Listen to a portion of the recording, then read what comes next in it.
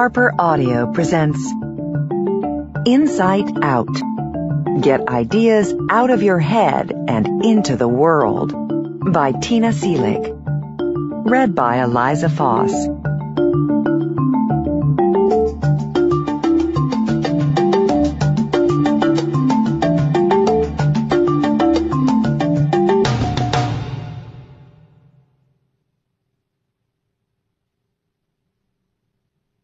Letter to Readers. A few years ago, I stumbled upon a letter that I had written to myself 30 years earlier.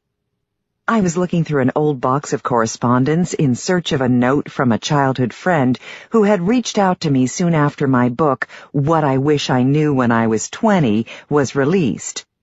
While digging through the envelopes, I found a letter that I had written to myself on the eve of my 20th birthday.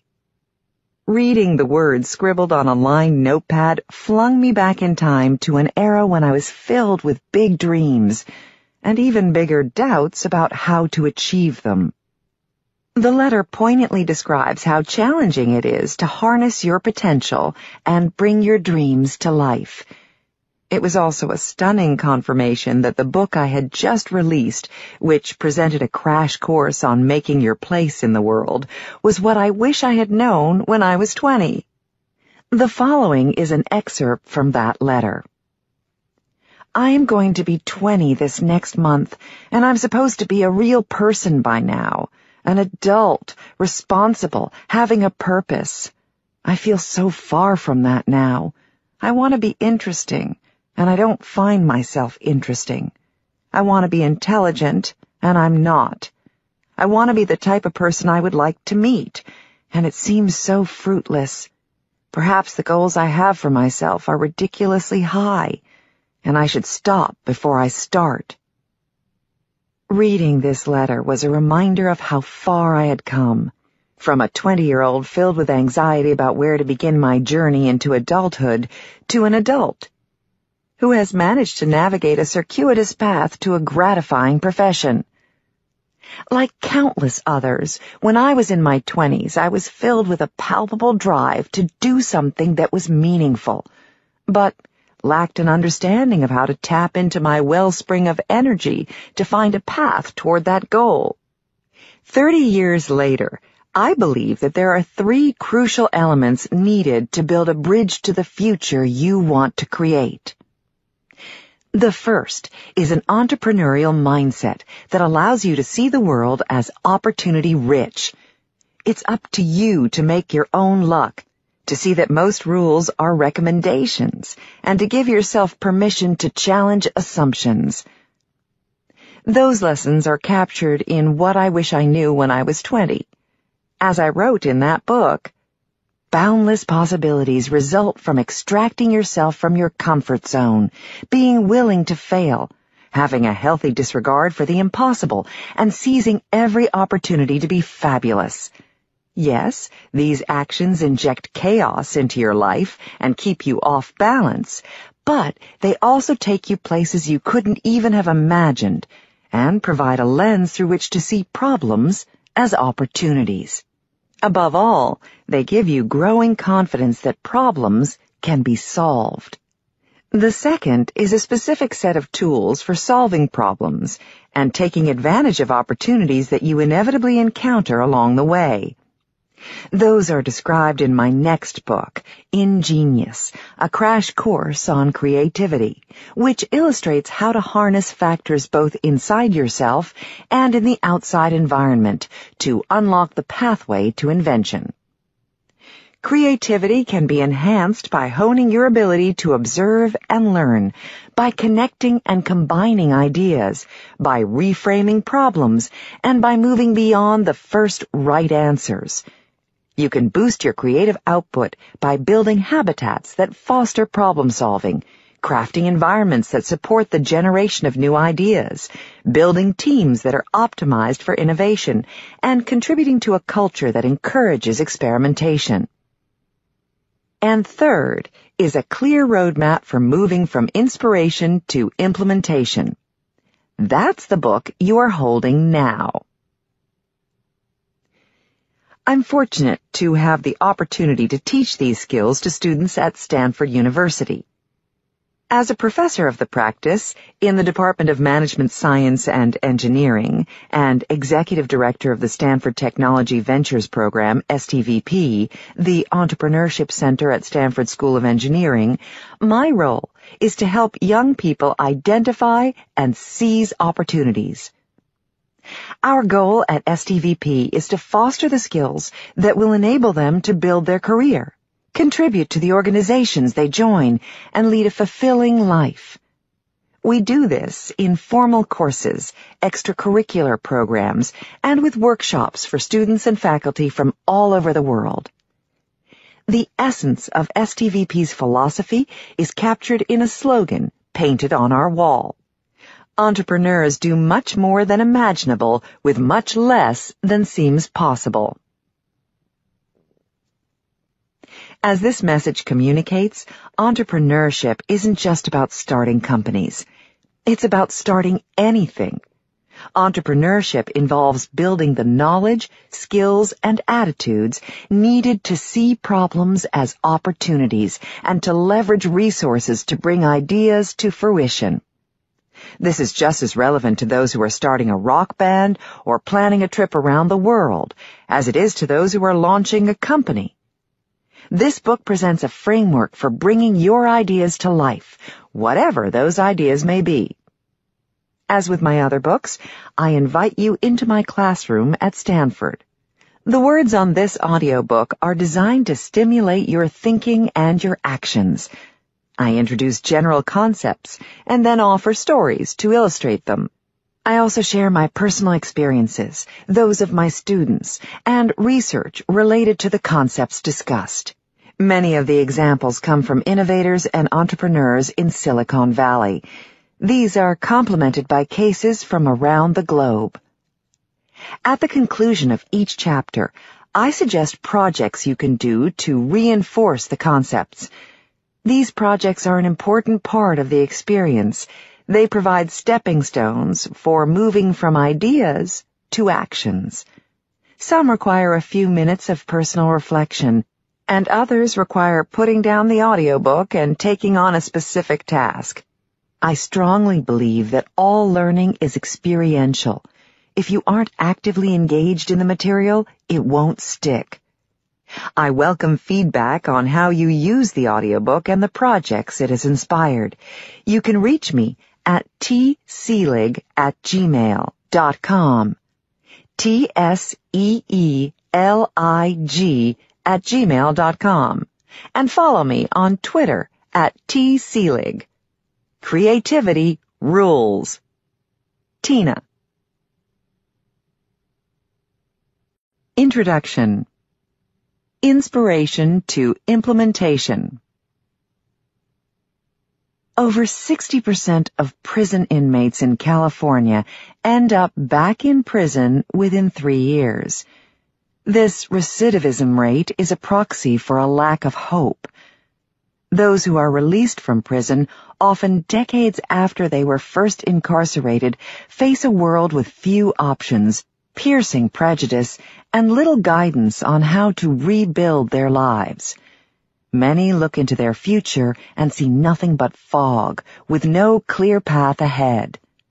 No wonder so many slip back into a life of crime and return to prison. In an attempt to address this daunting problem, successful entrepreneurs Chris Redlitz and Beverly Parenti started the Last Mile program to prepare prison inmates at San Quentin State Prison in California for successful re-entry into freedom through training in business and technology.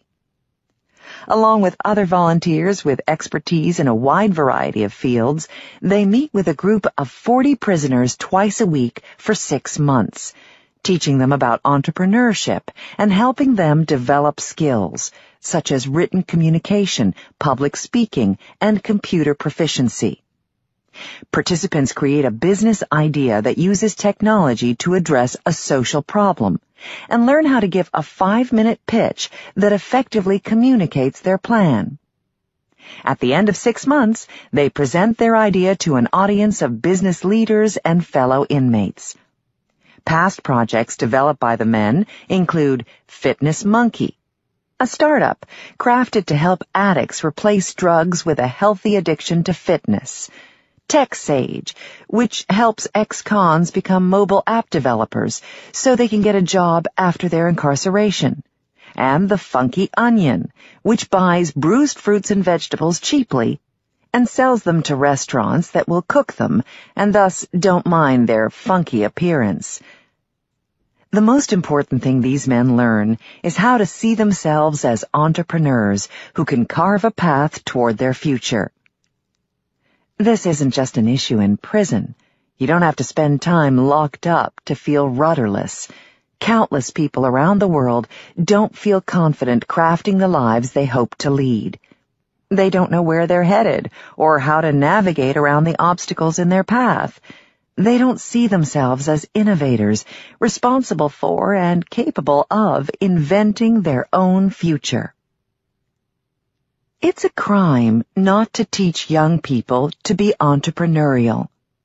We are each responsible for building our own lives and for repairing the broader problems of the world, and the only way to do so is with the knowledge, skills, and attitudes required to bring ideas to fruition.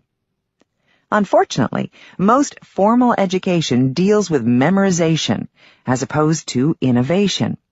It focuses on learning about heroes as opposed to teaching students to be heroic.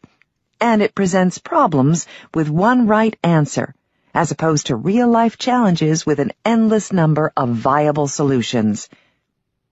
People should emerge from school with agency, feeling empowered to address the opportunities and challenges that await them. Many educators believe that you can't teach those skills.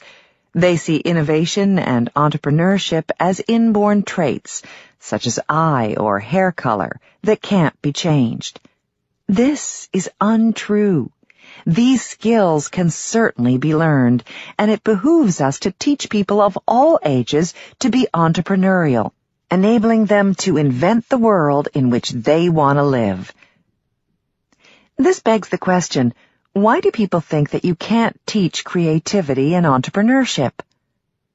I believe that this view stems from the lack of a clear vocabulary and a process for moving from inspiration to execution. Other fields, such as physics, biology, math, and music, have a huge advantage when it comes to teaching those topics. They've defined terms and a taxonomy of relationships that provide a structured approach for mastering needed skills. For example, if we didn't have definitions for force, F, mass, M, and acceleration, A, and a formula that describes their relationship, F equals M times A, we wouldn't have cars, airplanes, or rocket ships. The definitions and equations allow us to describe fundamental principles and then apply them in constructive ways. We've been complacent by using a loose vocabulary to define the creative process. When I ask people in any setting, from a classroom to a corporate office, to define creativity, I get a range of responses. Most people start with, "To me, creativity is," and the most common completion of this phrase is, "thinking outside the box." When asked what that actually means, they don't know. This cliché is derived from the solution to the 9 dots puzzle, where the goal is to connect 9 dots by drawing 4 or fewer straight lines that pass through each of the dots while never lifting the pencil from the paper. One way to solve the puzzle is to draw lines that extend beyond the boundary of an imaginary box around the dots. Hence, think outside the box. Jim Adams, in his landmark book, Conceptual Blockbusting, describes a long list of additional solutions to this puzzle that stretch the boundaries of the imagination, including crumpling up the paper and drawing one line that intersects all the dots, having one line that circles the entire globe to intersect all the dots, or using a very fat pen that intersects all the dots in one swipe. Since most people don't know the origin of the expression "think outside the box," they use it as a catch-all and cliché phrase, which renders it meaningless. In reality, creativity requires a complex set of skills, attitudes, and actions intimately related to imagination, innovation, and entrepreneurship. To harness our creativity, we need a robust set of definitions for all parts of the creative and entrepreneurial process. A cliché tagline is woefully insufficient. To be honest, I've been just as guilty as others in not clearly defining the terms related to innovation and entrepreneurship. I've taught a course called Creativity and Innovation for over a dozen years, and for most of that time, I used the words imagination, creativity, and innovation almost interchangeably. I taught a set of skills and tools for reframing problems, challenging assumptions, and connecting ideas. However, I didn't have a larger framework into which they fit. After years immersed in this field, I've realized that this is a huge missing piece. Without a robust framework, we can't teach or learn the skills needed to consistently move through the creative process. My goal in this book is to bring together what we know about creativity with what we know about entrepreneurship so that we can define, learn, teach, and practice these skills in a rigorous and reproducible manner. Innovation and entrepreneurship are powerful instruments for individuals, teams, organizations, and entire communities. With these tools, we gain personal empowerment, foster organizational change, and become prepared to address pressing problems that face the world. To begin, there is a hierarchy of skills, starting with imagination. Imagination leads to creativity. Creativity leads to innovation. Innovation leads to entrepreneurship. This scaffolding of skills can be compared to those involved with reading and writing. Babies naturally babble, making noises to communicate. They learn how to harness those noises and combine them to form words. They then learn to connect words to compose sentences, and then combine those sentences to craft stories. Those stories influence all those who hear them. Educators take great care to teach all the foundational skills along the way, including vocabulary, grammar, reading, and writing. We are in desperate need of a complementary methodology for learning how to unlock creativity, innovation, and entrepreneurship. The following are proposed definitions and relationships for moving from imagination to entrepreneurship. I call this the invention cycle. The cycle encapsulates the entire process and illustrates how the end leads back to the beginning. It also provides a shortcut so that we don't have to list all the steps each time we refer to the progression of going from ideas to actions. The invention cycle. Imagination is envisioning things that do not exist. Creativity is applying imagination to address a challenge. Innovation is applying creativity to generate unique solutions. Entrepreneurship is applying innovation to bring unique ideas to fruition, inspiring others' imagination. Let's look at each of these stages in turn. Imagination is envisioning things that do not exist. This requires curiosity, engagement, and the ability to conceive of ideas in your mind. This natural skill is influenced by your experiences, both real and fictional. Therefore, the more diverse your inputs, including travel, books, cuisines, music, and films, the more robust your imagination. Your imaginative ideas can live quite comfortably in your mind, or you can share them with others. For example, I might imagine an animal that is a cross between a cat and a bird, or a menu where dessert is served first. I can keep these thoughts to myself or share them as I did above. Creativity is applying imagination to address a challenge. Creative ideas fill a specific need and are manifest in the world. They are new ideas to you, but not necessarily new to others. It's important to distinguish between imagination and creativity. It's imaginative to fill your thoughts with scenes of the seashore, and it's creative to apply your imagination to paint a picture of the scene. It's imaginative to envision a solar car, and creative to actually build one. This usage is consistent with scholarly work on creativity.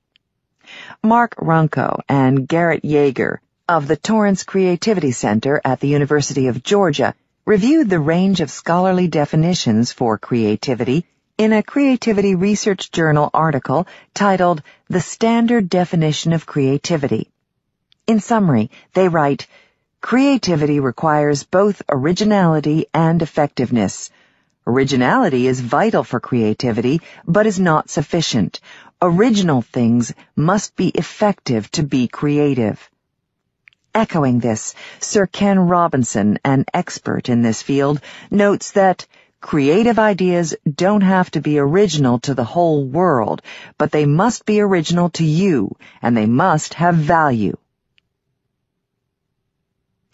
Innovation is applying creativity to generate unique solutions. In contrast to creativity, innovative ideas are new to the world, not just new to the inventor. This necessitates looking at the world with a fresh perspective and involves challenging assumptions, reframing situations, and connecting ideas from disparate disciplines. The resulting breakthrough ideas reveal opportunities and tackle challenges that haven't been addressed the same way before. On the surface, this might seem subtly different from creativity. On the contrary, it is critically important, since innovation requires pushing far past everyday creative problem-solving. Companies pursue innovation because they want breakthrough ideas to compete in a highly dynamic marketplace. Examples of innovations abound in today's world, including 3D printing, 1984, the web browser, 1990, and insulation made from fungus, 2007. Innovations occur in all disciplines and endeavors, including math, art, music, and cooking. Entrepreneurship is applying innovation to bring unique ideas to fruition, thereby inspiring others' imagination. Clearly, entrepreneurship is needed in businesses that are designed to commercialize innovations. But it's equally important in all endeavors that depend upon entrepreneurial thinking to address thorny problems. Entrepreneurial doctors develop and deliver life-saving procedures. Entrepreneurial educators invent and deploy effective teaching techniques. And entrepreneurial policymakers craft and implement groundbreaking laws to address social problems. Mistakenly, many people conflate the words innovation and entrepreneurship by stating that innovations need to have a significant impact on the world. This is terribly confusing. There are plenty of innovations, breakthrough ideas, that never make it out of the garage or laboratory for a variety of reasons. Perhaps there isn't a drive to commercialize a particular innovation. Maybe there are financial hurdles or cultural barriers to implementation. But even if an innovation doesn't reach escape velocity, it is still an innovation. The invention cycle is a virtuous cycle. Entrepreneurs manifest their ideas by inspiring others' imagination.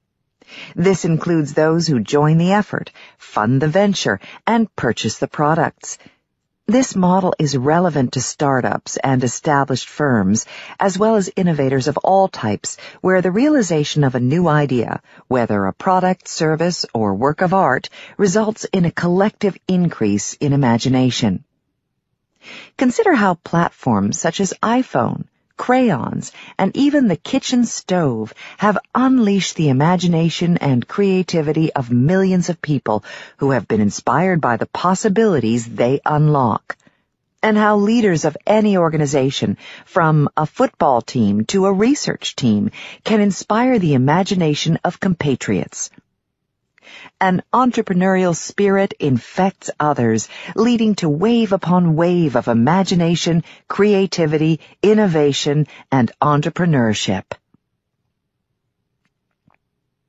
The invention cycle framework also allows us to parse the pathway, describing the actions and attitudes that are required to teach and learn these skills. We can look at each stage and determine how to master its skill before moving on to the next stage. I have distilled each stage of the cycle into one representative action and one representative attitude that need to happen at that particular stage. Attitudes and actions of the invention cycle. Imagination requires engagement and the ability to envision alternatives. Creativity requires motivation and experimentation to address a challenge. Innovation requires focusing and reframing to generate unique solutions. Entrepreneurship requires persistence and the ability to inspire others. Let's look at an example to see these principles at work. As a biodesign innovation fellow at Stanford University, Kate Rosenbluth spent months in the hospital shadowing neurologists and neurosurgeons. Along with her teammates with backgrounds in medicine, engineering, and business, their goal was to find the biggest unmet needs of physicians and their patients. In the imagination stage, which required engagement and envisioning, Kate and her team made lists of hundreds of problems that needed solving, from outpatient issues to surgical challenges. By being immersed in the hospital and cultivating a watchful eye, they were able to see countless opportunities for improvement that had been overlooked. During this process, the team was struck by how many people struggle with debilitating hand tremors that keep them from doing daily tasks, such as holding a coffee cup or buttoning a shirt. They learned that as many as 8 million people in the United States experience neurological diseases that cause tremors and experience little relief from drugs. The most effective treatment is deep brain stimulation, an onerous and expensive intervention that requires permanently implanting wires in the brain and a battery pack in the chest wall. By being actively engaged, the team envisioned the possibility of an alternate solution. In the creativity stage, powered by motivation and experimentation, the team dove into the process of looking for potential solutions by meeting with experts, combing the literature, and testing alternative treatments. They began experimenting with new treatments and reinvented some solutions that had been tried before. In the innovation stage, Kate and her team had an insight that changed the way that they thought about treating tremors. They were intrigued that while patients were focused on the symptoms in their arms and hands, the existing therapies focused mostly on the brain. This insight led to the development of wearable devices that treat tremors at the source. Not only is it effective, but it works without the side effects of medications or the risks of brain surgery. In the entrepreneurship stage, Kate launched a company, Cala Health, to develop and deliver effective, safe, and affordable medical devices for treating neurological diseases.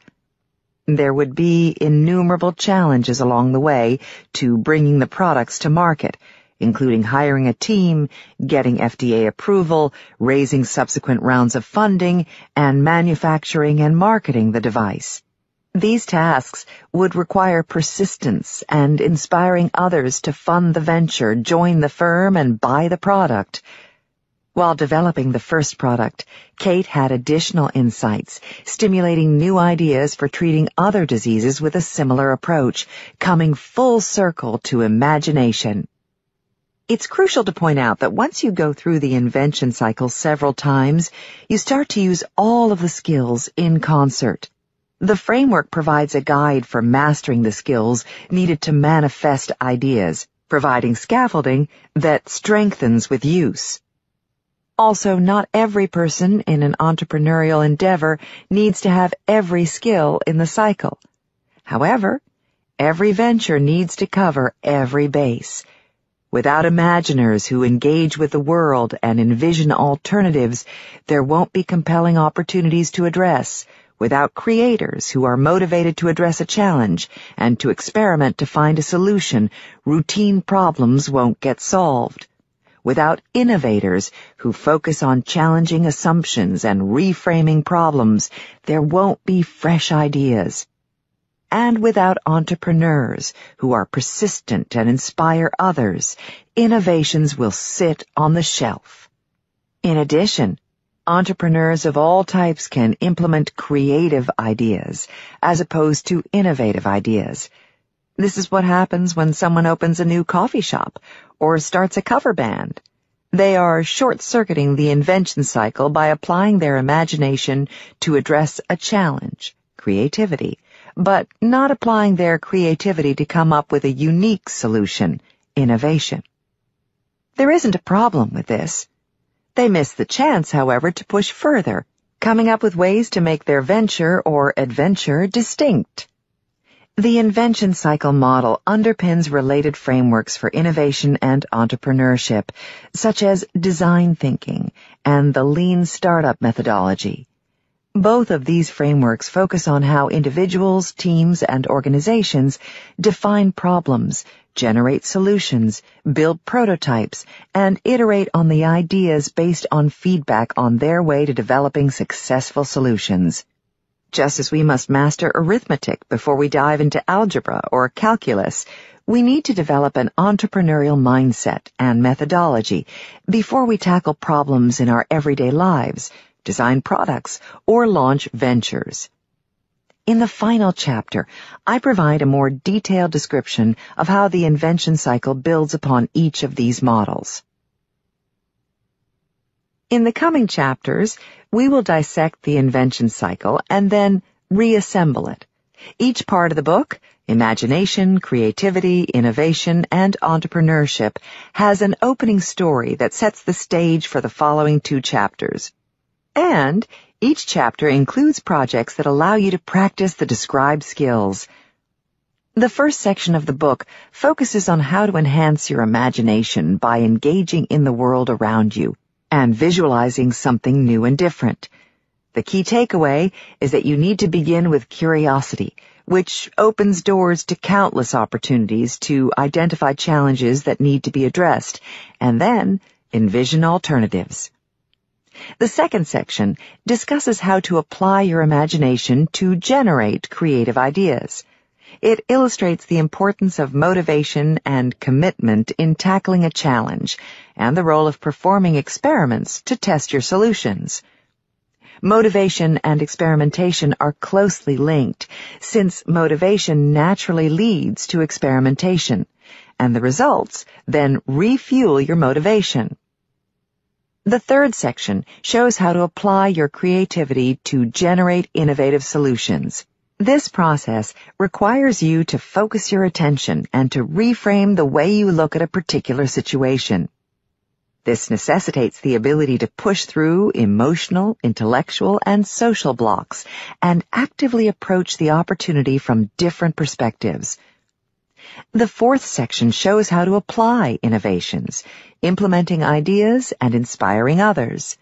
This last step encompasses all the prior actions and attitudes, as well as dogged persistence and the ability to bring others along with you. With clear definitions for imagination, creativity, innovation, and entrepreneurship, and a taxonomy that illustrates their relationships, the invention cycle defines the pathway from inspiration to implementation. The framework captures the attitudes and actions that are necessary to foster innovation and to bring breakthrough ideas to the world. By understanding the invention cycle and honing the necessary attitudes and actions, you can identify more opportunities, challenge more assumptions, generate unique solutions, and bring more ideas to fruition. These powerful tools will help you chart a path toward the life you want to lead. Project. Write a letter to yourself describing what you hope to achieve in the future. Select the time frame that makes the most sense to you and be as specific as you like. The goal of this exercise is to get you into the mindset of thinking about charting a path toward your objectives. There will be opportunities to revisit the letter in Chapter 2 and again at the end, so please consider it a first draft that will be revised. Part 1. Imagination. Engage and envision. Scott Harrison's life was a mess. After 10 years of working as a nightclub promoter where his goal was to entice others to go to clubs and get as drunk as possible, he was completely miserable and surrounded by what he calls a trail of wreckage. In a lecture at Stanford, he said, "By the age of 28, I've assumed every single vice that you would imagine comes with nightlife. I smoke 2.5 packs of Marlboro a day. I drink excessively. I am a coke user, an MDMA user, an X user. I have a gambling problem, a pornography problem, and a strip club problem." So, thankfully, I woke up out of my stupor after 10 years of this.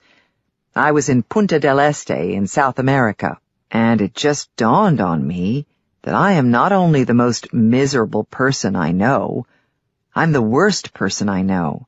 I mean, there is no one more selfish and sycophantic than I was, and I realized that the legacy I was creating, what I was going to be known for, was that guy who threw parties and just got people wasted, and there was kind of wreckage everywhere.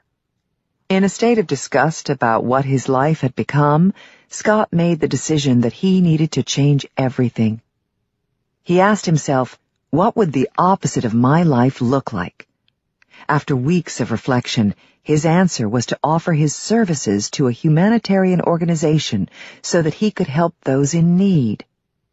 Scott reached out to a long list of social service groups, volunteering to help. They all turned him down.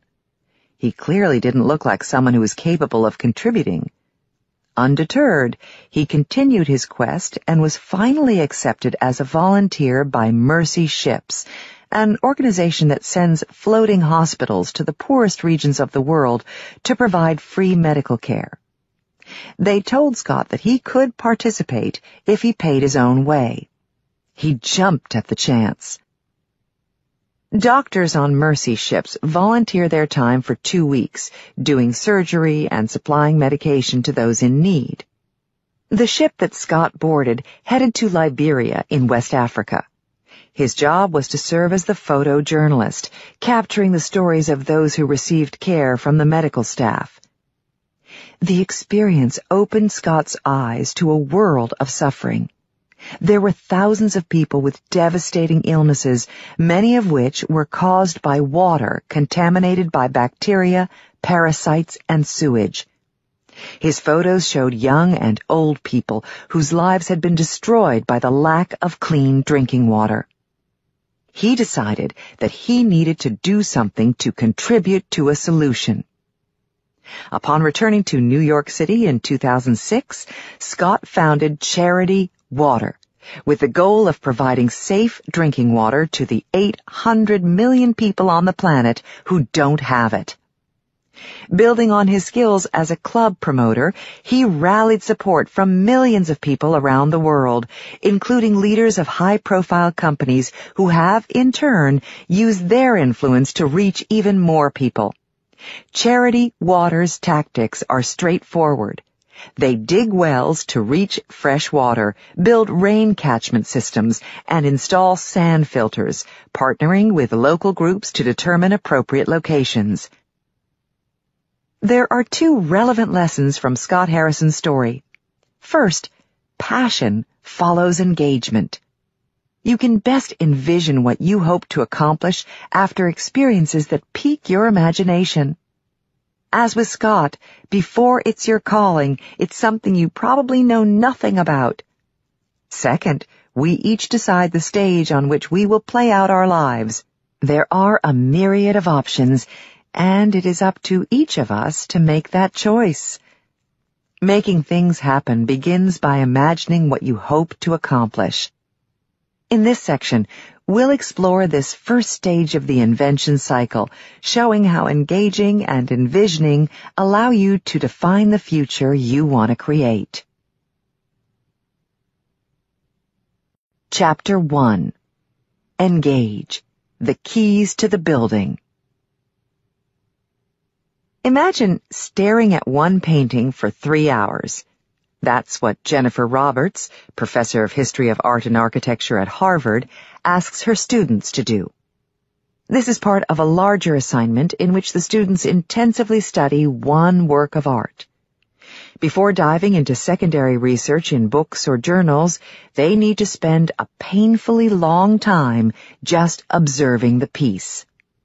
At first, the students rebel, complaining that there can't possibly be that much to see in a single object. When they're done, however, they admit that they were astonished by the potential this process unlocked. Jennifer Roberts shares her own experience with a 1765 painting by John Singleton Copley called A Boy with a Flying Squirrel, in this excerpt from an article about her observations. It took me 9 minutes to notice that the shape of the boy's ear precisely echoes that of the ruff along the squirrel's belly, and that Copley was making some kind of connection between the animal and the human body and the sensory capacities of each. It was 21 minutes before I registered the fact that the fingers holding the chain exactly span the diameter of the water glass beneath them. It took a good 45 minutes before I realized that the seemingly random folds and wrinkles in the background curtain are actually perfect copies of the shapes of the boy's ear and eye, as if Copley had imagined those sensory organs distributing or imprinting themselves on the surface behind him. This exercise demonstrates that looking at something briefly doesn't necessarily mean really seeing it. This is the case with all our senses. We so often listen but don't really hear, touch without really feeling, look without really seeing. To illustrate this point, I assigned a similar project to students in one of my courses. They were asked to take a silent walk for an hour and to capture all that they heard and saw. Some chose a city setting, others the woods, and some sat at their own kitchen table. They made long lists of observations, realizing in the process that on most days they move so quickly and noisily through their lives that they miss the chance to observe what's happening around them.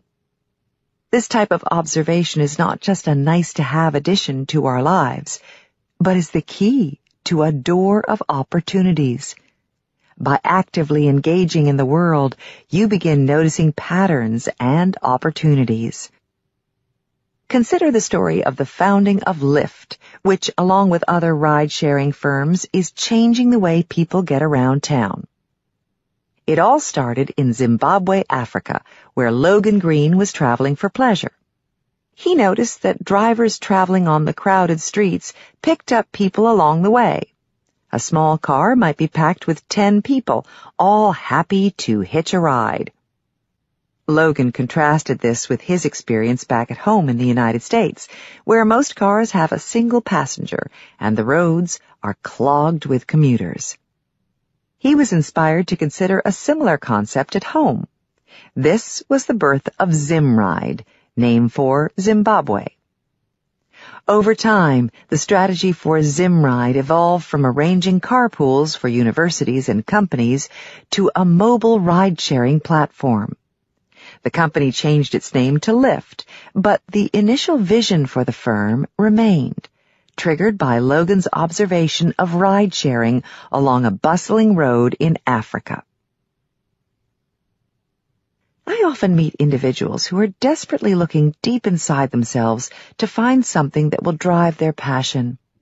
They miss the fact that for most of us, our actions lead to our passion, not the other way around. Passions are not innate, but grow from our experiences. For example, if you never heard a violin, kicked a ball, or cracked an egg, you'd never know that you enjoy classical music, soccer, or cooking, respectively. Consider Scott Harrison's story told in the opening to Part 1. He applied to volunteer at dozens of organizations and joined the one group that accepted him. It could have been any organization. In fact, it didn't matter which one.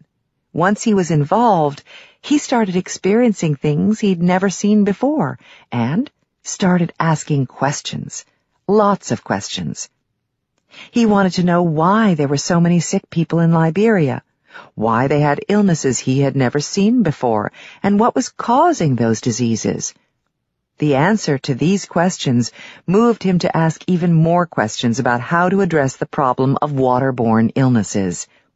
Before he got involved, he didn't have a passion to deliver clean water to millions of people.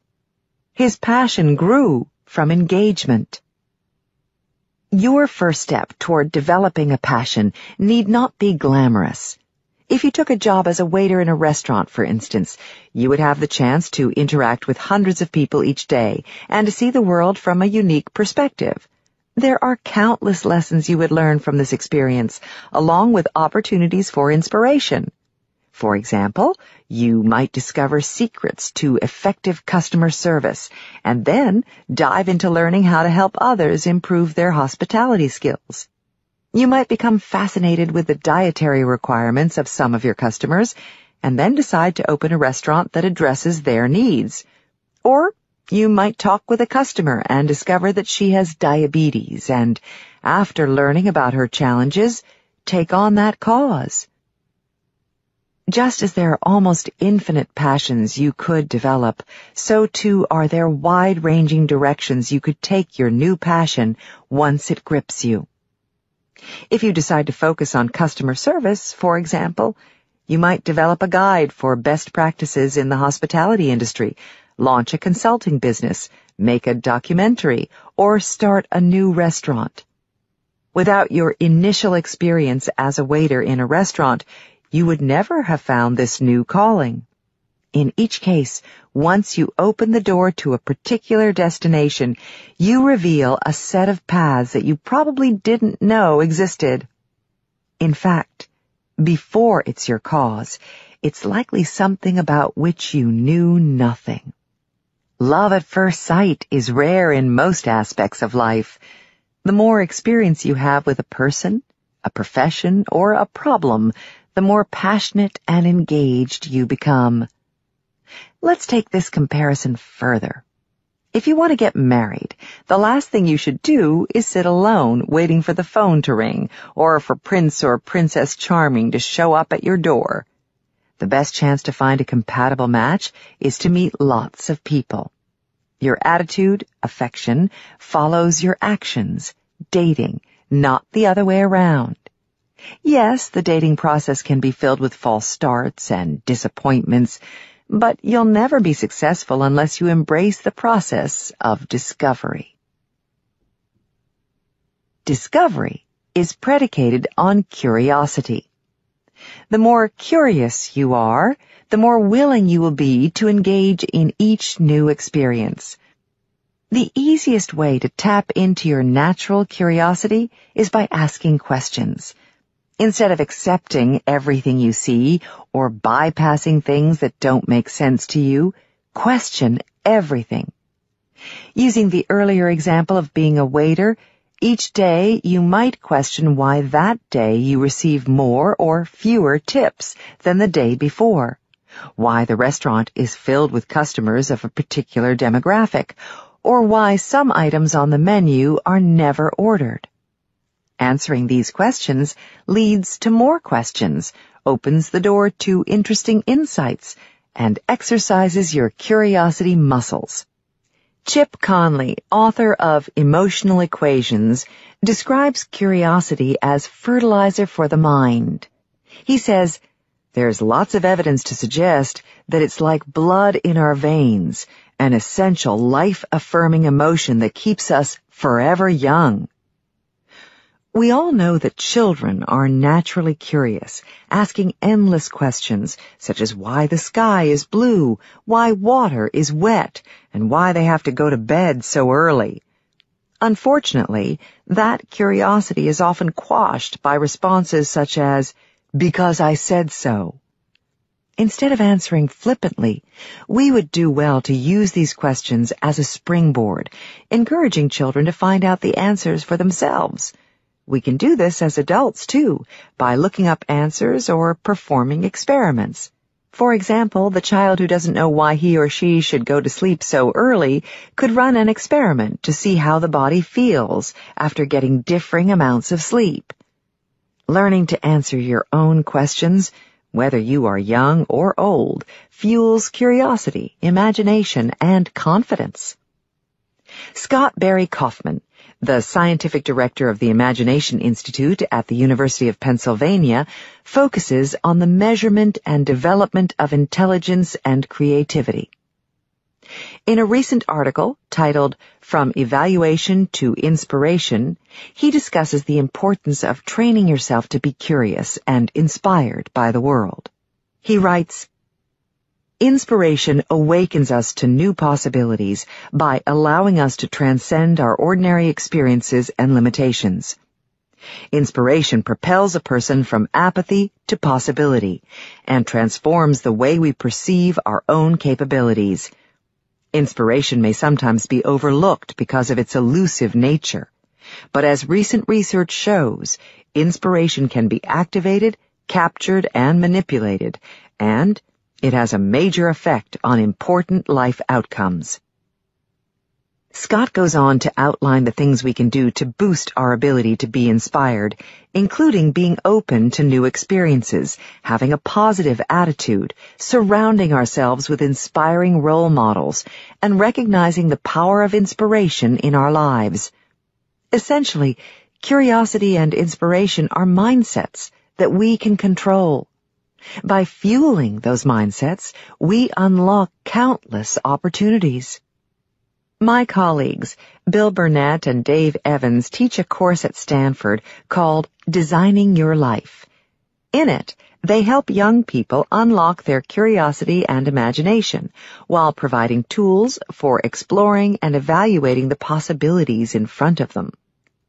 Bill and Dave provide students with a set of tools for reframing and prototyping alternative visions for their career and bring in a wide range of people to share their professional journeys.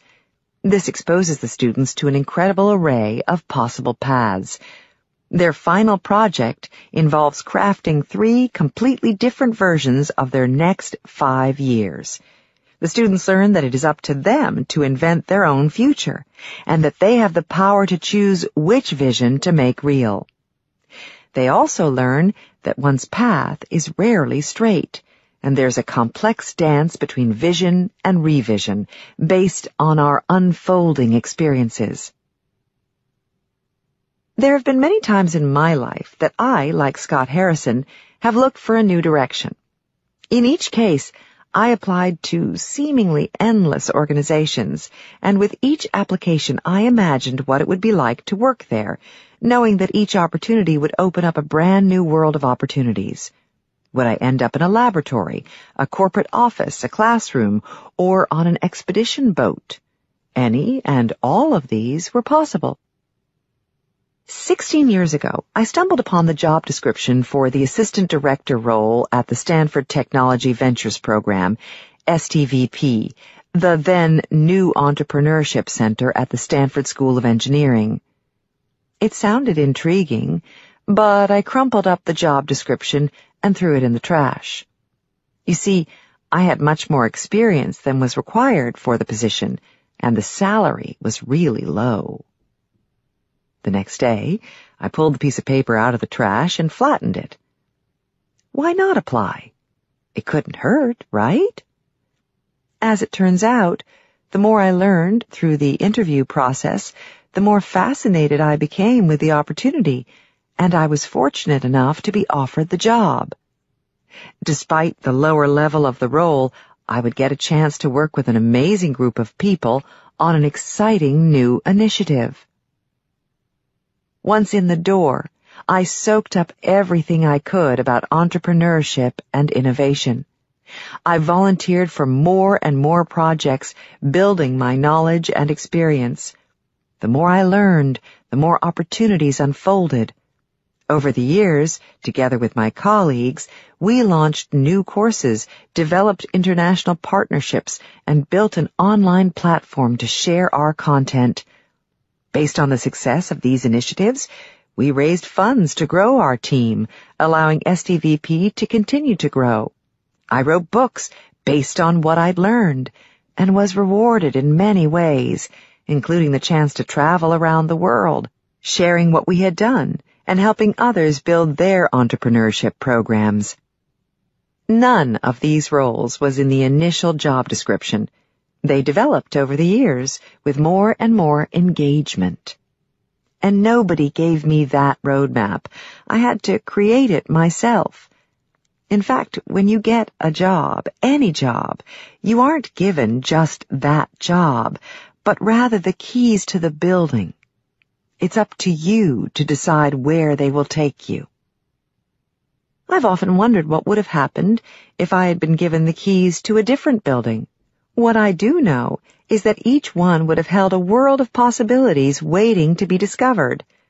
As I walk across the Stanford campus now, I often think of all the other disciplines that would have sparked my imagination, from education reform to climate change. Had I walked through a different door, an entirely different and equally stimulating path would have emerged. Over the years, I've learned that everything is interesting once you approach it with an attitude of curiosity. Right after graduate school, I spent 2 years in a management consulting firm. As a junior associate, I was put on any project that needed a warm body, irrespective of my interest or expertise. At different times, I was on a team focused on nuclear power plant construction, on telecommunications infrastructure, and on compensation plans for hospital management. In each case, I walked in cold and learned about the field. Within a few weeks, it was clear that each one of these areas was fascinating, steeped in historical and social context, complicated by technical requirements, and full of opportunities for improvement. This developing interest is similar to what happens when you watch a movie or read a book. In most cases, you're introduced to characters that are completely different from those you'd ever met in your everyday life, including an alien from another planet, a person with a unique disability, someone who lives in a different time or place, or even an animal. Within minutes, you enter their world, learn about the challenges they face, gain empathy for them, and care about their fate. The same is true in any discipline. The more immersed you get and the more curious you are, the more interesting it becomes, and the more opportunities you see. Essentially, engagement is the first step to imagining what could be. It requires actively immersing yourself, not just observing from afar. Immersion and curiosity reveal insights and opportunities that are hidden in plain view. If your objective is to identify a goal and to make progress in accomplishing it, the first step is to actively engage. This allows you to mindfully experience each moment, observe useful patterns, and uncover opportunities. No matter where you are in your life, you can always return to this first principle. Engagement is a master key that opens up any door. Projects. 1. Spend an hour silently observing in one location. It can be anywhere, a cafe, your office, a city street, a park, or at home. Make as many observations as possible. Consider the implications of these observations and identify as many opportunities for improvement as you can. 2. Look up job listings in your area, even if you have a job. Select 3 completely different jobs and write a paragraph that describes the possible paths forward, starting with the advertised role. Chapter 2. Envision. All the world's a stage. What does race car driving have to do with imagination? Everything. That's certainly the case for Julia Landauer.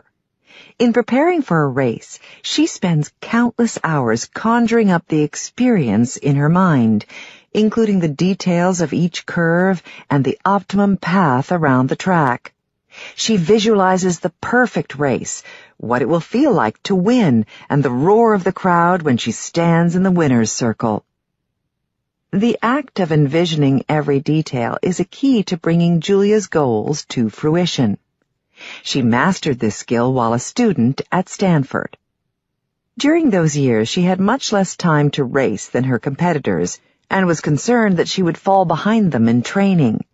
Having convinced herself that she wasn't going to let that get in her way, she compensated for her lack of time at the track by spending focused time visualizing the experience she would have had if she'd had the time to race. She created personal mantras that would get her in the correct mindset and trigger words she could use to relax. Julia drew upon 12 years of racing experience as she visualized in exquisite detail each of the races, so when she did get back into the car, she didn't skip a beat. She won her first race of the season 2 weeks after she returned. Julia continues to use this technique even when she has time to train on each race course. Days before a race, she starts to visualize the experience so that at the time of the actual event, she has already won the race countless times in her mind. Julia's passion for racing began when she was 10 years old. As she was growing up in New York City with her sister, her parents looked around for a sport for the entire family. They chose go-kart racing, which could be enjoyed by both boys and girls together. After a couple years of experience, Julia knew that she was happiest when she was on the track.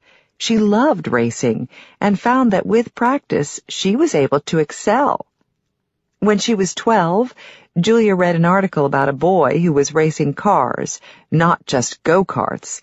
He provided instant motivation, and she decided it was time for her to tackle car racing too. It took another year before she was allowed to drive race cars, since she was still too small to see over the car's dashboard. A year after that, at 14, she won her first race car championship. The story is meaningful in many ways. It reinforces the message of the previous chapter, that only by engaging do you unlock your passions. Had Julia never set foot in a go-kart, she wouldn't have known that racing was her sport. And then, once she did have that initial experience, it was up to her to envision the next steps, from winning each race to becoming a professional race car driver. Athletes of all types use mental imagery as they prepare to tackle physical challenges. The following is a short summary by psychologist Angie Levan describing this behavior.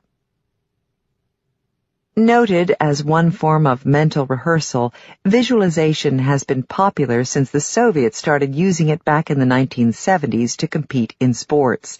Now, many athletes employ this technique, including Tiger Woods, who has been using it since his preteen years. Seasoned athletes use vivid, highly detailed internal images and run-throughs of the entire performance, engaging all their senses in their mental rehearsal, and they combine their knowledge of the sports venue with mental rehearsal. She quotes golfer Jack Nicklaus as saying, I never hit a shot, not even in practice, without having a very sharp in-focus picture of it in my head. Heavyweight champion Muhammad Ali also used different mental practices to enhance his performance, including the well-known affirmation, "I am the greatest." The ability to visualize is critically important for imagination. Unfortunately, as we get older, most of us aren't encouraged to practice this skill. Beyond childhood, we stop telling imaginative stories ourselves and focus instead on reading other people's fiction. We stop making artwork and begin looking at other people's creations. Artist Kevin Meyer, who runs Flint Books, is doing his best to reverse this trend. He has begun crafting books in which readers make up their own stories. Each book has 30 pages and 10 wacky illustrations. It's up to each reader to craft the tale that links the images together. A sample illustration shows a man surrounded by books and socks. The reader, as writer, gets to determine who the man is and what's going on. Kevin developed the books to exercise children's imagination. He found that the stories kids craft in response to the images are wonderfully diverse. For example, when shown that illustration, one boy told the tale of a man who desperately wanted to go camping, and another crafted a story about a pirate looking for an island inhabited by wild cheetahs. They each created something fresh and imaginative from the same starting material. We all have the ability to come up with wildly imaginative ideas when prompted to do so. Unfortunately, we don't get many chances to do this. Instead, we're given problems with a right answer and are fearful of the consequences if we get the answer wrong. This tendency toward guarding against consequences is echoed in an experiment conducted by Elad Segev and Odelia Cohn-Oppenheim, gifted student educators in Israel. They gave third-grade students an extra credit question at the end of a test. In some cases, the question said, "Those who complete the painting the right way will get a point." In other cases, the prompt said only, "Complete the painting." In both cases, the students were presented with a simple triangle. Among students asked to complete the painting the right way in return for extra credit, 80% drew a simple house, with the triangle as the roof, and on average used only 2 colors. Those asked just to complete the painting, on the other hand, came up with a huge array of drawings. None drew a house, and on average those students used 5 different colors. So many of the prompts we get in life unwittingly stifle free expression and imagination. For example, consider the difference between a box of paints and a tablet of blank paper versus those same paints and a coloring book. Or the difference between a box of Legos without a book of instructions and one that comes with pages of directions about how to build a pre-designed castle or rocket ship. In the 1970s, the Lego company sold its colorful interlocking bricks without specific instructions. They were designed for open-ended imagination. Over the years, Lego started selling more kits designed to build specific structures, and the company clearly differentiated those that were geared toward boys versus girls. The following letter to parents came with boxes of Legos back in 1974. This note recently went viral on social media as people remember the days when this toy wasn't sold with one right answer. To parents, the urge to create is equally strong in all children, boys and girls. It's imagination that counts, not skill. You build whatever comes into your head the way you want it. A bed or a truck, a doll's house or a spaceship. A lot of boys like doll houses. They're more human than spaceships. A lot of girls prefer spaceships. They're more exciting than dolls' houses. The most important thing is to put the right material in their hands and let them create whatever appeals to them. Over the years, LEGO whittled away at this ode to imagination by offering pre-designed kits with the finished product pictured on the box. Once children saw the awesome spaceship or pirate ship designed by LEGO engineers, their own imagination was inhibited, and they dutifully followed the instructions. This might have been a great business decision by LEGO, but it was a huge blow to the millions of children who missed an opportunity for open-ended imagination. Imagination isn't just child's play. We use our imagination to envision the landscape of our own life. The more imaginative we are, the more vividly we can conjure a landscape of possible paths.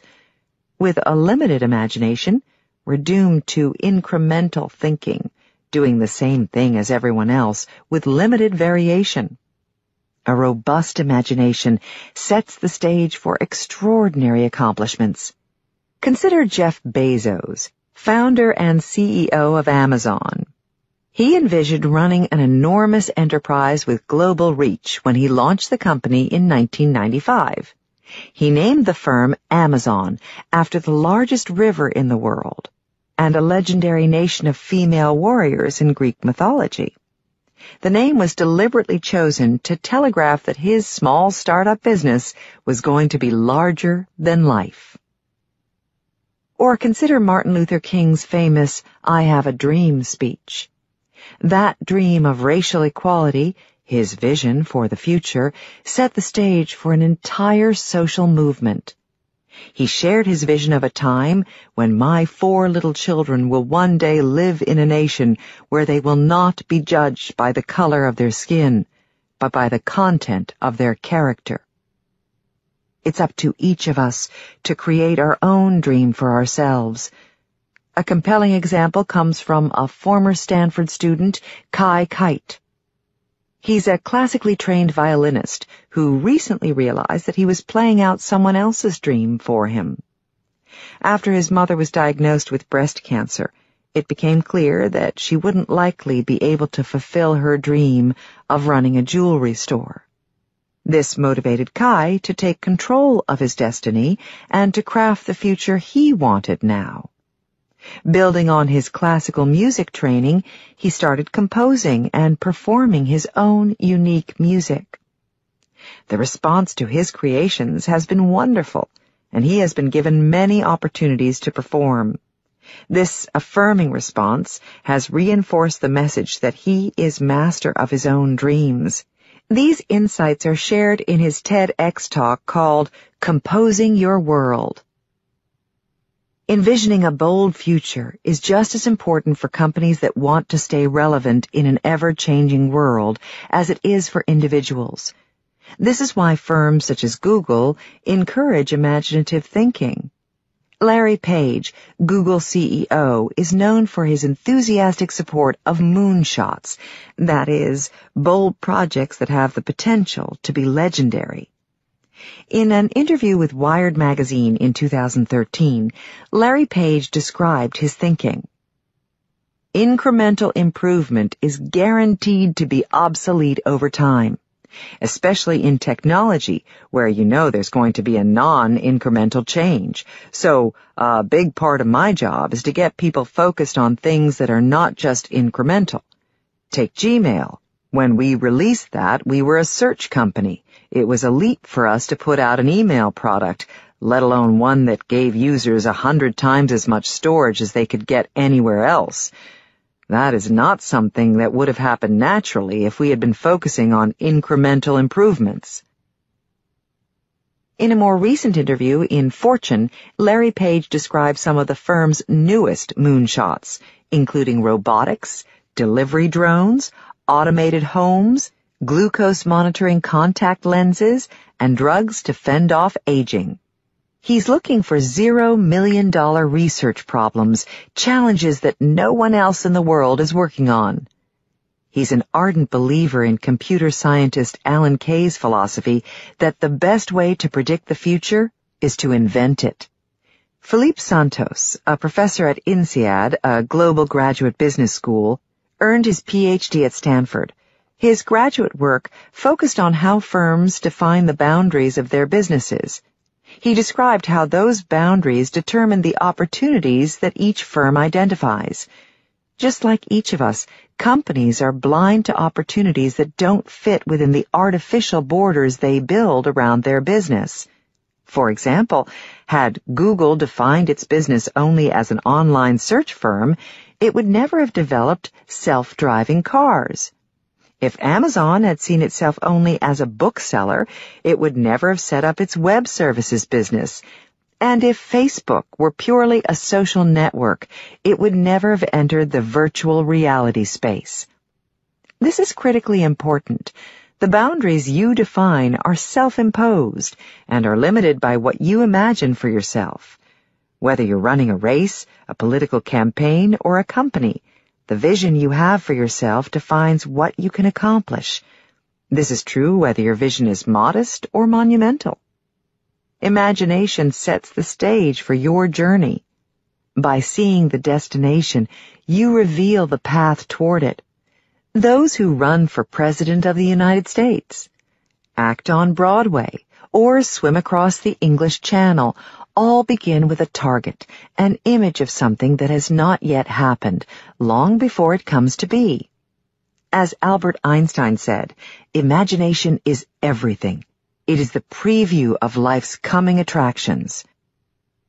We each make the decision, actively or passively, about the stage on which we will play out our lives. For some, the stage is their family, and for others, it is their school or company. For some, it is the local community, and for others, it is a global stage. Each stage allows us to see the world differently, as well as our place in it. And at any time, we can change our vision for the stage on which we are currently playing out our lives. For example, if you invented a brand new cookie, you could bake some and enjoy them yourself and share them with your family. You could pack up boxes of cookies and give them to your friends. You could sell them at the local farmer's market, open a cookie store in your neighborhood, or even build a chain of cookie stores around the country or the world.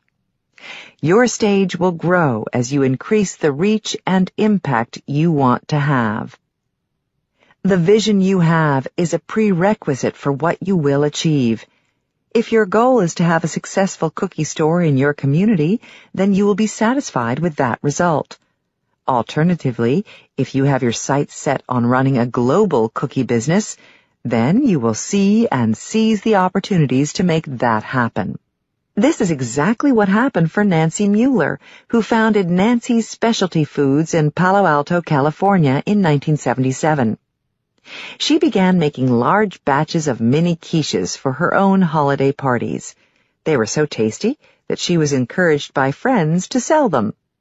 Taking on their challenge, Nancy started selling quiches locally, distributing them in boxes out of a freezer in the back of her car. She could have stopped there, but she didn't.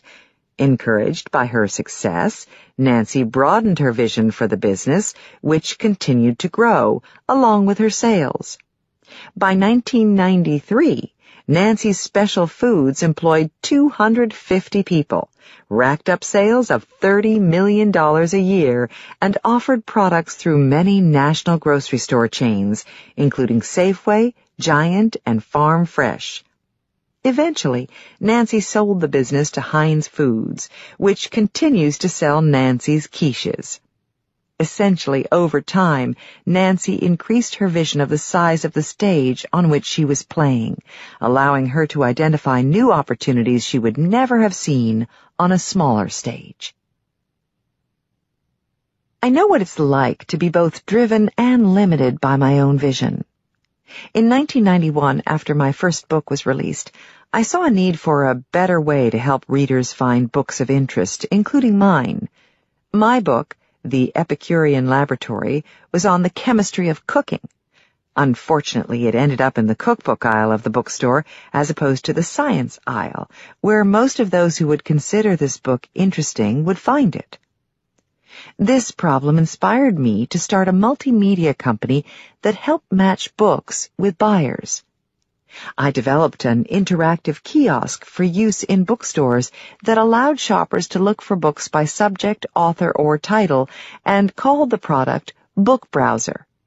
Note that this was 1991, several years before web browsers were invented. Though I had no experience running a technology company, my goal was to develop and deliver the product and build an organization that was successful enough to be sold in 2 years. That's exactly what happened. I built the business and sold it 2 years later. In retrospect, there was substantially more potential for this business than I had imagined. My limited goal, however, limited the opportunities I saw. If my goal had been to build a large, sustainable business, I would have been much more likely to create new opportunities, hire people who were able to help me scale the venture, and push through the challenges that precipitated the sale of the company. All founders face obstacles. However, only those founders who envision a future where those challenges have been resolved have a high probability of successfully addressing them.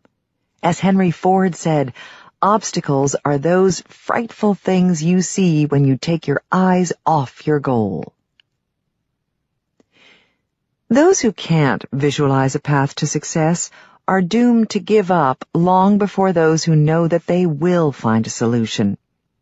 My colleague, Steve Blank, who has been on the founding team of 8 companies, says that he creates a vision for what he wants to accomplish and then methodically removes all the obstacles in the way.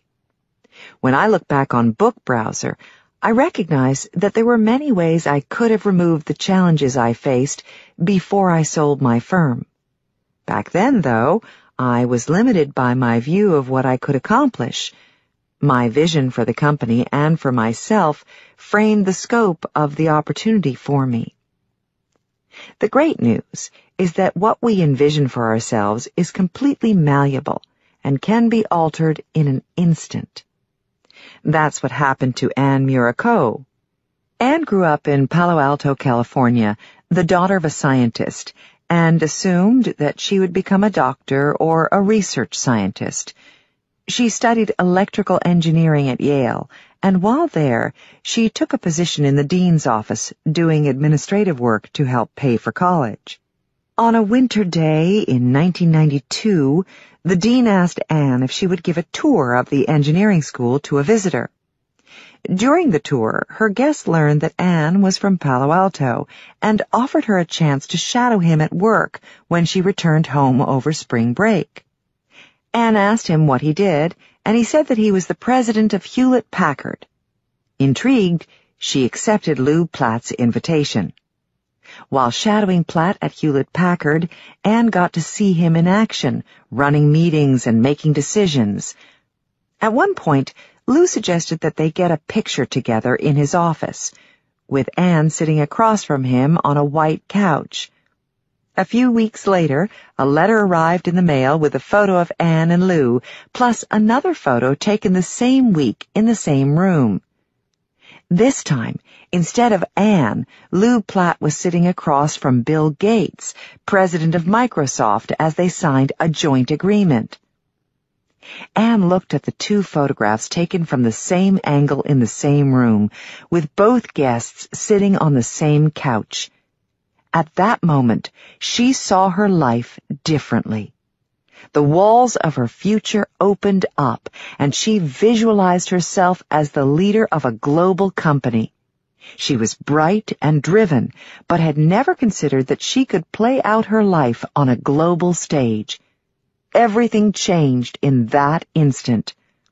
Flash forward to 2015. Anne is now a partner at Floodgate Fund in Palo Alto, which she co-founded with Mike Maples in 2010 after earning a PhD in engineering at Stanford. She spends her days guiding early-stage startups that are having a global impact and has been recognized as one of the most influential leaders in Silicon Valley. As Anne's story illustrates, most people don't question the stage on which they live or don't feel comfortable expanding the scope of their impact. Yet a single instant can change their view. A conversation, a book, a movie, or even a photograph can shift your perspective on how you envision your life unfolding. Michael Tubbs is another terrific example of that. Growing up in the 1990s in Stockton, California, he was the son of a teenage mother and a father who was incarcerated. The city, riddled with crime and unemployment, was very poor. Despite this challenging start, Michael set his sights high and excelled in school, earning admission to Stanford. While doing an internship in Washington, D.C., Michael received a call from his mother telling him that his cousin had been murdered back home. In that instant, Michael felt compelled to drive changes in his own local community, and he decided to run for local office. Michael initially thought that he'd need years of work experience and more education before running for political office. He learned, however, that all he needed was to be over 18 years old and to receive over 50% of the vote. So, while still a student at Stanford, Michael ran for city council in Stockton and won, becoming the youngest elected official in the city's history. He has been in office for 2 years and has already installed several new programs to fight crime and encourage young people to complete school. Congresswoman Anna Eshoo is a gripping example of someone who expanded the scope of her vision for herself much later in life. Raised in Connecticut, her immigrant parents instilled in their children the responsibilities of citizenship and love of country at an early age. Little did she realize that one day she would run for and win one of the highest offices in the country. In 1979, Eshoo applied for a fellowship with the prestigious Coro Foundation in San Francisco, which educates individuals on how communities are structured. Her public sector internship was in the office of Leo T. McCarthy, the then Speaker of the California Assembly and a future mentor, who encouraged Eshoo to run for elective office, an idea she had never entertained. In 1982, Eshoo took the leap and ran for an open seat on the San Mateo County Board of Supervisors. She won and served on the board for 10 years. With a successful legislative record, in 1988, Eshoo was again encouraged to run, this time for Congress, a suggestion she thought was comparable to running for president. The idea stretched her thinking, and she finally decided to take the leap onto this larger stage. She ran for Congress and lost to Tom Campbell by just 2 percentage points. In 1992, Tom Campbell vacated the seat to run for the U.S. Senate. Eshoo ran again, won that election, and was first sworn into the U.S. House of Representatives in January 1993. Congresswoman Eshoo told me that at each stage she had to dig deep to reach a decision, slay a lot of personal demons, and work on her confidence before moving to a larger stage. Every day in Congress is filled with pressing domestic and foreign issues, from energy to human rights, healthcare, biomedical research, technology, and our national economy. Eshoo translates her legislative work to her constituents and reads everything they send to her. Every long-fought legislative win propels her to the next set of challenges. Congresswoman Eshoo's success echoes research showing that visualization of what you hope to accomplish is not enough. In fact, it can even backfire. You need not only to imagine the future you hope to reach, but also to envision the obstacles you need to overcome along the way. Scientists Heather Berry Capps at New York University and Gabriele Ettingen at the University of Hamburg found that indulging in positive fantasies about a desired future actually predicts poor performance. The 2 researchers' experiments demonstrated that visualizing an attractive outcome led to lower energy in the subjects. Capps and Ettingen hypothesized that the lower energy, as measured both physiologically and psychologically, reduces the drive needed to achieve one's goals. Thus, they suggest that visualizing both the outcome and what needs to be done to reach that goal is critical to mustering the energy needed to succeed. Put bluntly, you can't just be a dreamer. Your big dreams must include a realistic understanding of what you need to do to reach them. The invention cycle provides a framework for just that by elucidating the attitudes and actions needed to bring your dreams to life. For many, reaching for a large goal is scary. Sometimes we don't believe that we belong on that larger stage and fear that we will be found to be unworthy of the role. Known as the imposter syndrome, this feeling of being a fraud and not deserving the success we've achieved is surprisingly common. Up to 70% of people experience imposter syndrome at some time in their lives. It's remarkable that so many people feel that they are on stages that are too big and that they don't belong.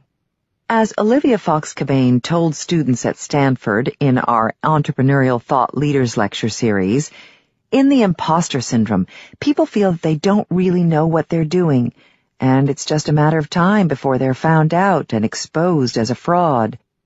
This syndrome is estimated to hit 70% to 80% of the population, and it hits the highest levels of business and education. Every time I speak about this at Harvard, at Yale, at Stanford, and at MIT, the room goes so silent you could hear a pin drop. And then the students breathe a sigh of relief at hearing that this has a name and that they're not the only ones to have felt it. I've heard that every time the incoming class of Stanford Business School is asked, how many of you feel you are the one mistake the admissions committee made? 2/3 of the students immediately raise their hands. You can look at these feelings as growing pains. Whenever we move to a larger stage, it feels somewhat uncomfortable. There are those who have been there much longer and look pretty comfortable in that position. They, too, were new once, however, and felt just as awkward. When you're stretching to a larger role or bigger stage, it's helpful to acknowledge the things you don't know, to ask for help, and to realize that everyone feels or has felt the same way. Confidence comes from experience, not the other way around. The world is filled with people who serve as examples of what can be accomplished. You'll find that each of them has scaled hurdles to reach their objectives. In fact, the larger the goal, the higher the hurdles they have overcome. If your objective is to achieve something of merit, you need to begin with a clear vision of your goal. That vision, as described in the previous chapter, is inextricably tied to your experiences. This is the essence of imagination. By actively engaging in the world, you identify problems and opportunities and then envision how you might address them. All great ventures and adventures begin with imagination. This, in turn, leads to the next stage in the invention cycle, creativity. It's here that you apply your imagination to address your chosen challenge. The following 2 chapters delve into the importance of motivation and experimentation in unlocking the pathway toward those goals. 1. Think of the world as a collection of stages, from your hometown to the entire world. Which stage are you on right now? And which one do you want to play out your life on in the future? Return to the letter that you wrote earlier and edit it if needed to reflect any new goals. 2.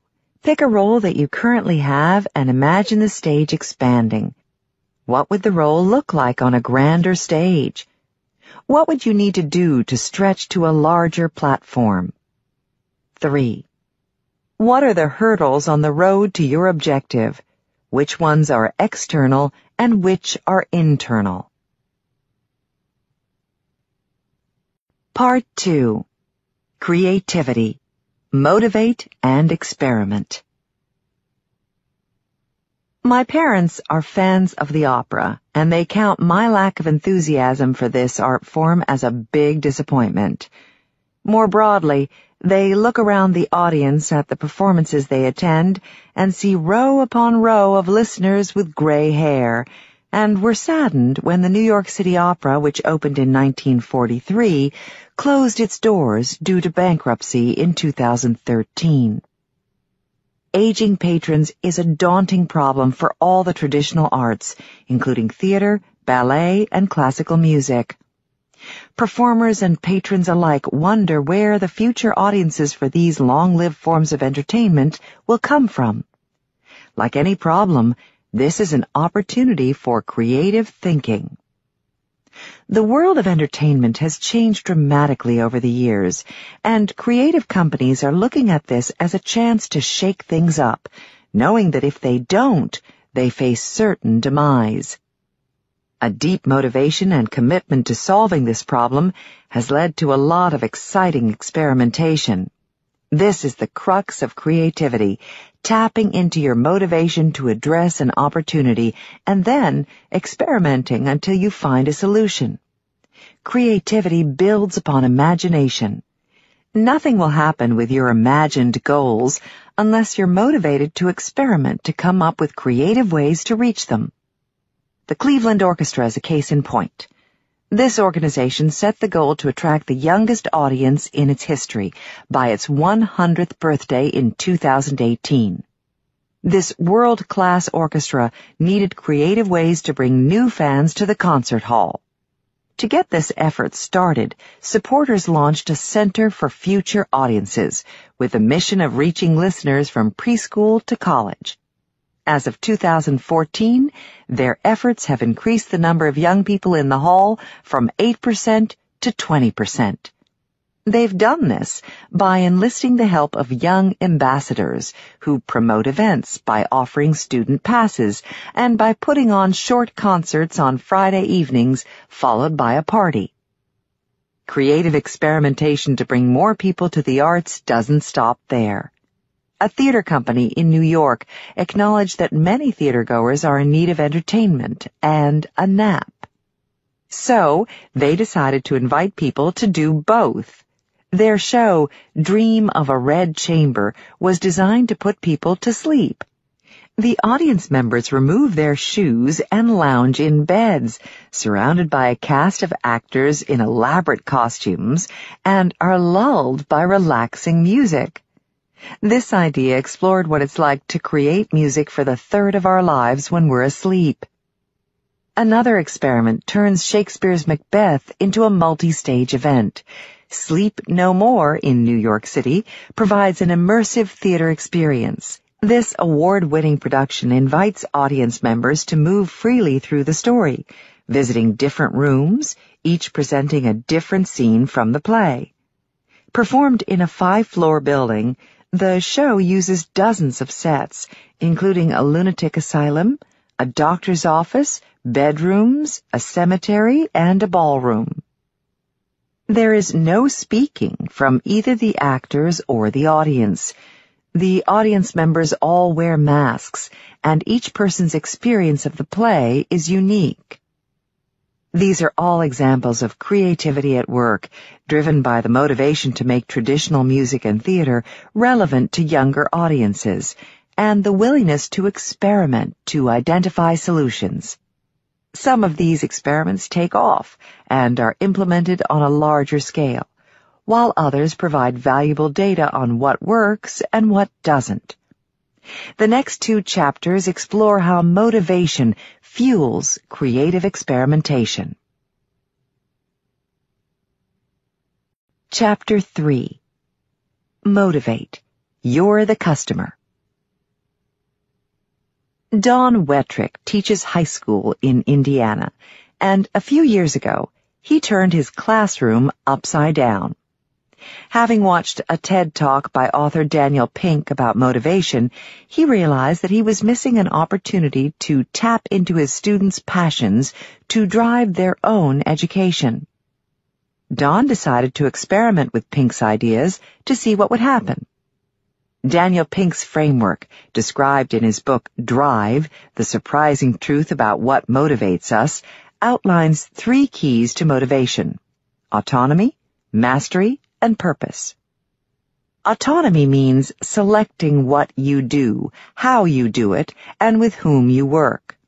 Mastery involves the opportunity to succeed at tasks that are hard enough to be challenging, but not so hard as to be frustrating. Purpose provides individuals a chance to work on something that they feel is important. Using Pink's model and inspiration from Google's and 3M's approach of encouraging their employees to spend a percentage of their time on their own projects, Don gives his students a full class period each day to work on a project of their choice. The ultimate goal is to give the students a chance to learn how to tap into their own motivation to chart their learning. The results are impressive. At the beginning of the course, Don invites the students to select their own project. After years of reacting to other people's assignments for them, many find it a struggle to pick a topic. To help them all get going, Don turns the first 2 weeks of the course over to brainstorming about opportunities in their midst, allowing even the most anxious students to find something that sparks their interest. Students realize that by paying attention, as discussed in the chapter on engagement, there are opportunities to make a difference everywhere. The students soon identify long lists of challenges to be addressed in their classroom, school, and the broader community. There are a few rules in Don's course. 1. The students need to submit a formal proposal for their project. 2.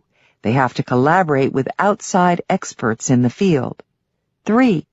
They need to create blog posts using text and video to share their accomplishments and the surprises along the way. 4. At the end of the project, each student or team is required to present what they did to a group of stakeholders and then negotiate with Don for a grade for the project. Some students choose to work on their projects independently, and others work in teams of 2 or 3. Many of the teams decide to tackle local issues within their school. Projects have included helping special needs students launch a coffee shop to get them more involved with the community, developing an environmentally friendly plan for maintaining the school grounds, and helping a fellow classmate who was depressed and overweight gain control of his life. Other projects have more far-reaching goals. For example, Jared is currently working on a transparent solar cell and has several different versions of a product that he plans to produce and sell. Michaela has designed an educational toy that she has prototyped and tested. And Jessica is currently focusing on cutting down on light pollution in her town. For each of the projects, the students make a plan, reach out to those whose buy-in they need, seek input and guidance from experts, figure out how to work around obstacles in their way, and share their experience with the world. In the course of the project, the students realize that their personal motivation is an important ingredient, driving their project forward. The more motivated they are to address the problem, the more effort they put into finding solutions. This type of experience isn't available to most students. In fact, as discussed in the chapter on imagination, most of us are instructed to blindly follow the path someone else has set, given predetermined assignments with one right answer. Even outside the classroom, most people get both direct and subtle messaging about what is expected of them. Many wake up one day, deep into their career, and realize that they've been following someone else's dream, not their own. The problem with following someone else's plan is that it doesn't tap into your own internal motivation. Your motivation is the fuel that refills your tank, propelling you forward and providing resilience when the going gets rough. For years, I've been reminding students in my classes that they are the customer, not I. I point out that after years of pleasing their teachers, their parents, and those who craft standardized exams, it's time for each of them to make their own choices about what they want to get out of their experience at school and beyond, driven by their own interests. Clearly, there are consequences for their choices, but it's up to each of them to make those choices. For example, if they want to spend all their time on an extracurricular project that's really meaningful to them, go for it. If they want to stay in their dorm room writing computer code for their startup, why not? Yes, their grades might suffer, but that is their choice to make, not mine. We each need to learn how to tap into our internal motivations and not be led exclusively by external drivers, such as what other people want us to do. This resonates with recent research by Amy Jeshnevsky of Yale and Barry Schwartz of Swarthmore. They studied the interplay of internal and external, also known as instrumental motivation. Internal motivation comes from your personal drive to accomplish a goal, independent of what others think, while external motivation comes from outside validation, such as rewards and recognition. For most people and most activities, there's a balance between internal and external motivation. The objective of Jeshnevsky and Schwartz's research was to determine if there's an optimum balance between the two types of motivation for optimal success. These scientists surveyed over 11,000 cadets in the entering class of the U.S. Military Academy at West Point to determine what motivated them to enter the academy. They looked at factors such as the desire to be a leader, which is an internal motivation, and the hope of getting a good job, which is an external motivation. After several years, the researchers tracked down the graduates to see what they were doing.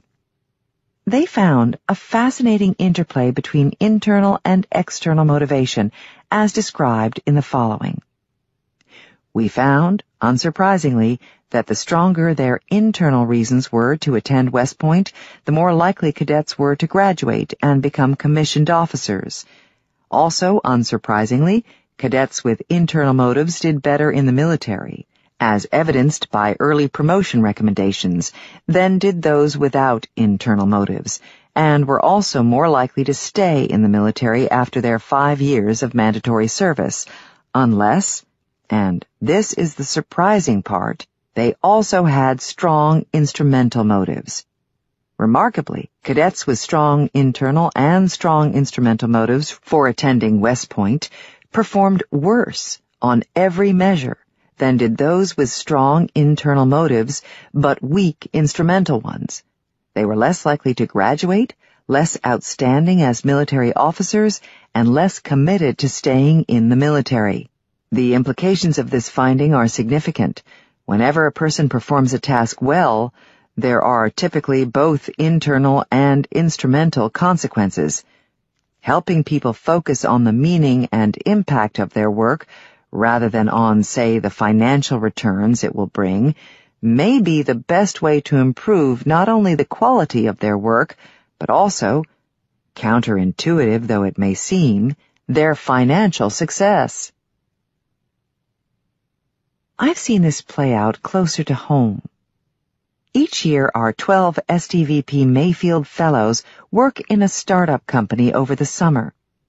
This is part of a 9-month work-study program that focuses on entrepreneurial leadership. The students spend the spring quarter learning about startup strategies and organizational behavior. Then, during that summer, each works at a startup firm where he or she hosts an open house for his or her classmates. During the fall quarter, they each present a case study on one key aspect of their summer employment experience. A few years ago, as I sat through the company presentation for a firm that made a mobile advertising application, I realized that it wasn't clear what was driving the business. There didn't appear to me to be an overarching mission for the company. They didn't seem to be addressing a specific problem. In fact, the founder spent most of his time talking about money. Genuinely curious, I politely asked the founder what motivated him. This question clearly flustered him, and his answer left me in the dark. It wasn't surprising to any of us when the company folded only a few months later. It was clear that the founder didn't have the meaningful motivation needed to sustain his business through the inevitable challenges. As a result of this interaction, at each subsequent company open house, one of the Mayfield Fellows could be counted on to ask the company founder about his or her motivation. The range and depth of the responses were spectacular. It was abundantly clear to all of us which company leaders had thought about this question before and which had not. As one student wrote in her reflections on this experience, after meeting a dozen different CEOs throughout the summer, it's clear that there's no recipe for becoming a perfect leader. The common denominator was those who are successful all had a clear vision for the future of the venture and were able to motivate others to work tirelessly toward these goals. The linkage between motivation and success resonates with a lesson from Guy Kawasaki, former Apple evangelist, technology investor, and prolific author on entrepreneurship. He has observed that companies with a strong mission are much more likely to succeed than those that are focused only on money. The following quote is from a talk Guy gave at Stanford as part of the Entrepreneurial Thought Leader Lecture Series. "The first thing I figured out and learned, sometimes the hard way, about entrepreneurship is that the core, the essence of entrepreneurship, is about making meaning. Many people start companies to make money, the quick flip, the .com phenomenon. And I've noticed in both the companies that I've started and funded and been associated with that those companies that are fundamentally founded to change the world, to make the world a better place, to make meaning, are the companies that make a difference. They are the companies to succeed." Back in the classroom in the fall, after their internships, the Mayfield Fellows get a chance to explore what motivates each of them. Going around the room, my colleague Tom Byers and I ask each student to share what drives them. They realize pretty quickly that this is a really hard question to answer. Our motivations are complex and multifaceted. There are obvious motivations, such as safety, health, friendship, and financial security, as well as conspicuous drivers based on our individual background, hardships, and inspirations. One of our frequent class guests is Scott Cranes, the former CEO of Juniper Networks. In this role, he had a chance to interview hundreds of people as potential hires for the company. Instead of asking the candidates about their experience, he tells our students he always starts with a simple question. Who are you? The question is designed to uncover what drives the interviewee. Going around the room, each of the Mayfield Fellows answers this same question, again, realizing just how challenging it is. There are myriad answers, each revealing another layer of what motivates each of us. Most of the time, our motivation evolves over time, but sometimes it is jump-started by a singular event. That's what happened for Marie Johnson. She was a PhD student studying biomedical engineering at the University of Minnesota. She had a 4-year-old daughter and was pregnant with her second child.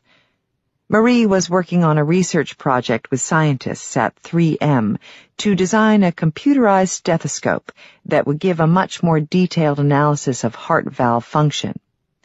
While learning how to operate the stethoscope, she used her husband as a test subject, collecting data on him over the course of several months. Horribly, a year into the project, Marie's husband died suddenly of a heart attack right after leaving the gym. Nobody would have suspected that he had a heart problem. On the outside, he looked perfectly healthy. At 41, he was 6'2" and weighed 180 pounds. It took an autopsy to reveal that 3 of the arteries in his heart were blocked. This cataclysmic event mobilized Marie to understand what had happened and to develop a way to identify these types of blockages long before someone suffers a heart attack.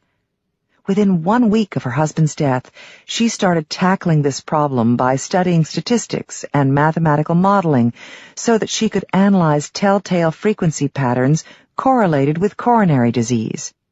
The data that Marie collected from her late husband served to jumpstart her analysis. It shed light on what to look for in someone with coronary heart disease, providing insights into how to detect this life-threatening condition before it's too late. Marie's company, AUM Cardiovascular, is dedicated to eliminating deaths due to coronary heart disease. Picking up turbulent sounds from the heart using a handheld device that looks like an air hockey paddle, the non-invasive tool is designed to replace a test that costs $1,000 with one that costs only $100, so that many more people can get access to this type of diagnostic testing. Marie has 11 people on her team, including designers and engineers, who are all now equally motivated to address this problem. Our motivations influence everything we do, but because they are not always obvious, our behavior is sometimes confusing, even to ourselves. In my creativity course, I run an exercise designed to reveal insights about each person's motivation. I start by drawing a large 2x2 matrix on the board, passion on the x-axis and confidence on the y-axis. Each student fills out 4 sticky notes, one for each quadrant, and places them in the relevant square. In the upper right quadrant, they put a pursuit for which they have high passion and high confidence. In the upper left quadrant, they affix one for which they have high passion and low confidence. In the lower quadrants, they place an activity for which they have low passion and high confidence, and one for which they have low passion and low confidence. For some people, this is a really challenging task, since they don't routinely use these terms to consider the tasks in their life. Once this is done, we discuss the results. It becomes clear that those things in the upper right quadrant are things we spend considerable time doing. Our active engagement leads to confidence, and confidence reinforces our passion. We are motivated to pursue these activities because it feels great to express our mastery of relevant skills. For example, for me, this quadrant includes teaching. I'm relatively confident in my abilities and am highly motivated to continue improving my knowledge and techniques with practice. The upper left quadrant includes things we say we want to do, but usually don't do. We lack confidence because we don't spend time practicing these skills. Whether the activity is singing, skiing, or learning a new language, there is something holding us back from getting fully engaged. It's only by ramping up our commitment to this task that we will put in the time and effort required to pull it into the upper right quadrant. For me, this quadrant would include exercise. I'm motivated to stay fit, but don't put in nearly enough time to fully reach my objectives. Those items in the lower left quadrant represent activities we don't have any interest in pursuing. We are neither passionate nor confident about them. These are great things to outsource to others who enjoy these tasks.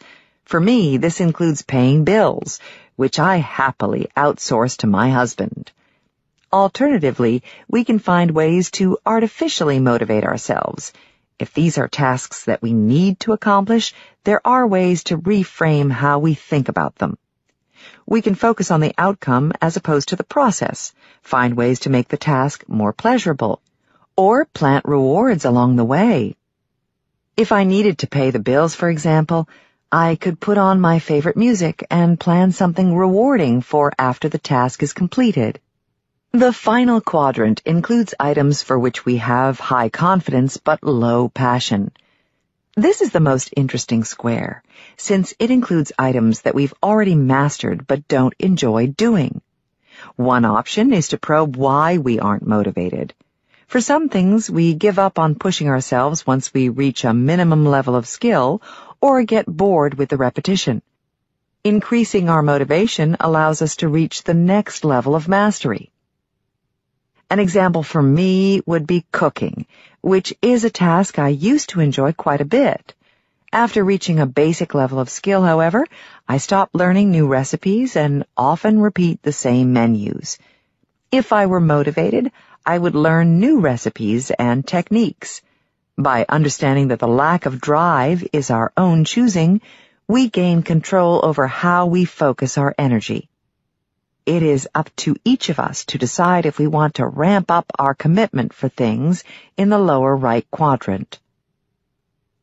I've seen people quickly shift from one quadrant to another. For example, several years ago, there was someone on our team in STVP who was doing a truly marginal job. Though clearly very bright and creative, she wasn't putting in the effort to do quality work. Everything she delivered was late and filled with errors. I sat down with her to discuss her performance. The following week, she started doing a terrific job. I was shocked. I asked her what had happened. Her answer was, "I decided to do a good job." The real message was that before that discussion, she had decided not to do quality work. She was completely capable, but she had chosen to do a sloppy job until she was urged to step up. With the flip of a switch, she changed her attitude and her performance improved. This can be generalized to all aspects of life. We each choose how we approach every single thing in our life. Consider white light, which is composed of all the other colors in the spectrum. When you use different lenses, you see different colors. It's up to you to choose which lens you use. When we experience anything, from a romantic scene to a barroom brawl, there are elements of every human emotion. It's up to each of us to determine which details we will notice and which emotions we will feel. Just ask a diverse group of people who have experienced the same event to reflect upon it, and you'll get a plethora of responses depending on the way each individual chooses to see the world. I use the word choose deliberately because we are each responsible for choosing the lenses we use. With different lenses on, we see different challenges and opportunities. If you look at the world with an eye toward ways you can address the challenges you face, then that's what you see. If instead your lens casts you as a victim, then that is the part you play. Remember, every problem really is an opportunity, and the bigger the problem, the bigger the opportunity. It's up to each of us to make something out of what we are given. Consider the drawing of the triangle in Chapter 2. There are endless ways a person might complete that picture. To quote John Gardner in a speech he delivered at McKinsey & Company in 1990, life is the art of drawing without an eraser. That is, accepting what life gives you and then responding. Gardner went on to say, meaning is not something you stumble across, like the answer to a riddle or the prize in a treasure hunt. Meaning is something you build into your life. You build it out of your own past, out of your affections and loyalties, out of the experience of humankind as it is passed on to you, out of your own talent and understanding, out of the things you believe in, out of the things and people you love, out of the values for which you are willing to sacrifice something. The ingredients are there. You are the only one who can put them together into that unique pattern that will be your life. It's up to each of us to mine our lives for meaning. A compelling example comes from Khalida Brohi, the founder of the Sugar Empowerment Society in Pakistan. She grew up in a rural village with long-held traditions, including honor killings, of young women who didn't follow their parents' wishes. If a girl said that she didn't want to marry the man her family had chosen for her, for instance, the community believed that it was acceptable to murder her. At 16, Khalida went back to her village after studying in the capital city of Karachi and found that one of her closest friends had been killed for her decision to marry the man she loved, not the one her parents had chosen for her. This incident struck Khalida to the core. After experiencing life in the city, where she realized that honor killings are unnecessary and barbaric, she vowed to stand up for women's rights in the region. When interviewed at the Clinton Global Initiative, she said, "When I was 16 years old, I lost my friend to honor killings. This is it. This means that I am supposed to be doing something for all those women. I was a teenager burning with fire. I knew I was going to save all the women around the world from honor killings." Khalida founded the Sugar program to empower women by helping them learn a trade that provided some financial independence. Sugar means skilled and confident women. Her aim is to help over 1 million women over the next 10 years. This goal has motivated her to experiment in an effort to come up with the best ways to address the problem of honor killings. She has taken what she was given, no matter how horrible, and created something meaningful. This last example focuses on an enormous problem, but most issues in our lives are far more mundane. We stumble over metaphorical cracks in the sidewalk all day long. It's our choice to see them as opportunities as opposed to problems and commit to addressing them. Just like the children in Don Wettrick's classroom, we can train ourselves to see and tackle the challenges in our lives, as opposed to blindly walking by. Starting at the beginning of the invention cycle, with active engagement and envisioning what might be, imagination, you decide what motivates you and then experiment to come up with solutions, creativity. In the next chapter, I discuss how even a small dose of motivation can lead to tiny experiments to address the challenge. The results of those experiments can, in turn, ramp up your motivation, building both your confidence and your passion to further address the challenge. Remember, you choose what motivates you, and even a tiny dose of motivation suffices to get you started. Projects. 1. What really motivates you? Consider the short term, the intermediate term, and the long term. Think about that question as it relates to different aspects of your life, including family, education, work, and community. 2. Fill out the Passion Confidence Matrix with activities in your life that fit into the 4 quadrants. Ask friends, family, or colleagues to do the same and share your results. Discuss why you placed specific items in each quadrant and whether there are ways to move some of the items into the upper right quadrant. Chapter 4. Experiment. Break some eggs. Justin Rosenstein was working at Facebook as an engineer and found the experience of collaborating with a large, diverse team very frustrating. Too much time was wasted on work about work, as Justin describes it, as opposed to getting the intended work done. It took an inordinate amount of time to synchronize the team, making sure that everyone was up to speed and knew how his or her contributions fit into a larger plan. Justin could have spent time complaining.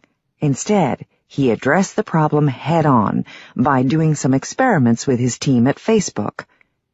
Justin spent a year inside Facebook building and testing a new teamwork software platform. The tool he developed provided ways for everyone on the team to communicate and collaborate without wasteful redundancy. It proved so useful that the platform was rolled out across the entire company.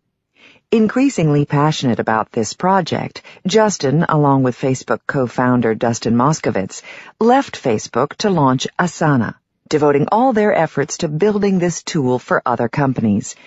Justin was motivated to increase productivity in organizations of all types. Initially, Justin had no intention of turning his solution into a new company, But the opportunity evolved as his passion for this problem grew, as did his confidence that he could address it.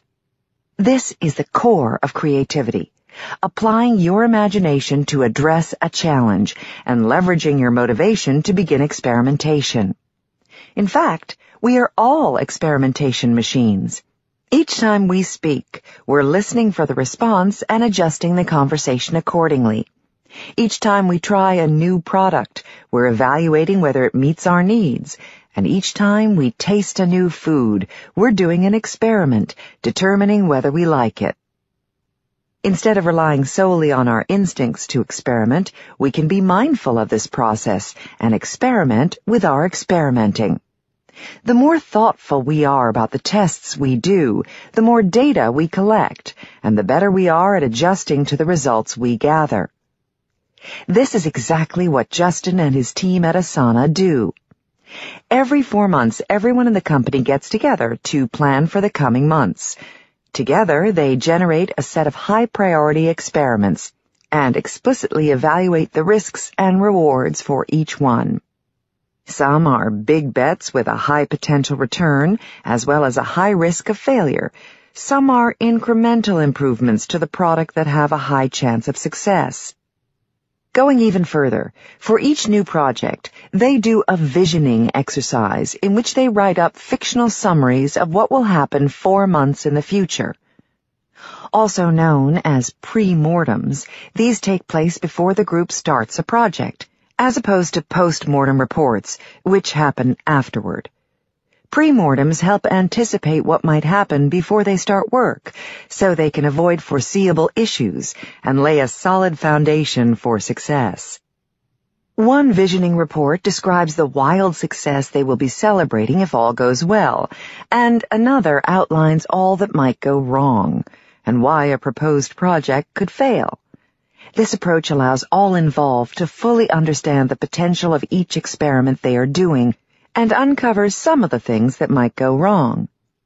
The visioning process provides an opportunity to anticipate success and failure and to address potential potholes before anyone falls into them. At upcoming meetings, they review not just the outcomes, but also the process they used, continually experimenting to get better results.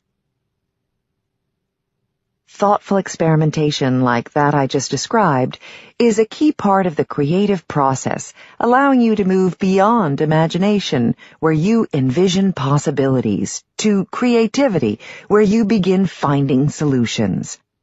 Experimentation uncovers a wealth of alternatives so that you can evaluate those options. Children do this naturally as they discover how the world works.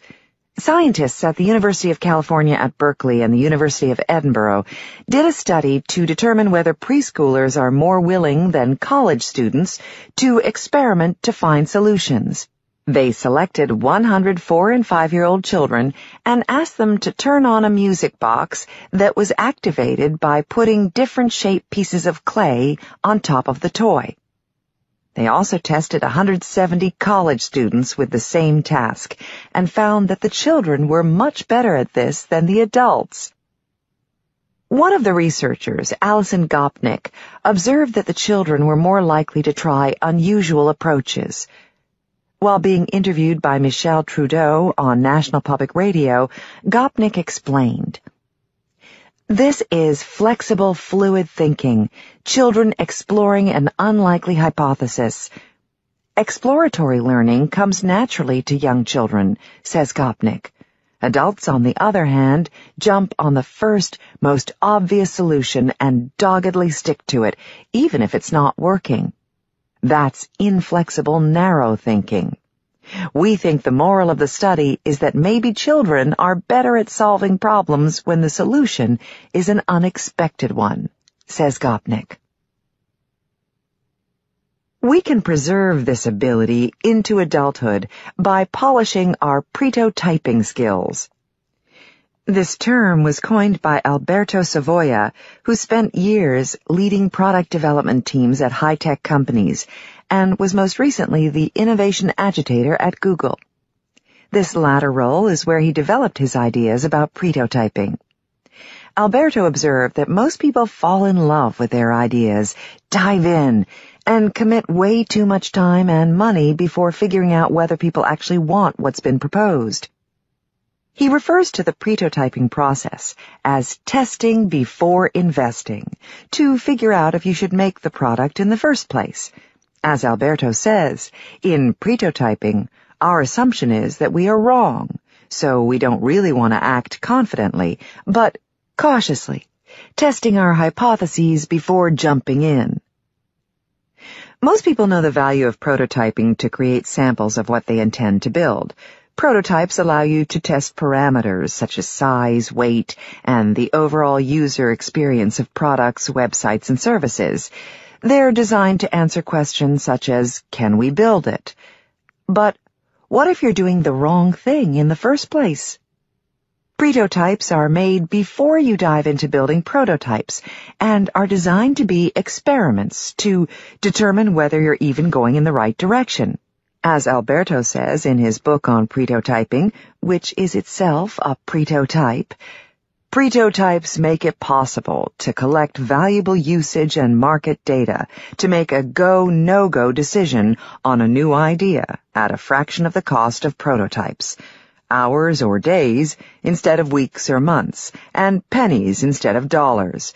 Prototyping helps you fail fast, recover fast, and leaves you plenty of time, money, energy, and enthusiasm to explore new tweaks or ideas until you hit on something that people seem to want.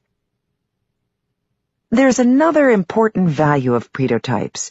You don't need much motivation to do a quick experiment. With only a small seed of commitment to an idea, you can do a prototype to see if the idea has wings. Furthermore, since most new ideas fail, it behooves us all to do tests as early as possible to see if we're going in the right direction. Alberto outlines a set of informative experiments that can be used to give ideas a test drive. The following are a few examples. The Mechanical Turk. With this method, you replace a complicated computation task with a human being. The term originated in Europe in the late 18th century. An inventor crafted a mechanical man dressed in Turkish robes and a turban that he claimed could play chess.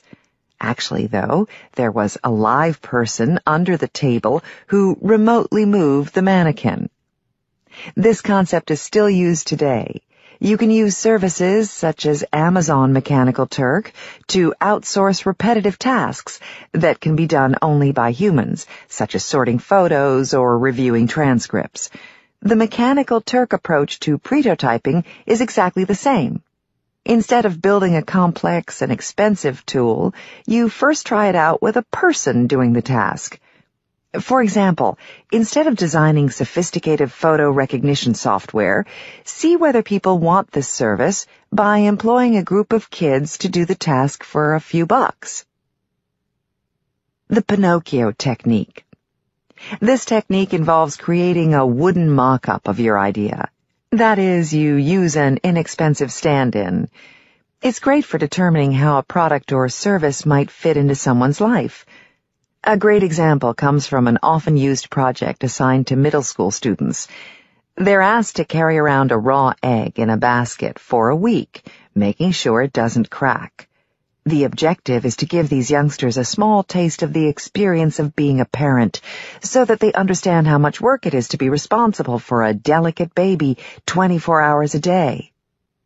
This simple prototype is incredibly effective in demonstrating how much work it is to care for a baby, without having to enlist and endanger several dozen real infants. The facade. In this case, you advertise a product or service that doesn't yet exist to gauge the level of interest. You can do this by putting test ads online, on the radio, or in a newspaper or a flyer and see whether people respond. The response rate is a great indicator of actual interest. A super example comes from Bill Gross, who runs Ideal Lab. Years ago, before e-commerce was well accepted, he wanted to know whether people would buy a car online. He set up a website to sell cars, with nothing but a page that offered cars for sale. Here's the story in Bill Gross's words. In 1999, we started Cars Direct. Back then, people worried about putting credit cards online. Here, I wanted to sell a car online. We put a site up on a Wednesday night. By Thursday morning, we had 4 orders. We quickly shut the site down. We'd have to buy 4 cars at retail and deliver them to these 4 customers at a loss, but proved the thesis. Only then did we start building the real site and company.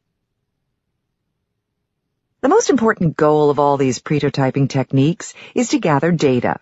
Even when prototypes don't work out as hoped, they provide valuable lessons that can be applied to the next round of experiments. Because they're done quickly, there is minimal harm done. Since prototypes don't require much effort, they also don't require a huge commitment. If you approach your life, your education, and your business as a series of experiments, then all results serve as data to inform the next round of experiments. Peter Sims writes about this concept in his book, Little Bets, in which he shares insights about the experimental processes behind the development of successful products, processes, and organizations. We so often look at finished products and believe that they were born fully formed. This just isn't the case. Whether it's a hilarious comedy routine, a business strategy, or an elegant product, these successes grow out of hard work, backed by thoughtful experimentation, making small steps, one at a time. Peter describes the process as follows. At the core of this experimental approach, little bets are concrete actions taken to discover, test, and develop ideas that are achievable and affordable. They begin as creative possibilities that get iterated and refined over time, and they are particularly valuable when trying to navigate amid uncertainty, create something new, or attend to open-ended problems. When we can't know what's going to happen, little bets help us learn about the factors that can't be understood beforehand. The important thing to remember is that while prodigies are exceptionally rare, anyone can use little bets to unlock creative ideas. People working with or for others tend to ask for permission before doing an experiment to see whether an idea might work. This sounds like a good plan, but it can backfire. As Rich Cox, my colleague at Stanford's Hasso-Plattner Institute of Design, D-School, who runs a consulting firm called People Rocket, so astutely stated, asking for permission just transfers the risk to someone else. This is important. If you ask someone to endorse your experiment, you are transferring the risk to them, and that has consequences. Since they aren't directly involved in the experiment's success, they're more likely to pass on taking this risk and tell you not to pursue it. If it's a small bet and you feel comfortable that the experiment will yield interesting data, it might make sense to take the risk without authorization. Do an experiment to determine if there's value in the idea. Then you have data to share with those who need to approve a larger investment. We embrace a culture of experimentation at STVP where we explicitly define our center as a laboratory in which we do experiments related to entrepreneurship education. By viewing each new project as an experiment, we get lots of latitude when we try new things, and nobody's surprised if the results are other than those we anticipated. It also gives us the freedom to ramp up or terminate projects depending upon the results of our experiments. For example, we did early experiments with podcasts, before they were called such, with great results, and scaled up this effort successfully. On the other hand, after offering a handful of massive open online courses, MOOCs, we decided that they were not worth the enormous effort and expense needed to deliver each one. Had we written up a detailed business plan and committed to these ideas before we started, both plans would have been works of fiction. There was no way to know what would happen until we performed the experiments. Over the past few years, many companies have taken to hosting hackathons to formalize the process of experimentation. They bring teams together to tackle a specific challenge, or a challenge of each team's choosing, and spend a few hours or days focused on radical experimentation. Because the time commitment is short, there's little downside if a project doesn't work, yet there is a huge upside if it does. Once people hit upon an idea that shows some potential after initial experimentation, their motivation increases, and the experimentation continues. A great example of the layer-upon-layer experimentation that's needed to bring an idea to life comes from Anne Fletcher. She's been tackling the challenge of helping tiny seedlings stay alive. Like so many other gardeners, she learned from experience that seedlings die if they aren't kept moist. Anne's goal was to create a way to help them survive under circumstances where they aren't watered daily. The goal of helping seedlings is easier said than done. Over the last 2 years, Anne has experimented with hundreds of designs, beginning with a new type of drip irrigation and ultimately designing seed pots with spots for 6 seeds with a reservoir of water inside. The pots are made of clay, which is porous so the water slowly leaches into the soil and keeps the seedlings moist. The pots need to be filled with water only weekly, not daily, to guarantee a steady dose of water. Once she decided that these seed pots would work, Anne tried a long list of variables, keeping careful track of each experiment. Each pot she makes has a serial number so that she can track the results of every combination of variables over time. She experiments with different clay composition, thickness, and glazing, and with firing techniques.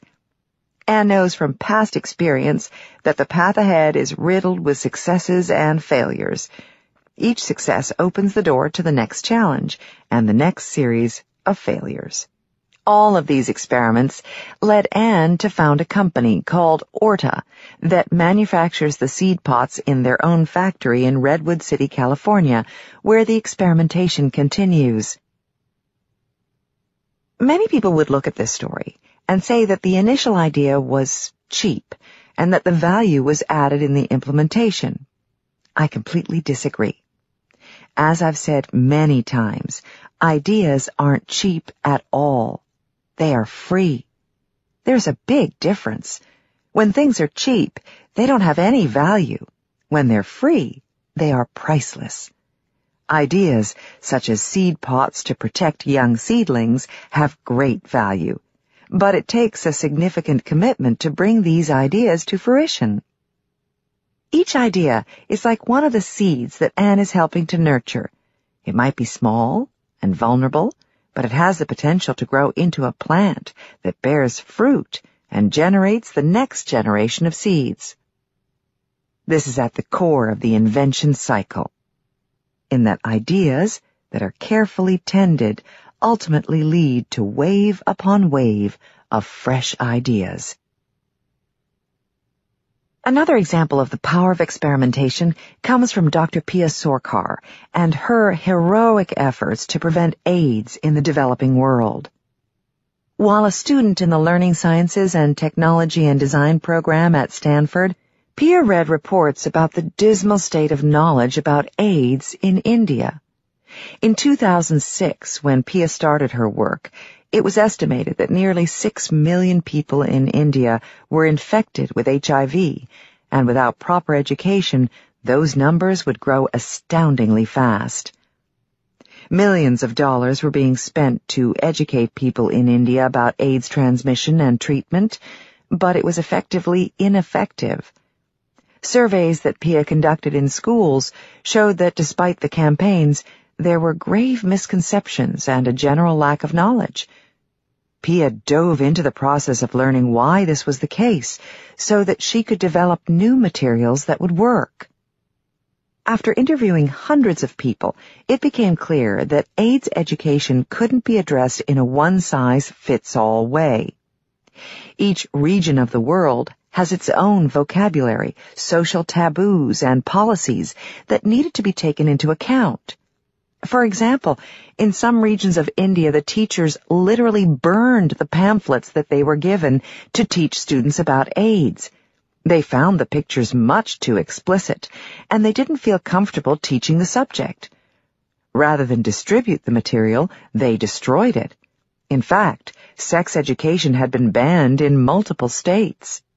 Pia took on the challenge of creating HIV educational materials that were highly tailored for the local cultures in India, that would achieve a high knowledge retention rate. With the drive to make a difference, Pia and a team of interdisciplinary researchers from Stanford experimented endlessly to test a wide array of approaches, from using stick figures to medical illustrations, and a wide variety of metaphors.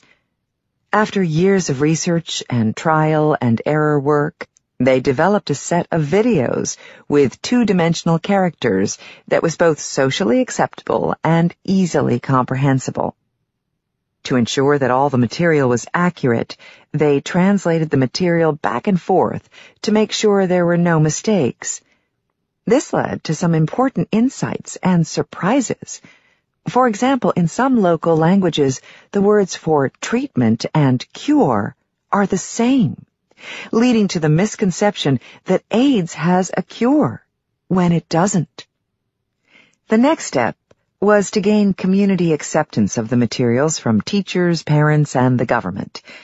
Pia rallied support from high-profile Indian celebrities, including actors and musicians, who lent their voices to the educational software. She experimented with every tool she could find to engage these key supporters, figuring out what motivated each of them. Some were swayed by the research, some by the poignant stories of success, and others by the list of other celebrities who participated. Chapters 3 and 4 have shown that motivation and experimentation are deeply related. Creative problem-solving depends upon your being motivated to address the problem, which in turn leads to experimentation in the quest for an effective solution. The results provide data, which then refuels your motivation. This is a feed-forward loop. Your motivation leads to experimentation, which leads to more motivation and more experimentation. This is how tiny seeds of inspiration grow into big ideas. Projects. 1. Practice making prototypes. Pick a few challenges or opportunities in your life, big or small, and design and perform different types of prototypes to evaluate the feasibility of various solutions. Consider what approach you will use for each, the mechanical Turk, the Pinocchio technique, or the facade. For example, how might you create a prototype for a new item on a restaurant menu, a pillow with a built-in alarm clock, or an app that offers personalized exercise protocols? 2. Look at the list of things that motivate you from the prior chapter and design some experiments that would address these challenges or opportunities. 3. Do an experiment. Try something you've never done before and see what happens. It can be a social, physical, or intellectual experiment. Actively evaluate the results of the experiments to extract what you've learned. Does this motivate you to do additional experiments in this area? Part 3. Innovation. Focus and reframe. Envisioning the seashore is imaginative. Painting a picture of the ocean is creative. Developing a novel way to capture the beauty of the waves is innovative. That is exactly what Catherine K. Young has done. She moved from imagination to creativity to innovation as she perfected a unique method of capturing the majesty of the ocean. This requires great focus and the ability to look at a familiar technique with fresh eyes. Kay grew up near the coast of Virginia, was drawn to the water, and took art classes so that she could learn how to paint pictures of ocean waves. She honed her technique so that she could flawlessly capture the movement of the water and the crashing of waves on the shore with oil paint. This was a hobby that Kay pursued in her free time while she went through college and medical school and afterward as a plastic surgeon in San Francisco. One day, a few years ago, Kay was feeling restless with her artwork and wanted to take it to another level. While looking through some old art supplies, Kay found some gold foil, actual gold, that had been hammered to the thickness of tissue paper that she had used years earlier to apply to furniture. Having enjoyed that process, she decided to play around with the gold foil. She found a small block of wood that she would normally use as the surface for a painting and covered it in the gold. Curious about what would happen, Kay then painted a seascape on top of the gold foil. The results were remarkable. When Kay painted the ocean waves on the foil using a thin coat of oil paint, a tiny amount of the metal showed through. Though she couldn't actually see the gold, the metal background significantly changed the way light bounced off the image, giving the scene a much greater range of light and dark than a traditional oil painting. Paired with Kay's ability to capture the scene in exquisite detail, the new background made the painting look as though you were viewing the ocean through a window with natural light instead of on a painted canvas. For the past few years, Kay's been experimenting with this technique, using gold and silver foil behind her paintings to capture the moods of the ocean and the sky at different times of day with a wide range of weather. This approach resonates with Kay's goal of using ocean scenes to reflect upon our own lives. She calls this series of work Places for Reflection. Kay would never have developed this innovative technique without years of building her technical skills and challenging assumptions about what it means to capture scenes with oil paint. This is the key to innovation. Build upon your imagination, engage in vision, and your creativity, self-motivation, and experimentation to then innovate, focus, and reframe in order to develop unique ideas. Kay's paintings are visible reminders that innovation results from focused dedication and the ability to look at old things in new ways. Chapter 5. Focus. Take out the trash. A few weeks ago, I flew into Newark Airport. On arrival, I jumped into a taxi to my hotel in downtown New York City. As usual, I started chatting with the driver. He was from Haiti. His first language was French. He had 2 young children, and he had worked as a taxi driver 14 to 16 hours a day, 6 days a week, for 15 years. I also learned that he had to wait about 3 hours at the airport for each new ride, hoped to earn about $50 from each of his 3 daily fares, and was barely making ends meet. It turns out that cab drivers at the airport spend an average of 9 hours a day in a makeshift break room waiting for their next ride. They spend most of that time watching TV.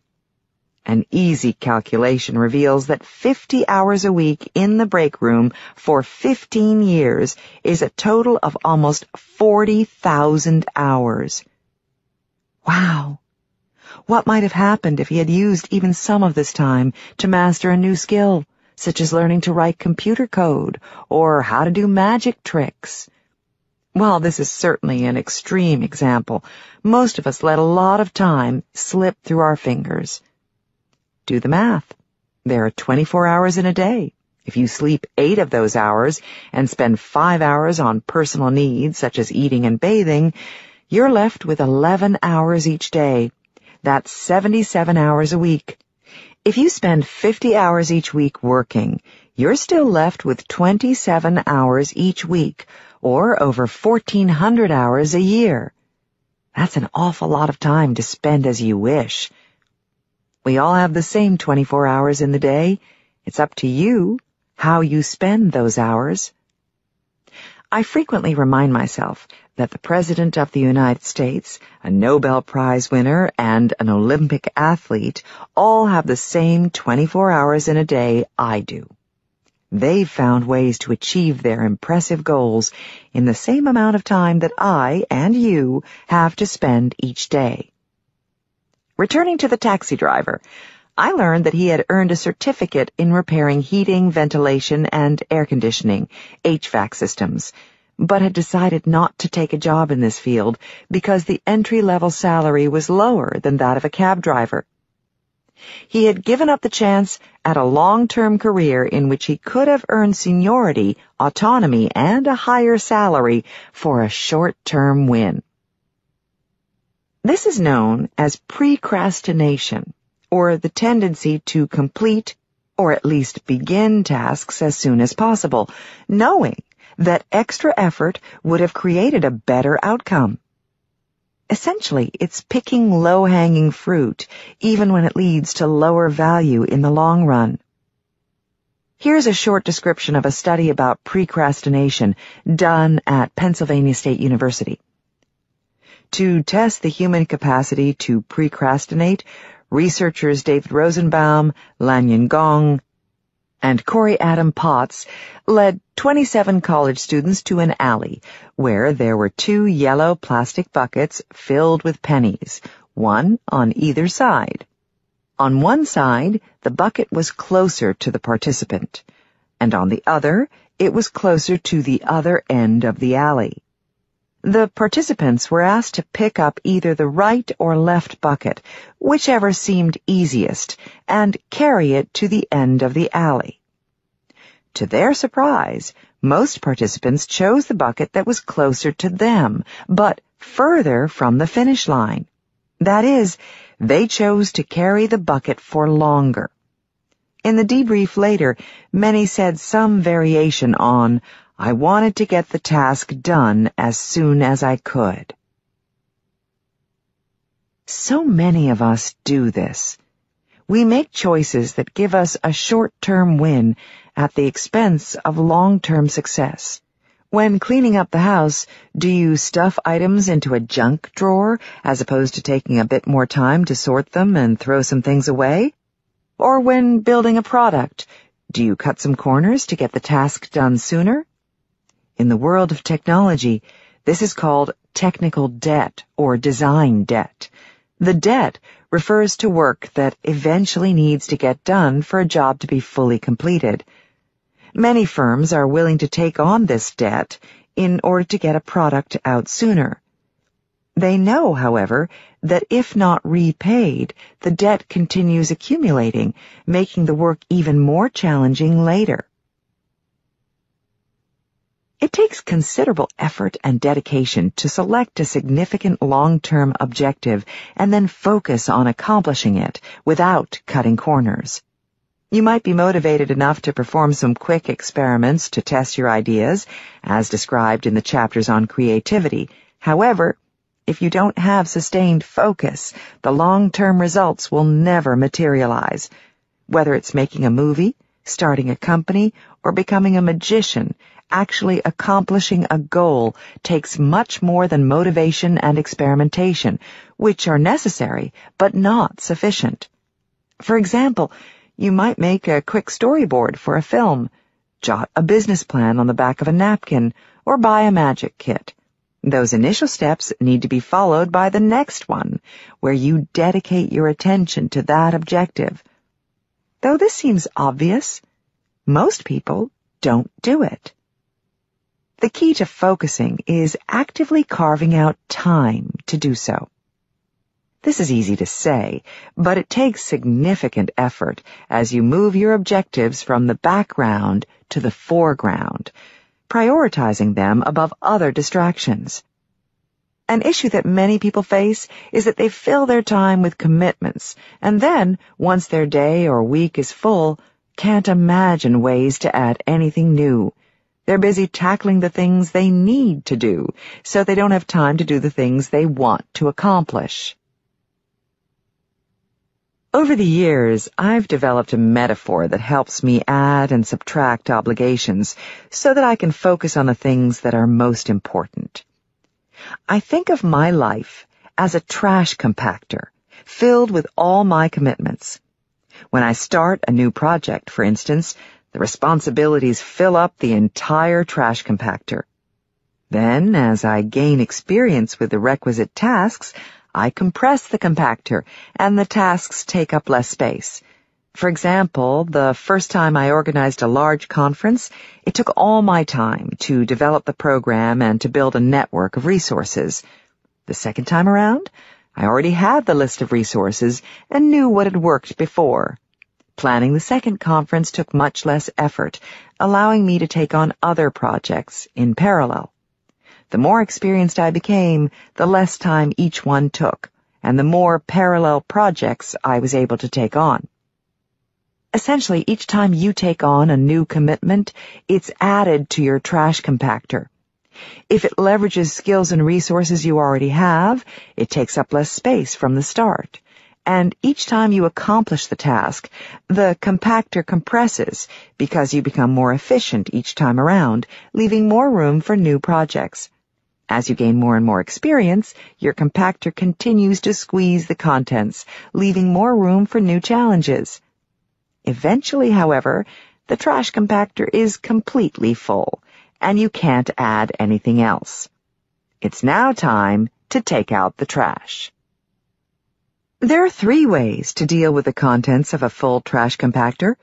First, you can throw some of the contents away.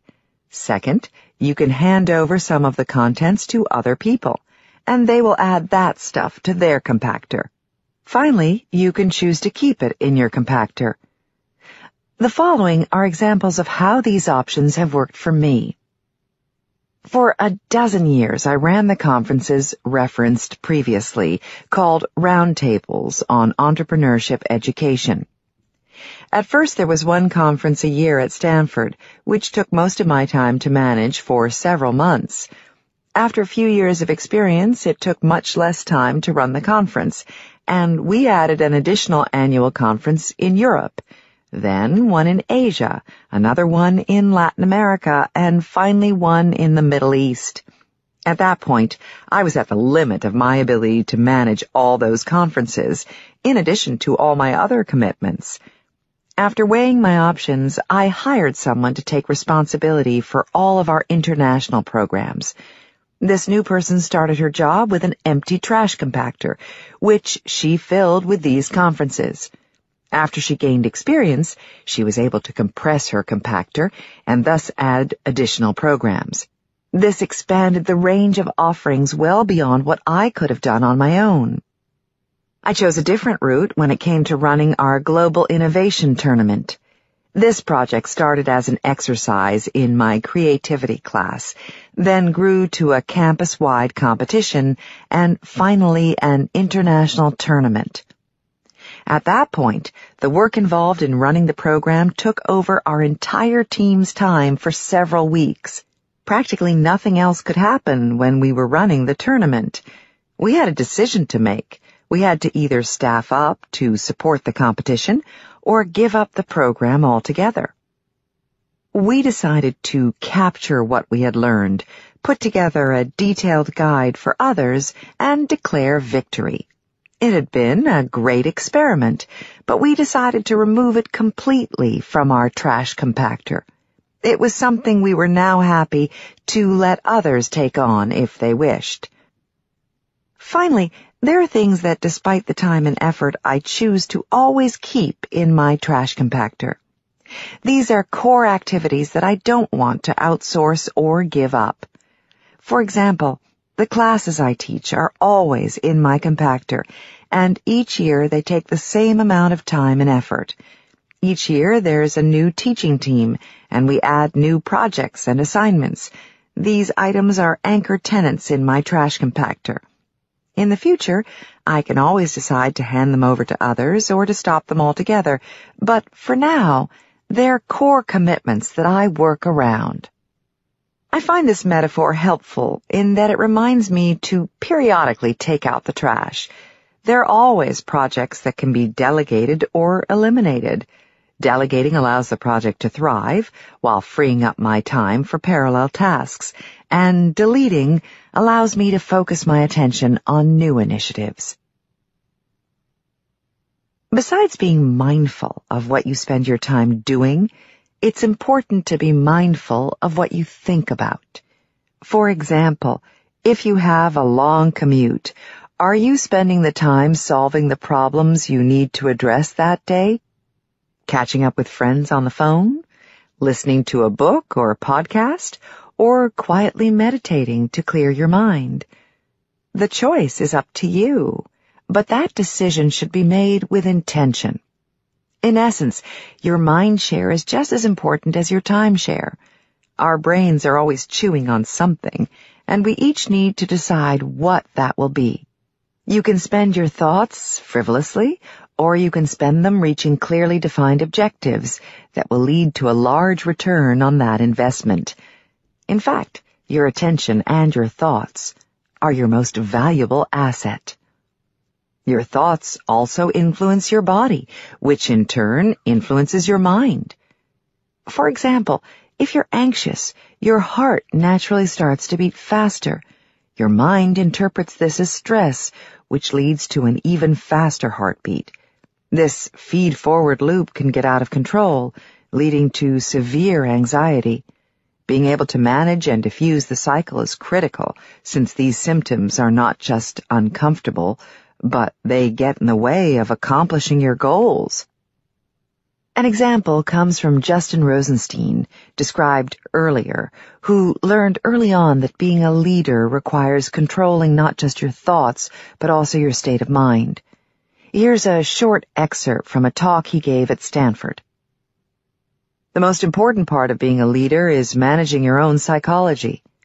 How many people in the room have experienced some sort of voice in your head that sounds like it's your voice, but it's telling you you are doing things badly?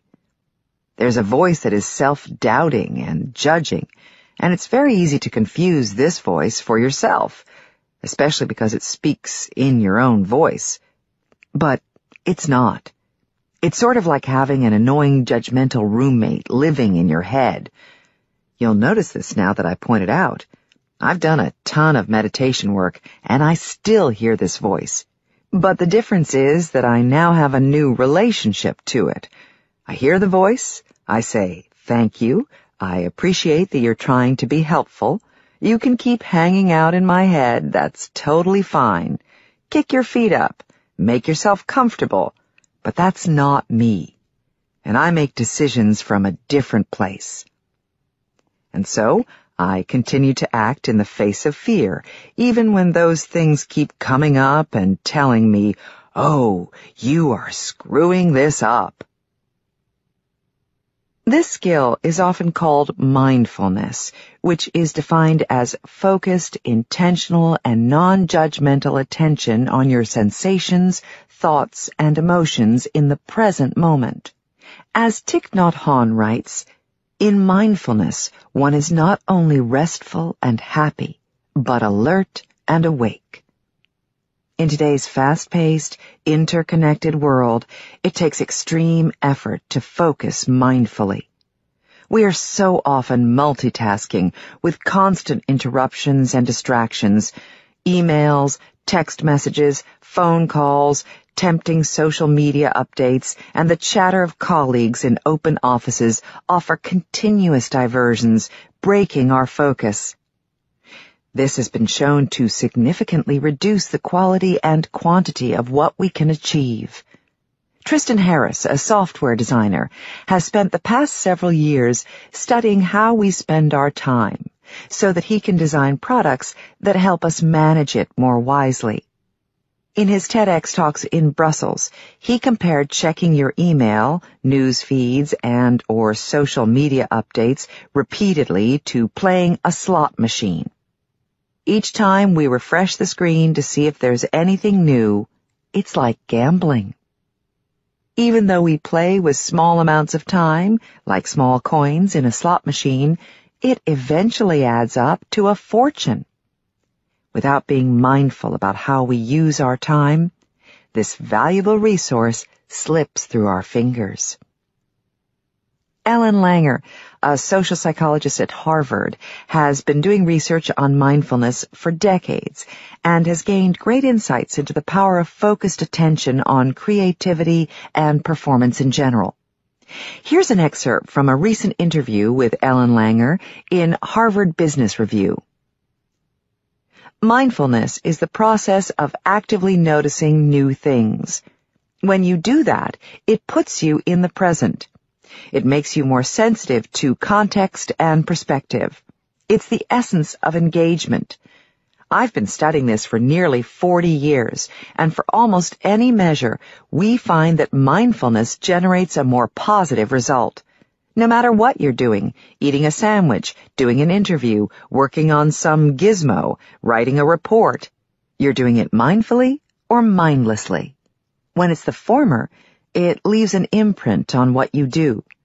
At the very highest levels of any field, Fortune 50 CEOs, the most impressive artists and musicians, the top athletes, the best teachers and mechanics, you'll find mindful people, because that's the only way to get there.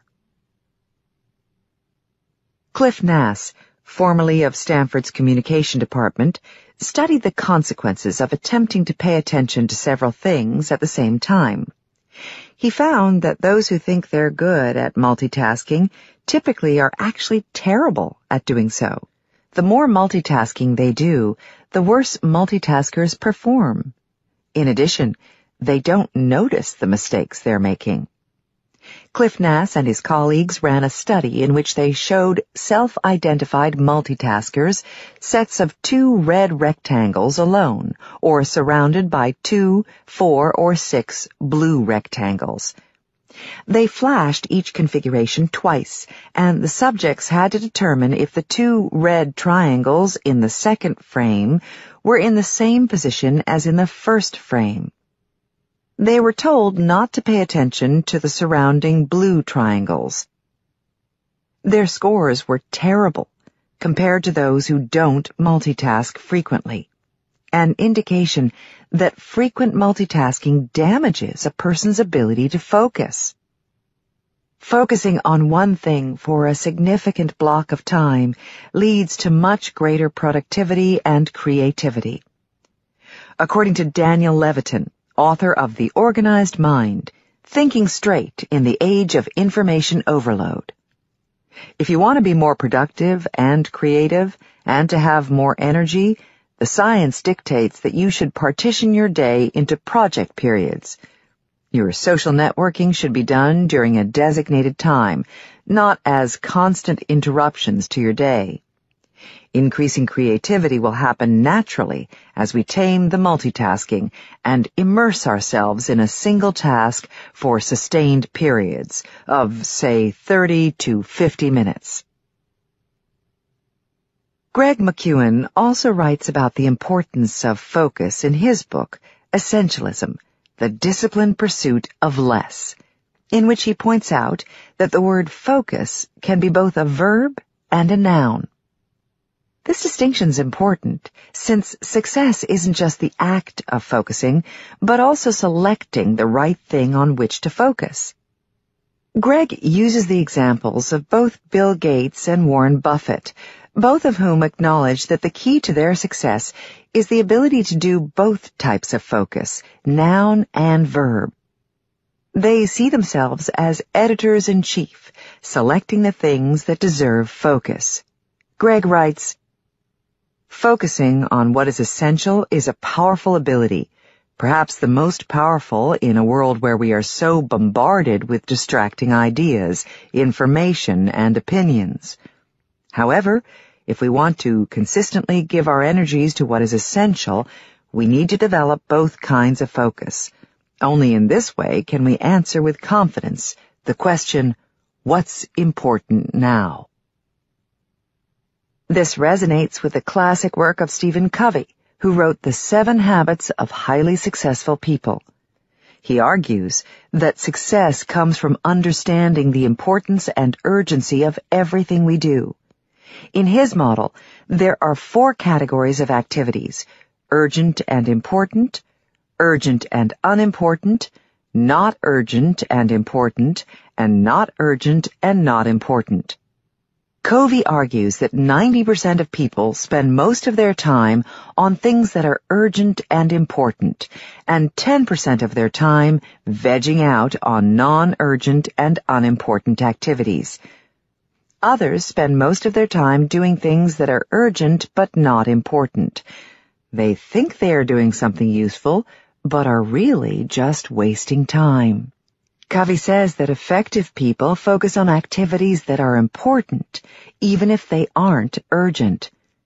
Though it might seem counterintuitive, he urges people to spend most of their time on activities that are important but not urgent. This includes planning for the future and building relationships. This way, you prepare for the future and get all your work completed. Covey says that if you did this, your effectiveness would increase dramatically. Your crises and problems would shrink to manageable proportions because you would be thinking ahead, working on the roots. There are several tactical things you can do to help you focus on the most important tasks. One is having a clean, clear workspace. When your space is a mess, the clutter puts a significant cognitive load on your brain. Researchers at Princeton and the University of Illinois have demonstrated, using functional magnetic resonance imaging, fMRI, that the more things there are fighting for your attention, the less able you are to focus and the more stressed you become. Essentially, when our world is cluttered, so are our thoughts. We can look to top chefs for inspiration. They've developed a process called mise en place, a French phrase that refers to the practice of gathering and arranging all necessary ingredients before they begin cooking. The practice, which eliminates unwanted distractions, results in both discipline and focus. For many chefs, this practice spills over into their lives outside the kitchen. They internalize the philosophy, making sure that they prioritize every minute and every resource, even when they aren't cooking. In addition to decluttering your workspace to improve focus, you can make sure that the mind occupying that workspace is sharp and recharged. Your skills are deeply compromised when you aren't rested. Research by William D.S. Kilgore at Harvard Medical School reinforces prior work demonstrating that cognitive abilities in general are compromised by a lack of sleep. His work supports work by others, showing that sleep deprivation leads to a slowing down of thought processing, impairs memory, makes it difficult to learn, and lowers reaction times. In short, the work you do while awake is deeply influenced by the quality and quantity of sleep you are getting. Focus turns your mind into a sharp knife that can cut to the core of a problem. This requires putting in both the time share and the mind share to address something that is meaningful to you. Taking out the trash to get rid of obligations that aren't important anymore, and keeping your mind and workspace clean so you can really focus. Projects. 1. See how long you can focus on a project without interrupting yourself. Pick a quiet spot and a task you want to accomplish. If you find yourself easily distracted, look for ways to eliminate distractions one by one. For example, close your computer, shut off your cell phone, and remove from your desk items that draw your attention. 2. What's in your trash compactor? What things might you delegate or eliminate? Chapter 6. Reframe. Retrain your brain. 22 years ago, my husband Mike and I separated for 2 years after 7 years of marriage. During that impossibly difficult time, I had a revelation that changed the way I saw and still see everything. During our separation, there were days when I felt particularly positive about my marriage and mentally listed dozens of things about my husband that made me optimistic about our future together.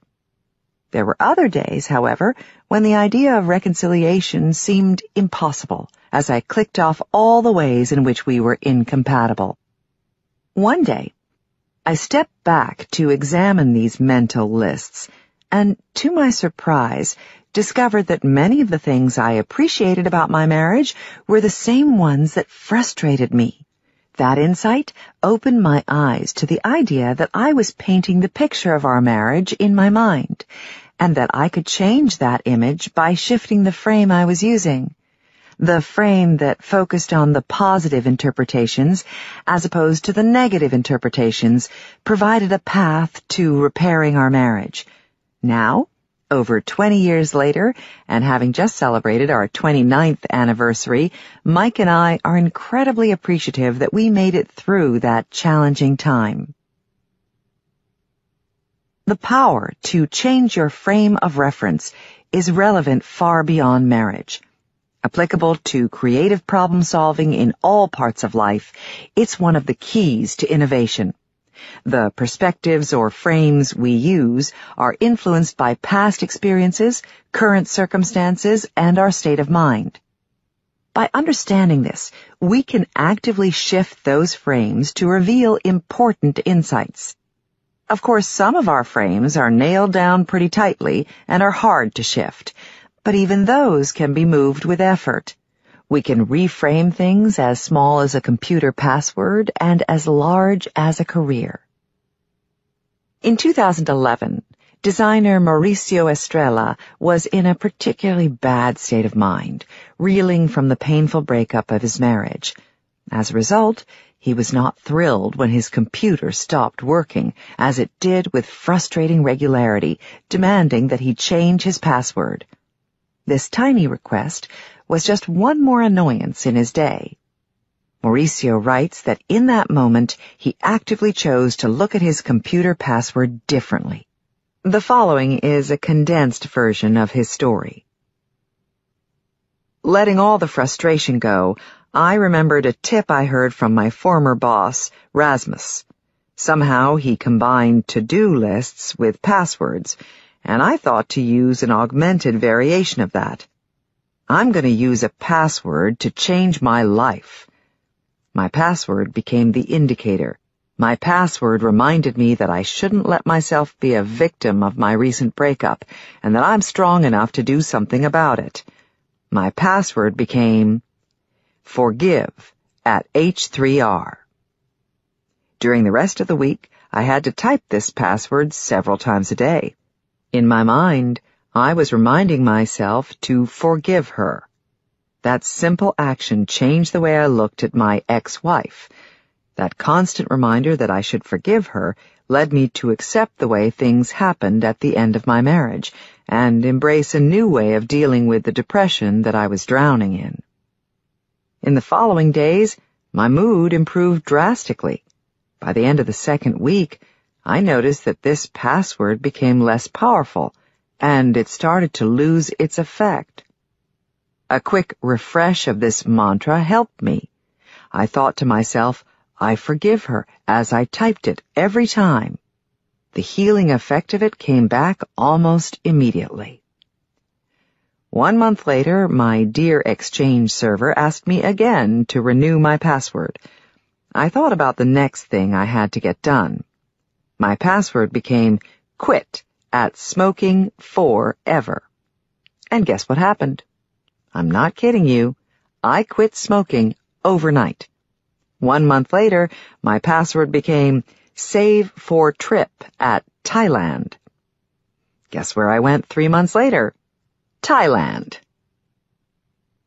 As described by Ian Urbina in the New York Times, others have used passwords as a way to motivate them to win a race, remember an important date, or hide a secret.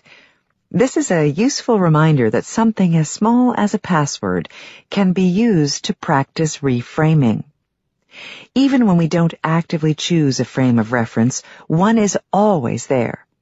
For instance, when we listen to music lyrics and don't fully understand what they're saying, we fill in the gaps with what we think they are based on our own frame. This even has a name. It's called a Mond Green, as described by Alina Simone on Public Radio International. The word Mondgreen was coined in an essay by writer Sylvia Wright, in which she described misinterpreting a line from the Scottish ballad The Bonnie Earl of Moray.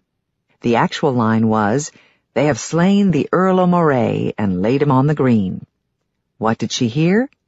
"They have slain the Earl of Moray and laid him on the green." It turns out there are scientific reasons for why it's so easy to misinterpret songs and poems. The first thing you have to understand is that when we understand what someone says, it's always at least partly a hallucination, says Mark Lieberman, a linguist at the University of Pennsylvania.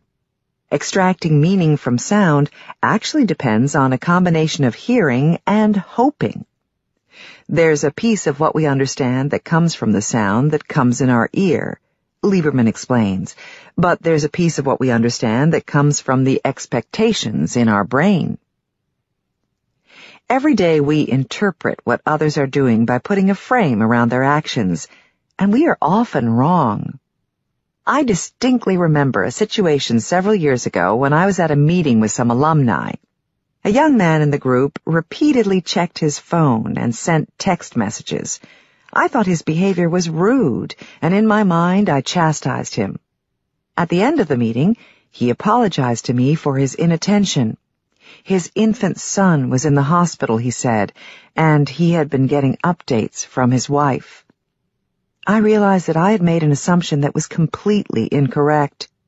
Considered through my new frame, he was no longer rude, but incredibly dedicated to have showed up at the meeting at all, given the circumstances. So how does this relate to innovation? It is critical to understand that our frame of reference determines how we see the challenges and opportunities we face, and the type of ideas we generate. By shifting our frame, we unlock a wealth of fresh ideas. The more radically we shift the frame, the more unique the ideas we generate. Reframing is thus a powerful tool for identifying opportunities. Perhaps you've heard the expression, "A crisis is a terrible thing to waste." Credited to the economist Paul Romer, this saying reminds us that reframing allows us to see bigger problems as bigger opportunities. An example hits close to home for me. During the financial crisis in 2008, those of us in academia worried that the funds for our programs would evaporate. The Stanford Technology Ventures program was at great risk. It was likely that many of those who donated to our center wouldn't be able to continue supporting our efforts. We used this as a chance to rethink our entire strategy for funding our program.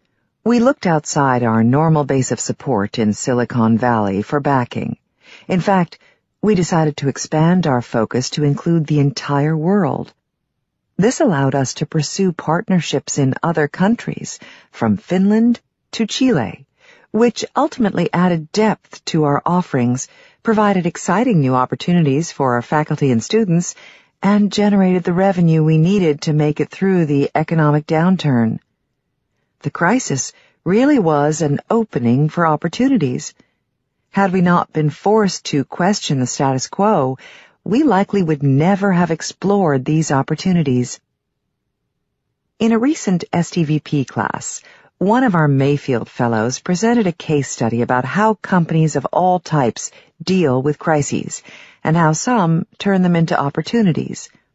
Examples included Tylenol's response to tampering with their medication, Perrier's response to claims of benzene in their sparkling water, and Mercedes' response to their new car's failure of the moose test in Sweden. Clearly, some firms try to put Band-Aids on a crisis, while others use an unfortunate situation as an opportunity to actually strengthen trust by responding with bold initiatives that make them even stronger than before the incident. The iconic example is Tylenol, which in 1982 suffered a blow that could easily have destroyed the company.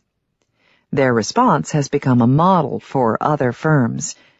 For reasons unknown, someone had replaced capsules of the pain medication with capsules of cyanide, resulting in 7 deaths. The chairman of the parent company, Johnson & Johnson, made the decision to immediately withdraw all Tylenol from store shelves, demonstrating that the company would do anything to protect customers. Corporate leaders set up a hotline for consumers, held press conferences to communicate all that they knew, and announced new tamper-proof packaging with a glued box, a plastic seal over the neck of the bottle, and a foil seal over the mouth of the bottle. The new packaging was released only 6 months after the crisis, demonstrating how quickly the company was responding. All of these actions ultimately strengthened Johnson & Johnson's brand, even though they were triggered by a crisis. Of course, nobody welcomes such a crisis, but when crises arise, as they are sure to do, they provide a powerful opportunity to rethink everything, to reframe the way you approach the world, and to stretch your perspective in ways you might not have known you could. We each have tremendous capacity for flexibility in our thinking, which is why we have so much potential for innovation. This flexibility can literally be seen in the brain on both microscopic and anatomic levels. On the microscopic level, researchers can see tiny spines on neurons form and disappear in response to different inputs. On the anatomic level, scientists can see entire portions of the brain change functionally as a result of changing behavior. This phenomenon is called homuncular flexibility. Homunculus, Latin for little man, is used in modern science to describe the distorted scale model of the body that maps to the sensory and motor areas of our brains. The model is distorted because much more space in the human brain's cortex is dedicated to sensory input from and motor output to certain parts of the body, including the hands, mouth, and eyes, while much less space is dedicated to the arms and legs. Homuncular flexibility occurs because the brain is plastic. That is, it changes in response to how it's used.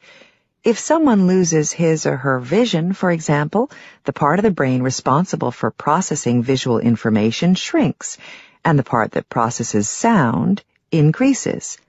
Similarly, when someone plays the piano or violin, the part of the brain that controls the fingers grows significantly larger. These changes occur because the brain is able to respond to the changing demands of the body.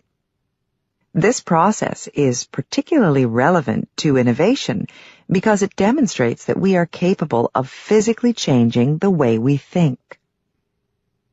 This can be demonstrated using virtual reality, VR. In VR, you put on goggles and earphones that fill your eyes and ears with a fantasy world, and you're connected to a computer via sensors on your body. With the help of sophisticated software, your sensory inputs change based on your movements, allowing you to interact with the virtual world. At Stanford's Virtual Human Interaction Laboratory, VHIL, run by Jeremy Bailenson, they've developed VR experiences that allow you to fly through a city like Superman, swim with dolphins, watch yourself grow old, or even become a coral reef that is threatened with ocean acidification. Their research focuses on how these virtual experiences change the way people think, learn, and act. Virtual reality can also allow you to control a virtual tail or an extra arm. After only a short time, your brain adjusts to control these brand new appendages. Researchers at University College London gave 32 volunteers a virtual tail that they could control by moving their hips. The volunteers then played a VR game in which they needed to use that tail to hit colored lights that were out of reach of their on-screen alter ego's hands. No one was told how to control the tail, but they all learned quickly with experimentation. In just 10 minutes, the volunteers could control the tail as easily as they could control their hands. With a background in neuroscience and a passion for teaching creativity and innovation, I decided to partner with VHIL Lab to bring this technology into the classroom in a new course called Engineering Innovation. My goal was to use this tool to provide students with experiences that challenge their assumptions about what's possible in the real world. My hope was that the experience would spill over into their real lives, encouraging them to challenge assumptions and reframe problems more readily. In the class, we were fortunate to have access to several Oculus Rift headsets that we used along with headphones to create virtual experiences. The students took turns using the technology that allowed them to enter a completely different world. In one case, the students experienced the world through the eyes of a cartoon-like elephant with a long, swinging trunk. In this scenario, they moved forward through a fanciful virtual amusement park filled with enormous objects that appeared to be made out of foam rubber. The students quickly learned how to control their new trunk by moving their head up, down, and sideways. By swinging their trunk, they could knock over buildings, bat huge balls into the air, and topple over cartoon cars. After participating in this experience, the students did a real-world exercise that required them to look at old things in new ways, such as figuring out how travelers can have the things they need at their destination without carrying a suitcase. Although this wasn't a controlled experiment, the students in the class claimed that the virtual reality activity primed them to see the world through different lenses and made them much more comfortable looking at the classroom challenge with a fresh perspective. Their ideas included drones that follow you around the airport, 3D printers that create whatever a traveler needs on the spot, a service that rents clothes at the destination, a standard uniform that everyone wears so that no one needs to take a change of clothes, and my favorite, a suitcase that travels around the world independent of its owner. When the traveler arrives at the destination, the suitcase, full of clean clothes, automatically finds its way to its owner.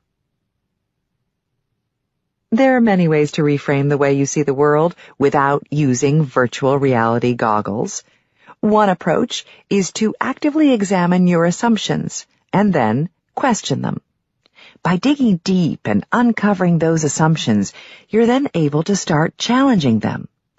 I routinely run an exercise with students and executives in which I give teams a list of industries, from airlines to zoos, and ask them to list all their assumptions about one of those industries.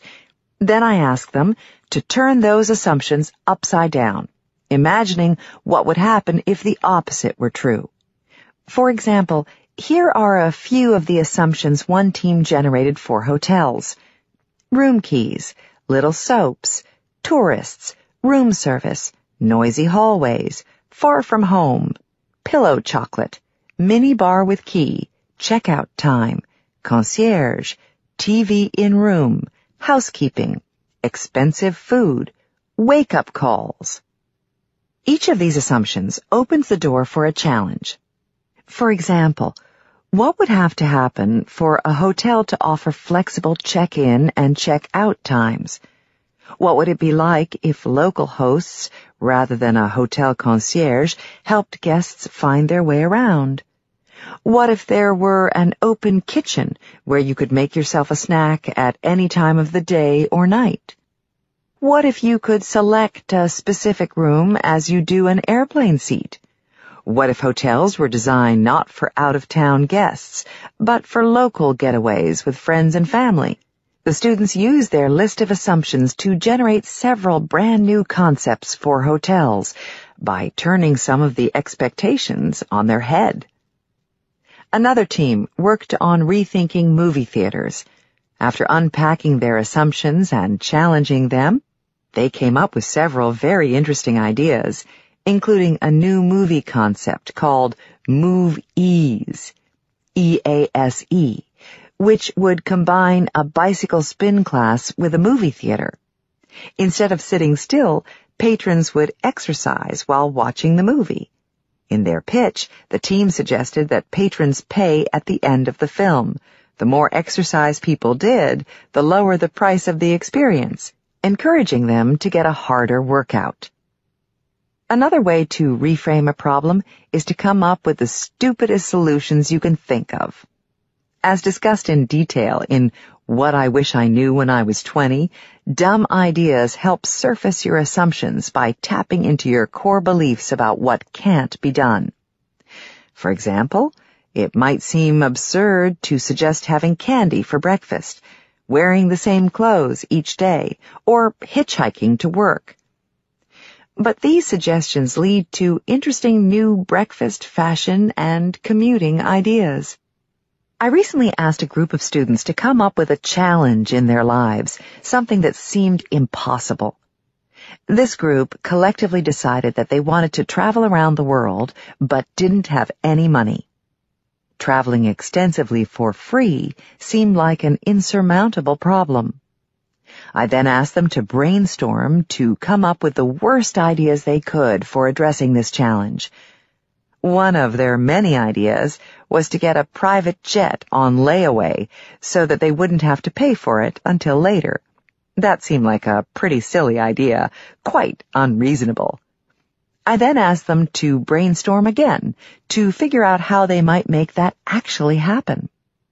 Lo and behold, within a few minutes, they had found a way that just might work. They decided to create a reality TV show in which a group of 20-year-old students travel around the world starting businesses in different countries. Each week, the program would showcase a different destination and a new venture designed to meet the needs of that local community. Viewers would get to see different areas of the world, learn about the local business environment, and watch how these young people attempted to launch a new business at each destination. To make this happen, they would find corporate sponsors at each destination. Once they looked at the challenge that way, the possibility of traveling around the world without a fortune to invest wasn't so far-fetched. Although they didn't pursue the idea, the students realized that looking at their problem from a new perspective had allowed fresh ideas to emerge. This type of reframing is another key to innovation. Let's see how this plays out in an entrepreneurial venture. Tristan Walker, CEO of Walker & Company, parlayed a personally difficult situation into a new company. Tristan grew up in the projects of New York City. Committed to making a better life for himself, he worked doggedly in school, making sure that he was always at the top of his class. His teachers and mentors noticed his dedication and provided Tristan with opportunities to get experience and a better education. He went to Stony Brook University, where he was the valedictorian, and then headed to Wall Street. When he was 19 years old, Tristan had a summer internship in finance at Lehman Brothers. The first day of work, he took a tour of the stock trading floor, along with 100 other interns. As he walked into the room, a trader shouted at Tristan, "Get that shit off your face!" He went home to contemplate his dilemma. As a black man, he had a big problem with shaving his curly facial hair, and therefore often had a day or two's beard growth. This problem was not unique to him. Today's razors have several blades, and they're designed to pull the facial hair up and actually cut the hair below the skin, resulting in a very close and smooth shave. For men with coarse, curly hair, this is a problem. The hair is cut below the skin as intended, but when it grows back, it doesn't grow straight, but curly. The result is hair poking into the skin from beneath, leading to bumps and discomfort. For a self-conscious young man, this wasn't just uncomfortable, but painfully embarrassing. Tristan went to the drugstore to see if he could find a shaving solution. The only options clearly made for black men were buried on the bottom shelf and covered in dust. The photo on the box was of an old black man, and it wasn't clear how the product was to be used. It didn't appear that this product was for him either. So Tristan purchased a multi-blade razor, which took care of the beard, but left him with the inevitable irritated bumps all over his face. This dilemma stuck with Tristan as he moved through his career, leaving Wall Street for Stanford Business School, Twitter, Foursquare, and then, as an entrepreneur in residence, Andreessen Horowitz. His goal as an entrepreneur in residence was to identify a new business to launch. 10 years after his embarrassing encounter on the trading floor, he decided to reframe the dilemma that had vexed him for years. Instead of looking at his challenging facial hair as a problem, how could it be opened up as an opportunity? This new perspective led to his latest venture. Tristan launched Walker & Company with the goal of making health and beauty easier for people of color. With intense focus, Tristan and his team took on the challenge with fresh eyes, creating an entire shaving system, including shaving brushes, blades, and lotions, as well as educational materials that show how and why they're used. Tristan's venture was launched a decade after he initially encountered the problem. This is not unusual. It often requires years of preparation and incubation to set the stage for reframing a problem to find an effective solution. Each situation in our lives can be viewed with different frames. A wonderful short story told by Benjamin Zander and Rosamund Stone Zander in their book, The Art of Possibility, sums this up. A shoe factory sends 2 marketing scouts to a region of Africa to study the prospects for expanding business. The first scout sends a telegram back to the factory saying, "Situation hopeless. No one wears shoes." But the second sends the triumphant message, "Glorious business opportunity. They have no shoes." We each experience the world with a set of assumptions that are derived from our past experiences and current state of mind. By questioning those assumptions, seeing challenges as opportunities, and being willing to shift our perspective, we can unlock innovative ideas that are new in the world. We've now traveled the path of the invention cycle, from imagination to creativity to innovation. Along the way, we've explored how one's attitudes, envisioning, motivation, and focus, and actions, engage, experiment, and reframe, unfold, revealing opportunities, insights, and fresh ideas. Each stage builds upon the one before, creating sturdy scaffolding that can be scaled time and time again. We now move on to entrepreneurship, where we apply these skills, bringing our ideas to fruition. Projects. 1. Practice homuncular flexibility by learning to write or brush your teeth with your non-dominant hand. 2. Pick something in your everyday life that you don't enjoy and find a way to make it enjoyable. Think of ways that you could look at the situation differently and specific things you could do to change the experience. 3. Look at the goals you have for yourself and come up with a list of crazy ways in which you could accomplish them. Figure out how you might make those ideas work in reality. Part 4. Entrepreneurship. Persist and inspire. Several years ago, I was working with colleagues at the Universidad de Desarrollo and Universidad Católica in Chile. We were crafting ways to ramp up entrepreneurship education at both schools and in the country as a whole, and challenged ourselves to come up with something so bold that it would light a huge fire of enthusiasm.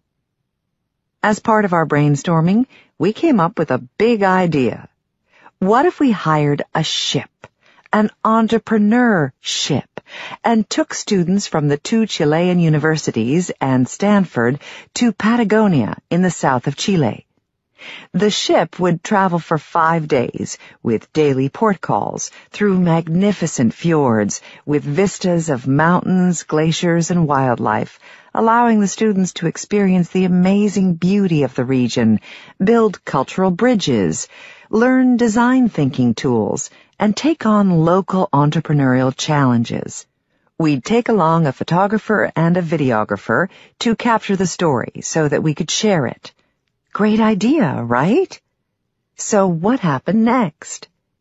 We started pitching the idea to university administrators, companies in Chile that operate ships in Patagonia, groups that might have local challenges for the students to take on, organizations that might be amenable to funding the effort, reporters we wanted to cover the story, and students in both Chile and California. The effort took several years as we built support for the initiative, raised funds, gathered potential projects for the students, and put all the logistics in place. Finally, it was time to select the students. At Stanford, we invited those who were interested to gather for a group interview. We set up a large tub of water with a fan at one end, simulating the fierce winds of Patagonia. Teams of students had to build a boat in 10 minutes out of materials on hand, such as aluminum foil, rubber bands, and tape. The ship had to navigate from one end of the tub to the other while carrying a load of pennies. This short exercise quickly revealed the best team players, as well as those who were eager to dive right in. In March 2013, over Stanford spring break, 20 Stanford students, 40 Chilean students, and a dozen faculty members from Stanford, Universidad del Desarrollo, and Universidad Católica set sail. Each day there were lectures and workshops on creative problem solving, sessions about the local environment, and shore excursions to experience Patagonia. Together, on cross-cultural teams, the students tackled challenges, such as how to improve a local town economy, promote ecotourism in Patagonia, improve primary school education in the region, and build more bridges between Chile and California. It was remarkable to see this idea finally come to life. This was an entrepreneurial undertaking, an act of creation, going from nothing to something. It was built on the premise that you can accomplish much more than is imaginable, with much less than seems possible. This process requires deep-seated persistence and the ability to mobilize others, both of which are discussed in the following chapters. Chapter 7. Persist. What floats your boat?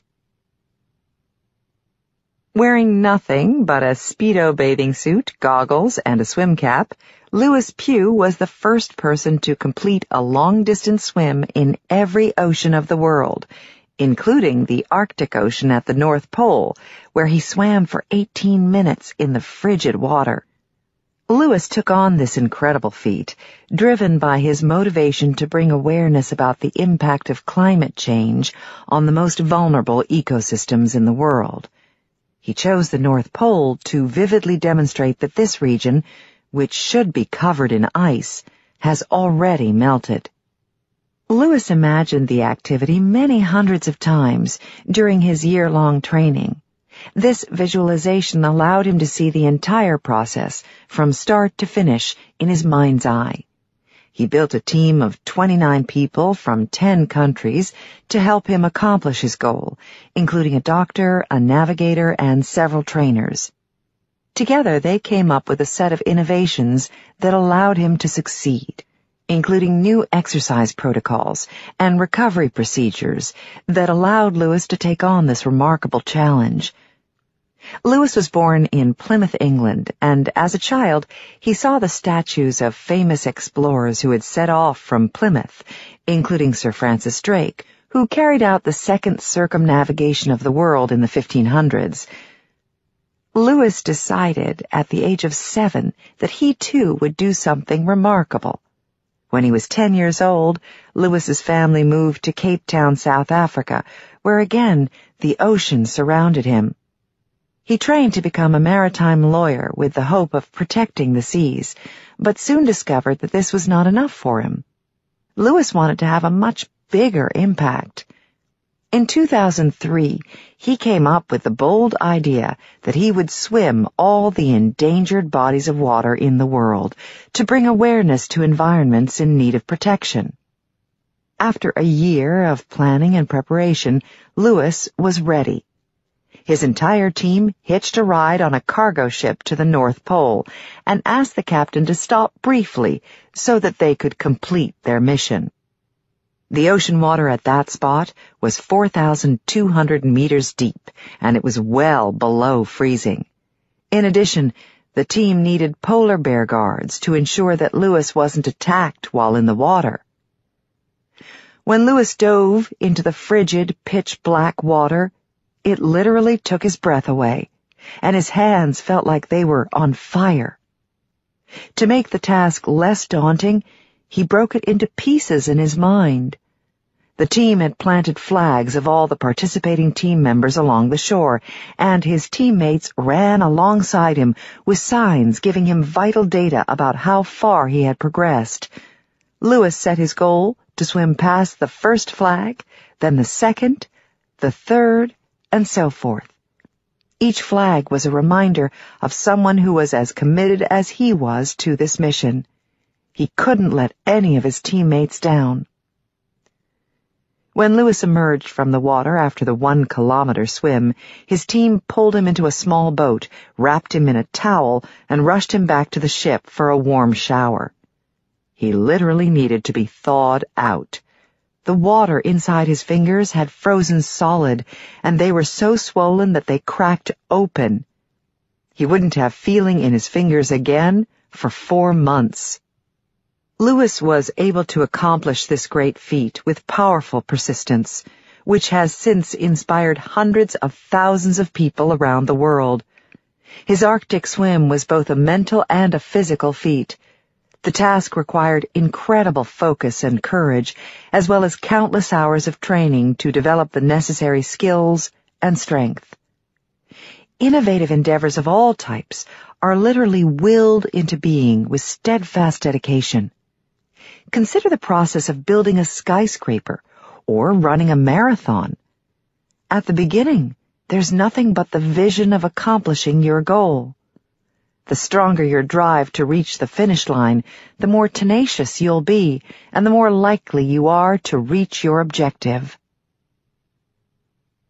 As with any skill, starting with small steps, you can practice building your mental stamina. I do this in my classes by giving students challenges that require them to stretch in ways they haven't tried before.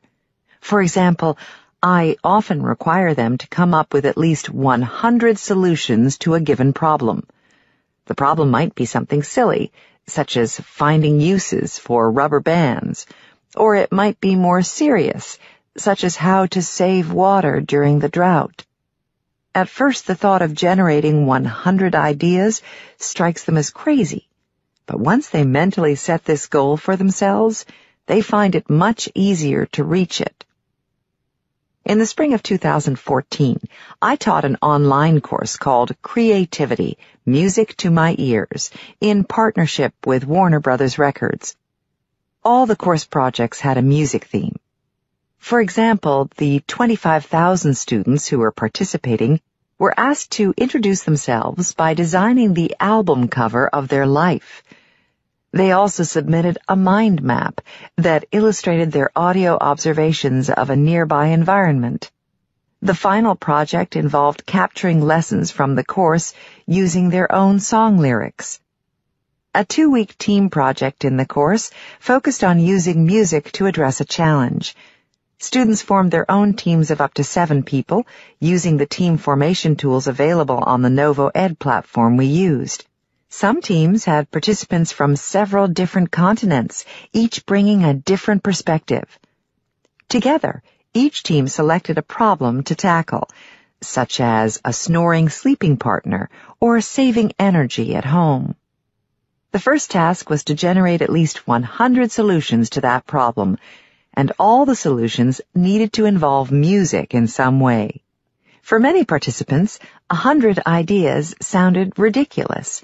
In fact, some thought this must have been a typo. Several wrote on the class blog, "Tina must have meant 10 ideas. 100 ideas is just too hard." "That's the point," I responded. "Innovation is hard work. It takes persistence to generate unique ideas." Once they understood that the process was supposed to be hard, most teams buckled down, pushed through the pain, and came up with the required number of solutions to the problem they'd chosen. The students discovered that the most interesting ideas often bubbled up after they thought all possibilities had been exhausted. For example, after pushing through obvious solutions, such as playing music to drown out the snoring, one team came up with the idea for a face mask that translates loud snoring into calming music. And the team working on saving energy at home came up with the idea for a house that plays music that reflects the energy usage. When the house is happy, with low energy consumption, the music in the background communicates this without residents having to look at computer monitors. When the house is unhappy, the music reflects this, too.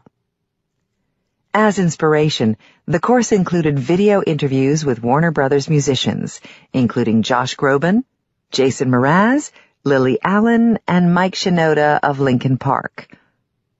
A unifying theme in their comments was how hard these artists work, both during the creative process and in bringing their songs to their fans. A tiny fraction of their songs are born fully formed. Most take months to craft. The artists and their colleagues endlessly rewrite the music and the lyrics. As Josh Groban said, "A good day is when you go in and walk out hearing what you wanted to hear. A great day is when you walk out hearing what you never knew you wanted." He acknowledged that this happens only after hours of focused effort, during which the creative team pushes past barriers to come up with something really innovative.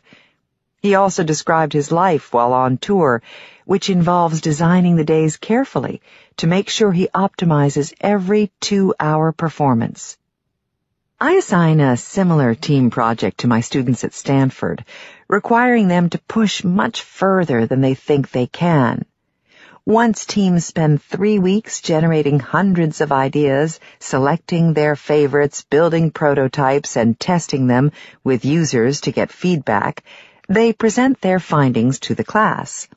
Afterward, I tell them that they will now start the project all over again.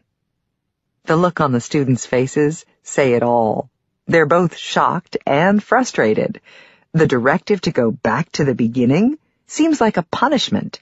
Their frustration melts into acceptance, however, when they realize that this new assignment is actually an opportunity.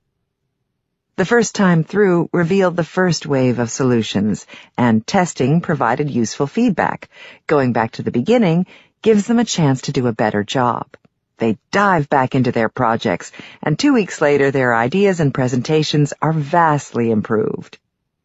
By the end of the second round of work, the students' acceptance transforms into appreciation. Deep down, they knew they hadn't pushed far enough the first time, and that there was much room for improvement in their ideas, prototypes, and presentations.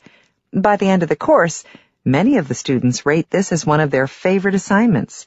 They report that they've learned the importance of pushing past the point when they thought they were done, in order to persist and deliver their best work.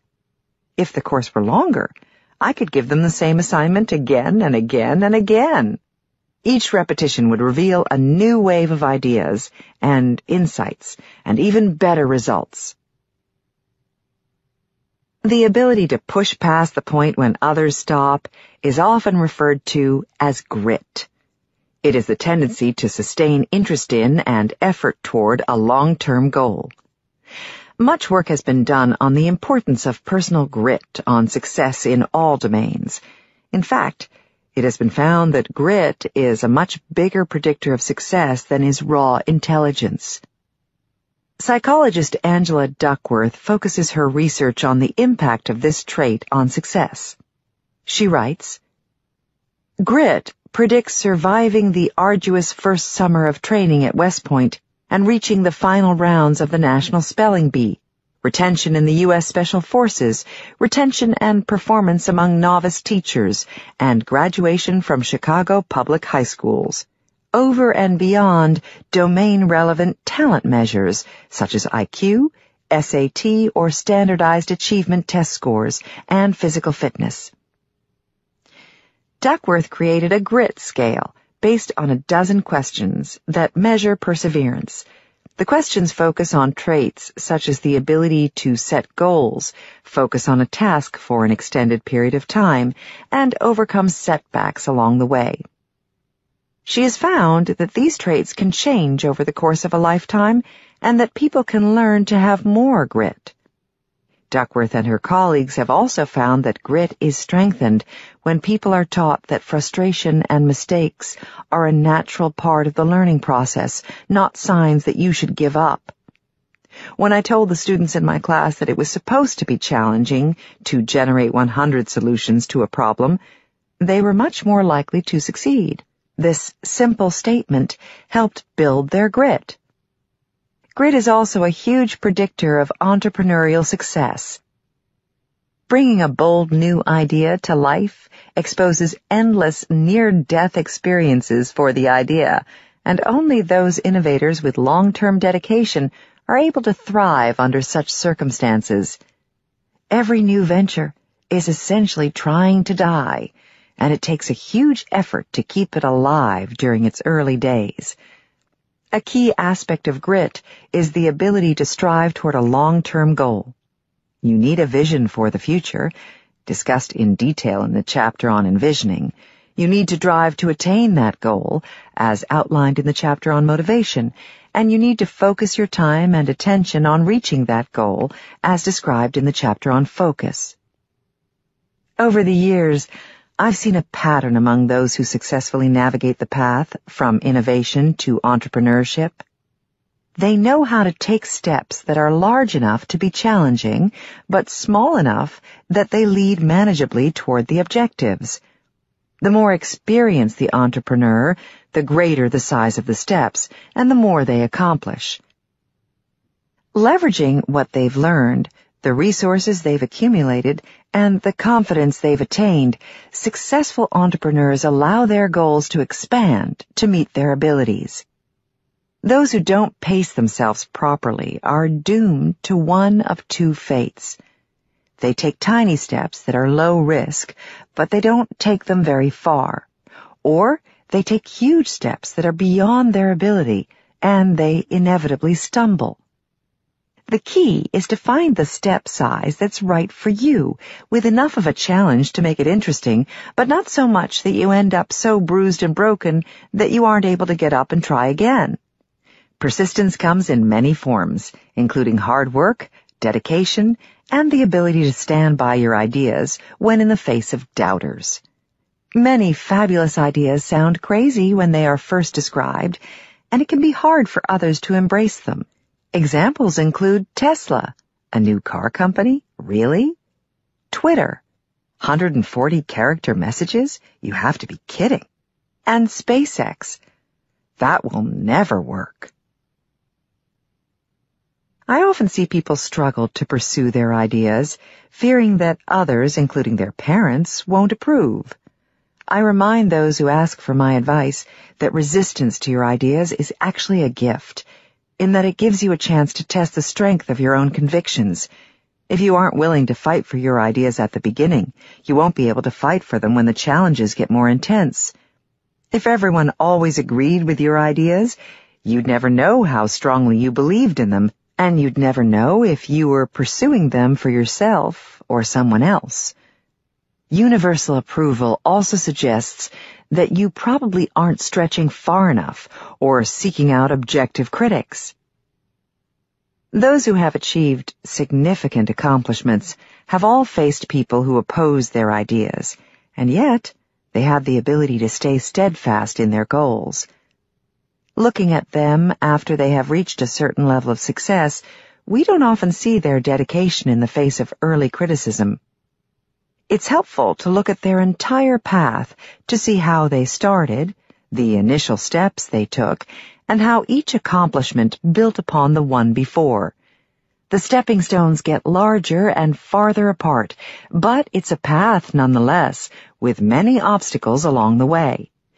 Richard Branson provides a compelling example. As founder of Virgin Group, which holds more than 400 companies, Branson began his entrepreneurial career with small endeavors, and with each success, he stretched himself further. Branson started with a student magazine, then added a mail-order record business.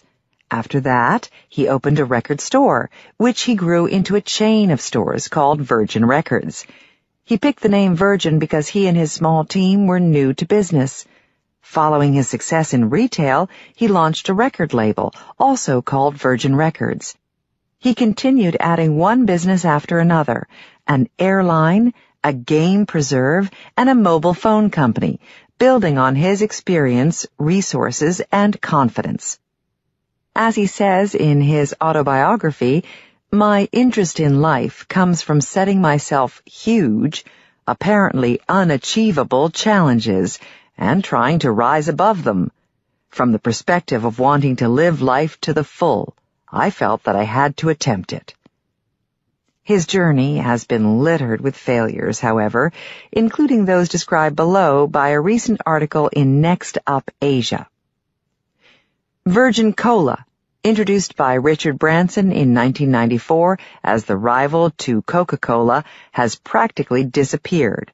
Virgin Clothes, launched on the stock exchange in 1996, folded with losses to shareholders after debuting with promising new trends in providing more edgy wardrobe to the young.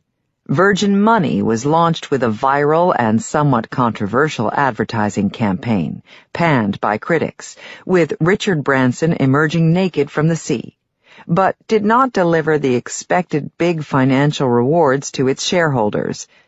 Then came Virgin Vi, Virgin Vision, Virgin Vodka, Virgin Wine, Virgin Jeans, Virgin Brides, Virgin Cosmetics, and Virgin Cars. Branson says, "The challenge is to follow through on a great idea. If you've got a great idea, you need to just give it a try. And if you fall flat on your face, pick yourself up and try again. Learn from your mistakes. And remember, you've got to go make a real difference in people's lives if you're going to be successful." The quest to do something remarkable mandates leveraging the resources around you. But what are they? The first resource most people consider is money. Yes, that is necessary, but it is far from sufficient. In my classes, I have my students list all the resources they have, and to share that information with the class. It soon becomes clear that we have a great deal that we don't consciously value. For example, consider the internet, a working car, a cell phone, friends and family, and good health. This is the tip of the iceberg. We all have many resources that we can leverage to accomplish our goals. Even in the poorest parts of the world, there are resources. Consider refugees in Uganda who have practically nothing. Muhammad Osman Ali, a 32-year-old Somali refugee, started a business by cobbling together parts for a video game player and powering it with a diesel generator. He rents out time on this makeshift arcade to other refugees in 10-minute blocks. After escaping the war in Somalia in the back of a truck 5 years ago, after most of his family members were killed, Ali started the arcade and used the profits to open an adjoining store, which his wife manages. The store sells supplies such as paint, nails, and clothing. His success comes from leveraging the resources around him, though they are meager by any standards. Keep in mind that there is a flip side to persistence. We can push ourselves so hard that we harm ourselves physically or mentally. I've experienced this. Here is my story. I'm incredibly fortunate to have a stimulating job, wonderful colleagues, and inspiring students. The possibilities in this environment are endless. As a result, every day I push myself to squeeze all the juice out of every opportunity. And over the years, I have been rewarded for my high level of engagement. On October 6, 2014, I found myself at the San Francisco airport on my way to Norway. This trip came on the heels of a whirlwind trip to New York City, where I'd barely slept because the hotel was so noisy. My new destination was the Arctic Circle, where I was to run a workshop for a group of young entrepreneurs. As I waited for the flight, I had the sudden conviction that I shouldn't get on the plane. I was completely exhausted and feared that this trip would take me to my knees. A colleague with whom I was traveling, and to whom I expressed my reservations, looked at me with surprise. Was I really going to bail on this trip? Of course not. I got on the plane. When I got to Norway, after 3 long flights, my colleague and I delivered the workshop and made the long journey home. Due to jet lag, I hadn't slept in days and was totally drained.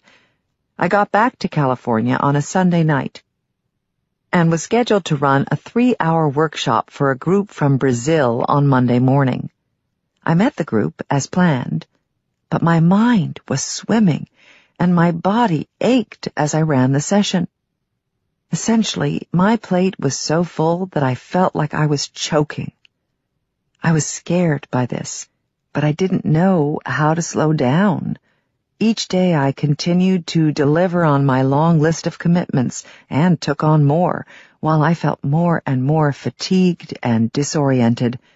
Fighting off daily panic attacks, I desperately tried to keep my heart rate under control. On October 30th, I was to run a workshop on creative problem solving that I had volunteered to lead at San Quentin Prison. My husband Mike went with me. Before the session started, I turned to Mike and said, "I'm really sick." He asked if we should leave, but I said no. I wanted to run the workshop, and I gave it all I had. On the way home, I started having severe heart palpitations, and I couldn't breathe. I asked Mike to take me to the hospital. We raced down the highway to the Stanford Hospital emergency room, where doctors did endless tests, including an X-ray, an ultrasound, a CT scan, and blood tests. There was nothing wrong with me, they concluded, except that my heart was racing out of control and my blood pressure was through the roof. At 2 a.m, they released me. The next day I stayed home in the morning, but insisted on going to work for a long-planned meeting with my colleagues in the afternoon. The following day was Saturday.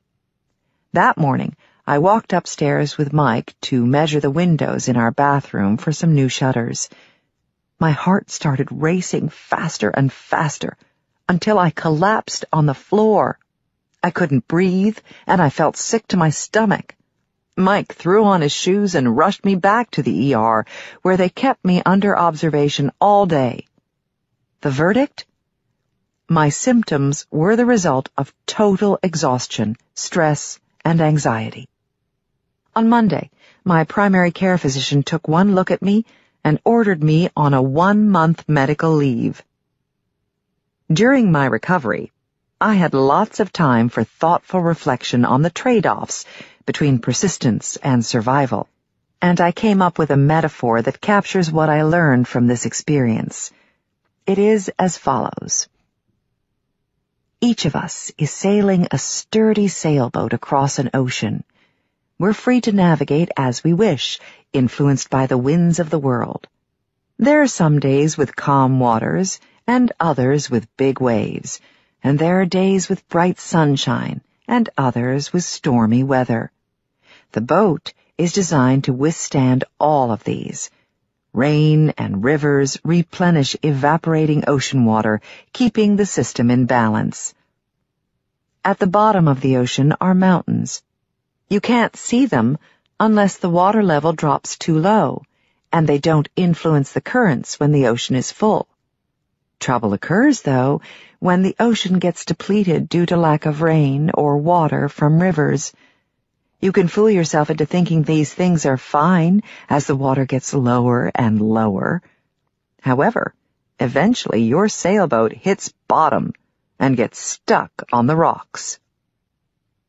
The water is your reserves, and the mountains are your weakest links.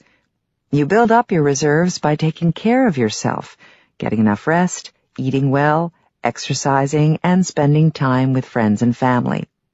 The mountains represent the first things that happen when you get stressed, including anxiety, stomach aches, sleeplessness, headaches, or a sore throat.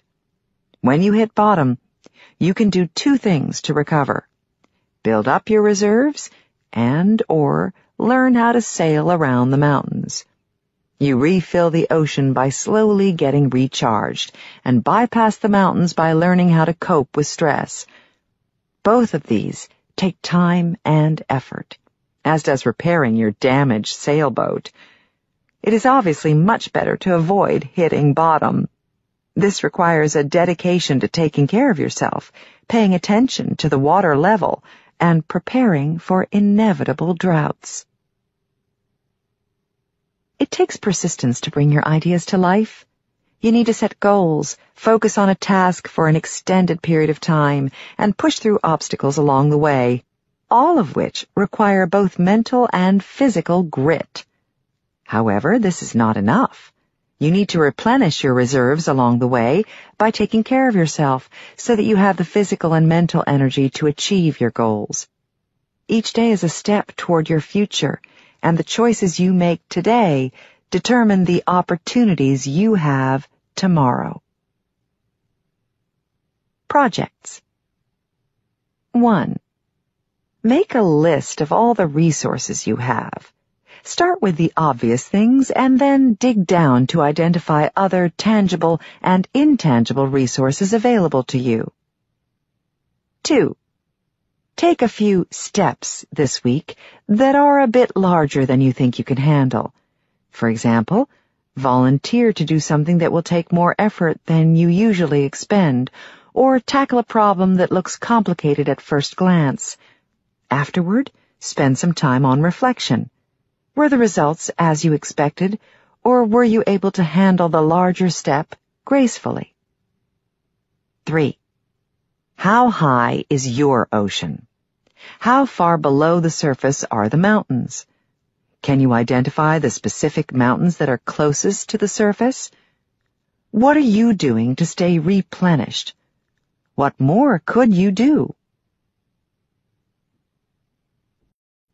Chapter 8. Inspire. Tell me a story. Most significant accomplishments are like barn raisings. You can't do them yourself. They require a collection of individuals who are dedicated to the success of the project. Therefore, if you want to accomplish something of merit, you need to find ways to magnify your impact by influencing others to support your efforts. This involves encouraging others to join your team, fund your work, use your products, and spread the word. This is equally true for artists, musicians, chefs, technology innovators, and other entrepreneurs who want to reach a broader audience. There are several helpful models that describe how people inspire others to join their cause, amplifying their reach. Each provides a different perspective on recruiting others to help you reach your objectives. The first, developed by Liz Wiseman and Greg McEwen, focus on multipliers, people who enhance the creativity and productivity of their organization. Multipliers are those who attract terrific talent by creating an environment that motivates others to do their best work. They do this by providing bold challenges that stretch others' imagination, creating a culture of constructive debate, and giving ownership and credit to those who contribute.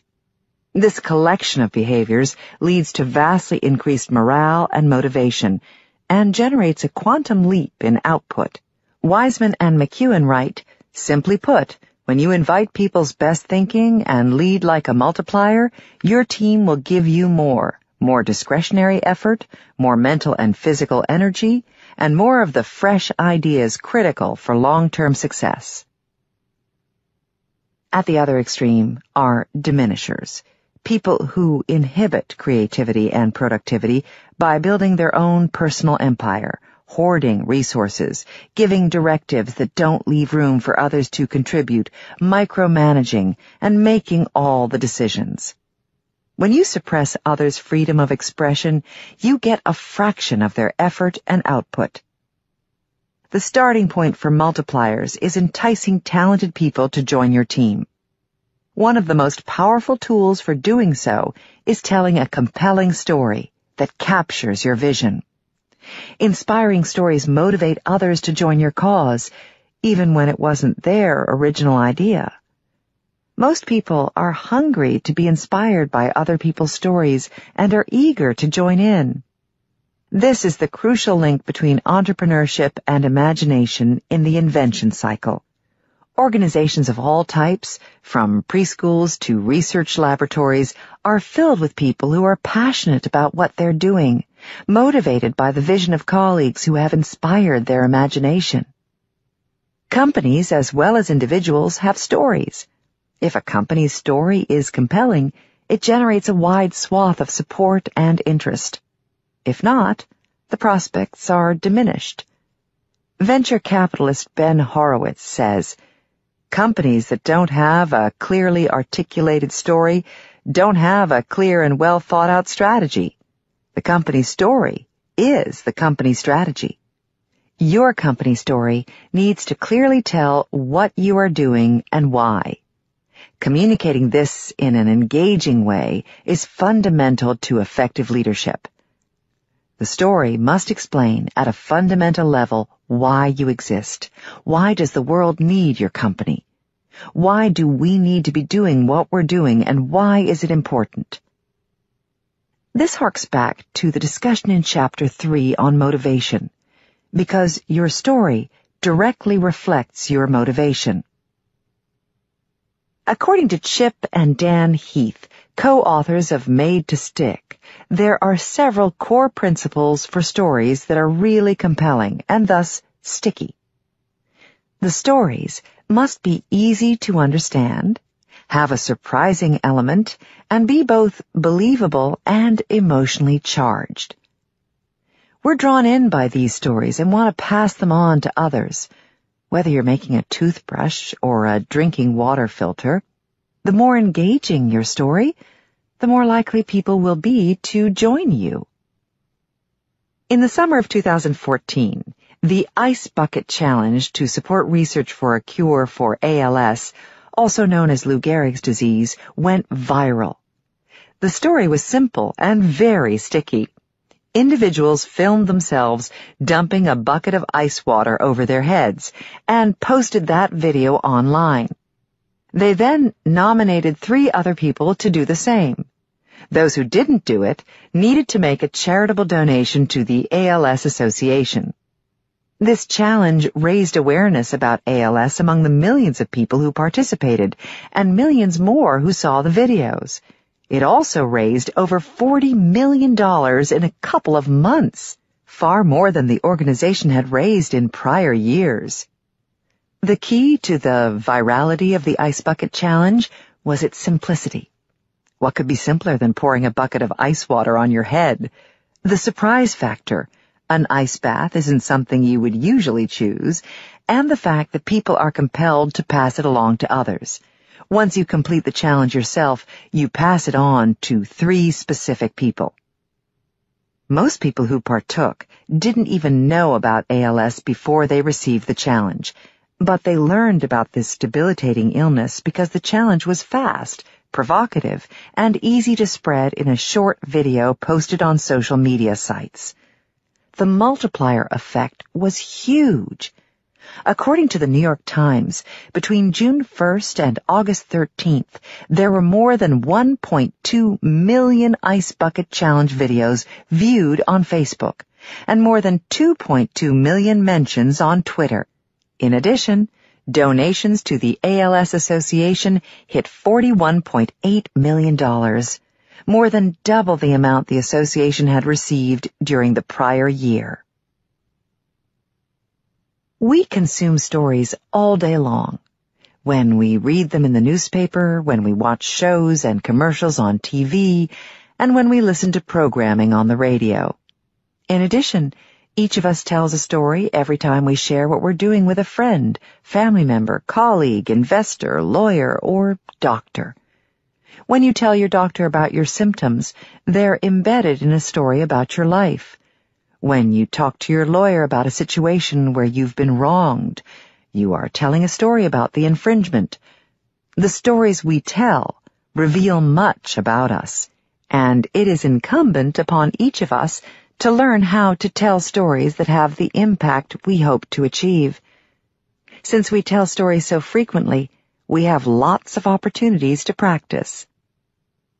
A case in point. When I interview job candidates, I always begin by asking them to tell me their story.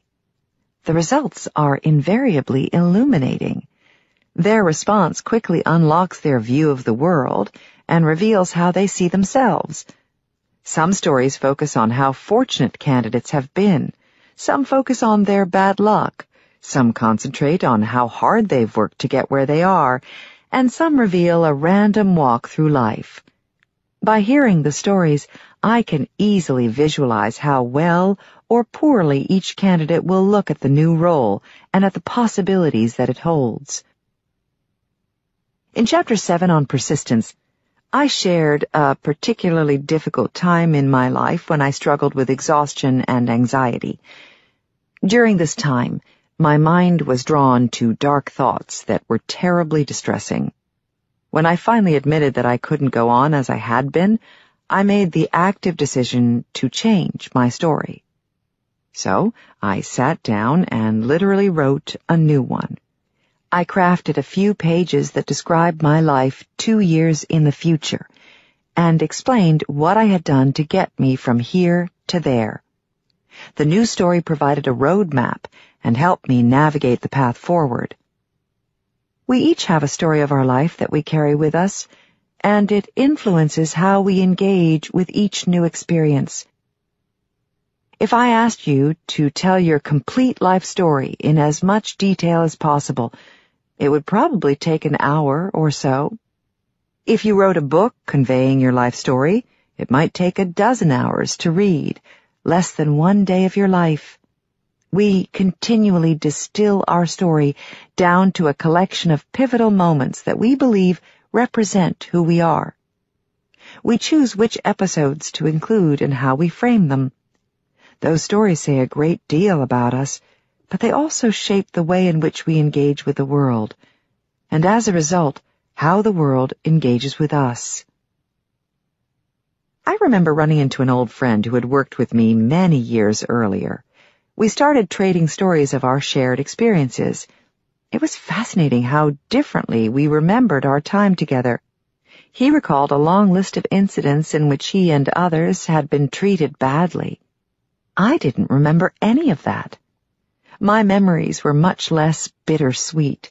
I found humor in some of the scenarios that he still found terribly frustrating. If you didn't know that we'd worked in the same company, you'd never have guessed it from our recollections. The two of us clearly have very different ways of looking at the world, as evidenced by the completely different stories we told of that earlier time. The same is true in families. Each child experiences things differently. The siblings essentially living parallel childhoods in the same house. Our varying perspectives determine which stories we tell. By deliberately shifting our frame of reference, we can see completely different things in real time and in retrospect. This draws upon the skills discussed in Chapter 6 on reframing. Neuroscientist David Eagleman has written a book called Some, in which each chapter describes a fanciful version of what happens after we die. In the particularly provocative final chapter, He describes a scenario in which we finally see our entire life clearly. Or so we think, when we get to the end of our lives. Then after we die, we see our life again, in reverse. This time, we realize that everything we believed was in fact incorrect. When we see our journey from a different perspective, from the end to the beginning, each episode looks completely different. This is similar to the Christopher Nolan film Memento, in which one of the characters has no long-term memory. The story plays out backward to create a similar feeling in the audience. As earlier scenes are revealed, the audience realizes that their interpretations of what happened before are all wrong. Both of these tales remind us that we're always interpreting everything and continually composing a story that holds our interpretations together. An effective story always leaves room for the person who is consuming it. There has to be enough detail to make the narrative compelling, but not so much that it squeezes out the audience. Effective fiction stories, music, and art leave room for readers, listeners, and viewers to fill in the gaps with their imagination. When companies recruit new employees, the stories recruiters tell need to leave room for job candidates to make important contributions. In a discussion I had with John Hennessy, president of Stanford University, he said that the most effective initiatives at the university are not born fully formed, but leave room for others to add their ideas. The basic vision is set, but the initiative can be molded by those who join the team. This resonates with Wiseman and McEwen's concept of multipliers. They leave space for others to contribute. In my classes, students are required to share their work using various storytelling techniques. They learn how to use a variety of frameworks that provide a structure for a story, which makes their presentations much more meaningful to the audience. No matter how innovative their ideas, if those ideas aren't presented in a compelling way, nobody will care. That's why advertisers use stories to sell products. We are drawn in by the narrative, which attracts us to the product. A great example comes from Skype, which developed the strategy of telling user stories to build awareness and passion for the product. David Auker, marketing expert, describes the goal and the impact of those stories. Here's one example. Erin Van Ort, a nurse on a mission in a poverty-stricken village in rural Guatemala, came across Henri Rivera, a deaf 7-year-old boy with a bright smile. Against all odds, she enlisted an ear surgeon, the director of Ray of Hope Medical Mission, a device maker at Advanced Bionics, and others to give Henri, who had never even had a medical checkup, a chance at hearing. After the operation, Henri waved to his Skype-connected parents on the other end of a laptop screen and for the first time heard them speak. Erin burst into tears of happiness. This story was shared as part of a new Skype program called Build User Love. The company uses formal training sessions and newsletters to teach employees to recognize effective stories and how to create them to spread the word about the impact of their product. Even when giving a formal talk, such as a PhD defense or a business pitch, it's powerful to use a story to engage your audience and inspire them to take action, whether it's signing off on your graduate thesis or offering a term sheet. All successful stories begin with a compelling hook that engages the emotions of the audience. The hook can be a provocative question, a quote, or a joke that sets the stage for the rest of the story. Each story also needs a structure, just as a house does. Famous author Kurt Vonnegut describes several different story shapes and provides examples of books and movies that use each structure. We're very tuned to these structures, which engage our emotions along the way. The following are a few of the story shapes described by Vonnegut. Man in Hole. The main character gets into trouble, then gets out of it again, and ends up better off for the experience. Arsenic and Old Lace. Harold and Kumar go to White Castle. Boy Meets Girl. The main character comes across something wonderful, gets it, loses it, then gets it back forever. Jane Eyre. Eternal Sunshine of the Spotless Mind. From Bad to Worse. The main character starts off poorly, then gets continually worse with no hope for improvement. The Metamorphosis. The Twilight Zone. Which Way is Up?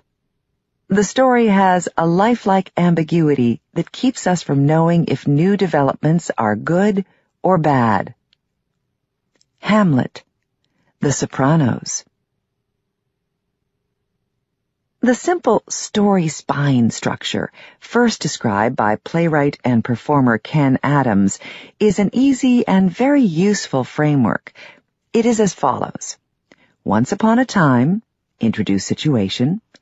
Every day, add details. But one day, something that breaks the routine.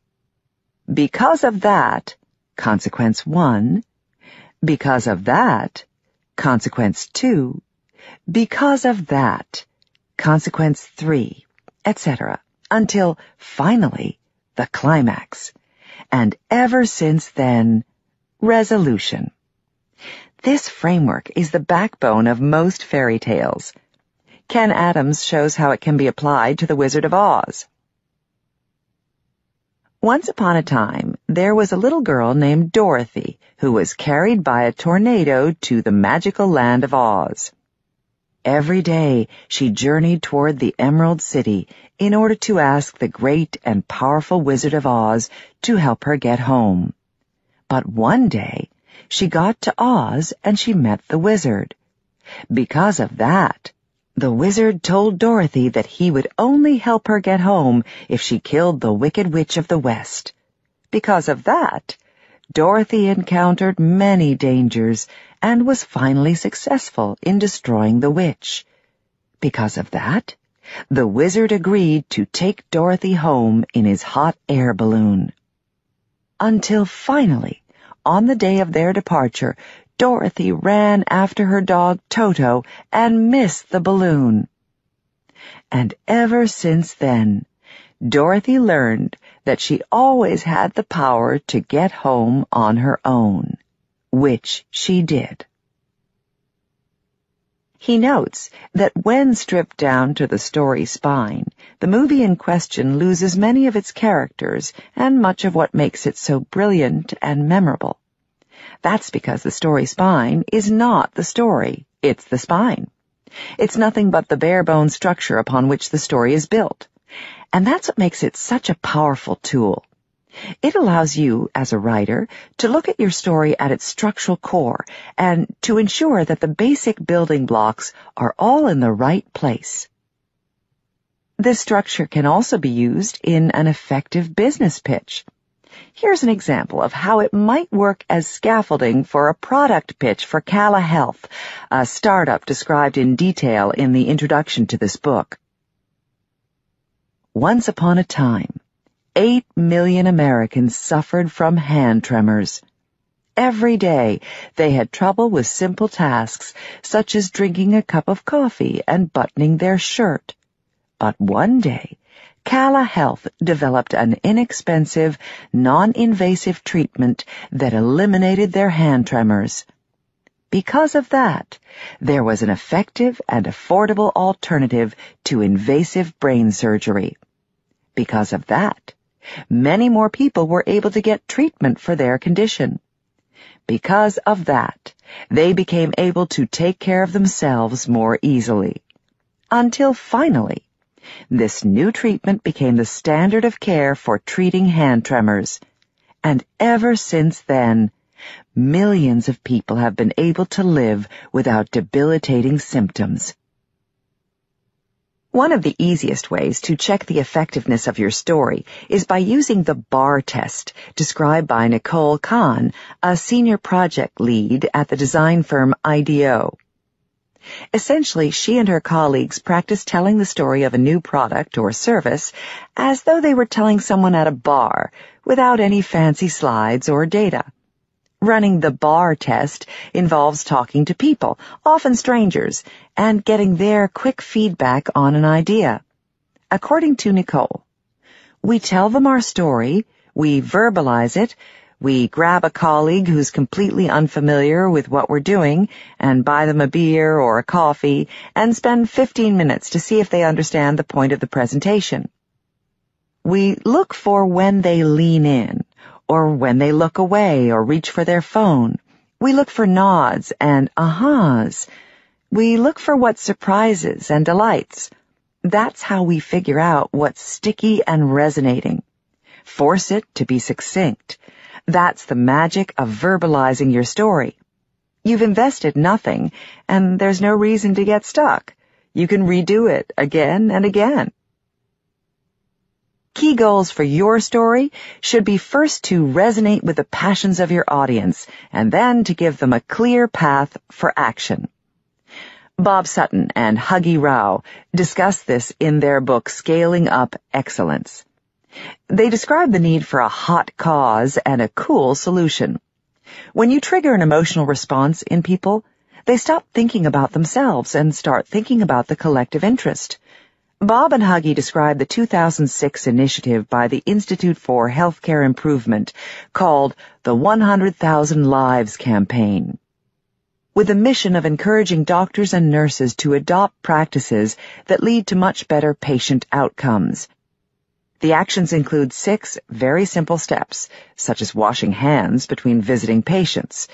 To launch the campaign, the leaders of the initiative held a conference with 4,000 members of the medical community.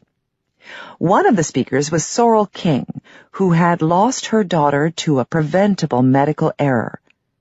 Her impassioned plea to never let this happen again ignited the audience's enthusiasm and mobilized them to adopt the 6 simple practices. This, in turn, saved over 100,000 lives. This is an example of a hot cause, saving lives, followed by a cool solution: washing hands. In his book, Influence, the Psychology of Persuasion, Robert Cialdini outlines 6 approaches for infecting others with your ideas: reciprocity, consistency, social proof, liking, authority, and scarcity. Let's look at an example to see how an effective leader employs these tools to influence others and to engage them in an important cause. I've selected an example close to home, where I have access to seeing this influence at work. The Stanford Technology Ventures program took on a big challenge in 2011. Supported by the National Science Foundation, STVP was charged with infusing innovation and entrepreneurial thinking into engineering education across the United States. The new initiative was to be called Epicenter, National Center for Engineering Pathways to Innovation. With an ambitious goal, a collection of academic directors who had not worked together before, and a team that was spread across the country, the project got off to a rocky start. There were so many points of view and personality differences that it was nearly impossible to get everyone on the same page. In fact, the project was at serious risk of failing during the first year. With so much to gain if successful, and so much to lose if not, the team had a pressing need to become aligned, engaged, mobilized, and headed in the same direction. Essentially, the Epicenter needed an entrepreneurial leader to inspire others to share and execute a consistent vision and plan. Tom Byers, Epicenter director, stepped up to the task. Working with the project's nonprofit partner, VentureWell, and its CEO, Phil Weilerstein, Tom consciously drew upon Cialdini's framework for guidance on how to harness the diverse talents of those on the entire team. He started with consistency, asking everyone to publicly commit to delivering specific contributions to the project. Public commitments result in much higher follow-through rates. Tom made sure that everyone agreed to a clear set of goals and deliverables. Tom then used reciprocity, reaching out to help others on the team become successful. He listened to each person's requests and concerns, and found ways to get each person what he or she needed. In turn, team members felt obliged to help Tom when he reached out for a favor. Tom modeled the behavior that he wanted others to mirror. This provided social proof that the behavior was both acceptable and expected. He demonstrated the type of communications he wanted from the team and modeled giving frequent positive feedback for projects that were completed well and on time. The fourth Cialdini principle Tom used is liking. People are much more willing to follow those that they admire and trust. Tom built a personal relationship with each person on the team, learning each of his or her motivations and special needs. As the principal investigator on the project, Tom knew that he had the mandate to tell people what to do. He used this tool, authority, as a last resort, but everyone knew that he had this power if he wanted to use it. Tom used scarcity by making it clear that there were limited funds for each of the epicenter initiatives. We are drawn to things that are in short supply, such as the last ticket to a concert or a special offer that will soon expire. Each team had to convince the others that their project was deserving of funds. By arguing on their own behalf for the resources, they bolstered their commitment to their respective projects. Inspiring others to act is not about getting people to do the things you want them to do, but motivating them to want to do those things. To that end, we can supplement Cialdini's 6 tools with presence, warmth, and power, described by Olivia Fox-Cabane in her book The Charisma Myth. Presence, Olivia says, is the core of charisma. We all recognize when we're with someone who is distracted and clearly not present.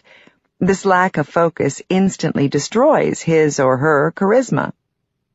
Think of how you feel when someone looks at his or her cell phone in the middle of a conversation, or glances over your shoulder to see if there's someone more important in the room. Those with presence never do such things.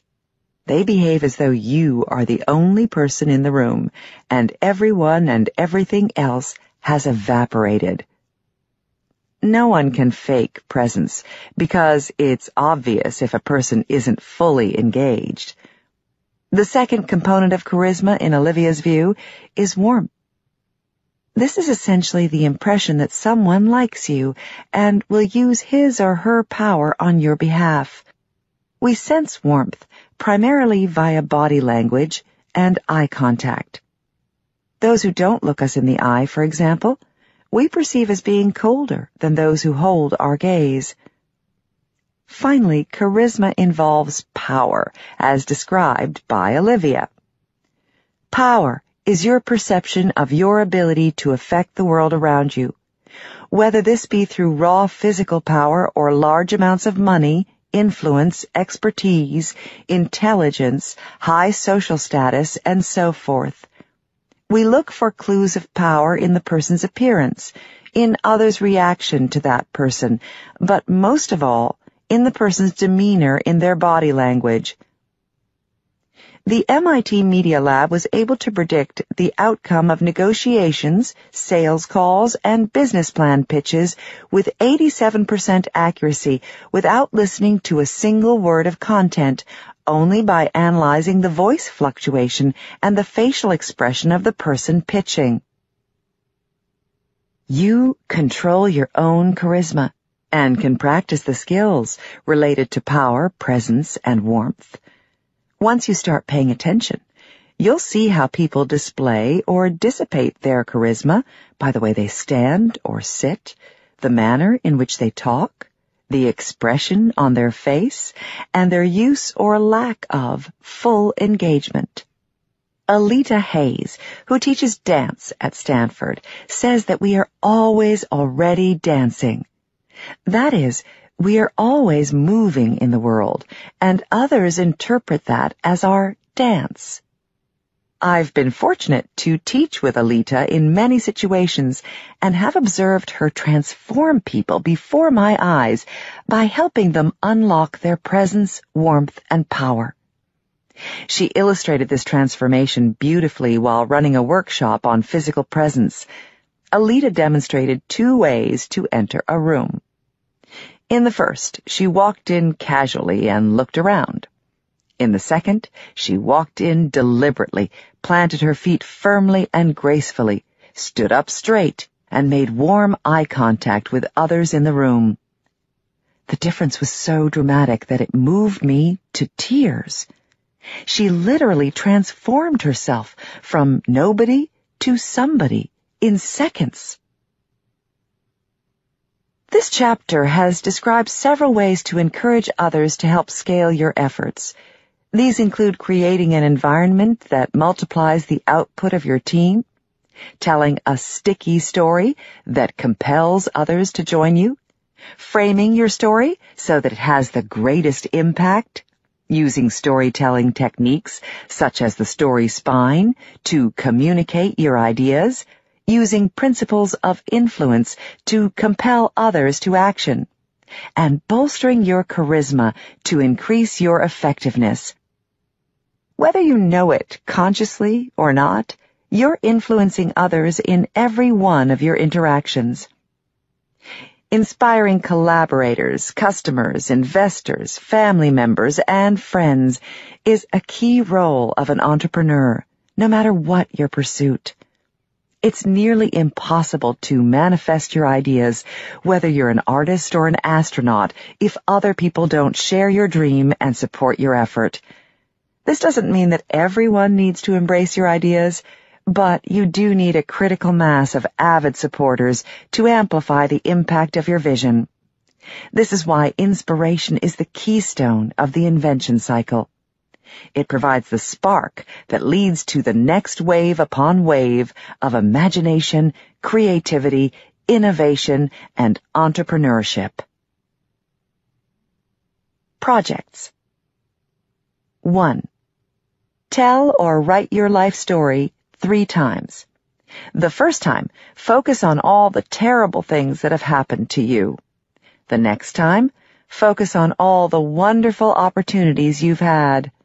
And the third time, tell your story as a comedian would, finding the humor in every episode. 2. Use the story spine framework to tell several stories. Practice presenting these stories to your friends, family, and/or colleagues. 3. Consider your own presence, warmth, and power.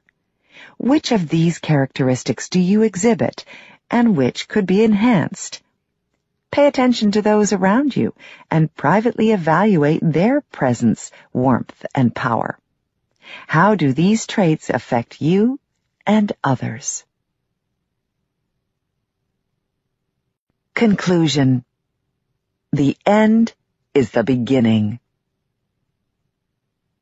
After dozens of interviews with successful entrepreneurs across a wide range of disciplines, I've seen the invention cycle play out again and again. The stages take differing amounts of time depending upon the problem that's being addressed, but the pattern is consistent. Among others, I shared the invention cycle model with Sal Khan, founder of the online Khan Academy, and he agreed that this was the path he had followed as he built his venture. In 2004, Sal worked in Boston as a financial analyst for a hedge fund. His young cousin in New Orleans was struggling in math, so he started tutoring her remotely over the phone. A year into this, Sal began making math practice software for her, which he shared with all his other cousins who were also eager to take advantage of his free tutoring. A year later, he started making short videos, which he posted on YouTube to complement the math software. His cousins found them incredibly useful, as did many others who just happened to find them.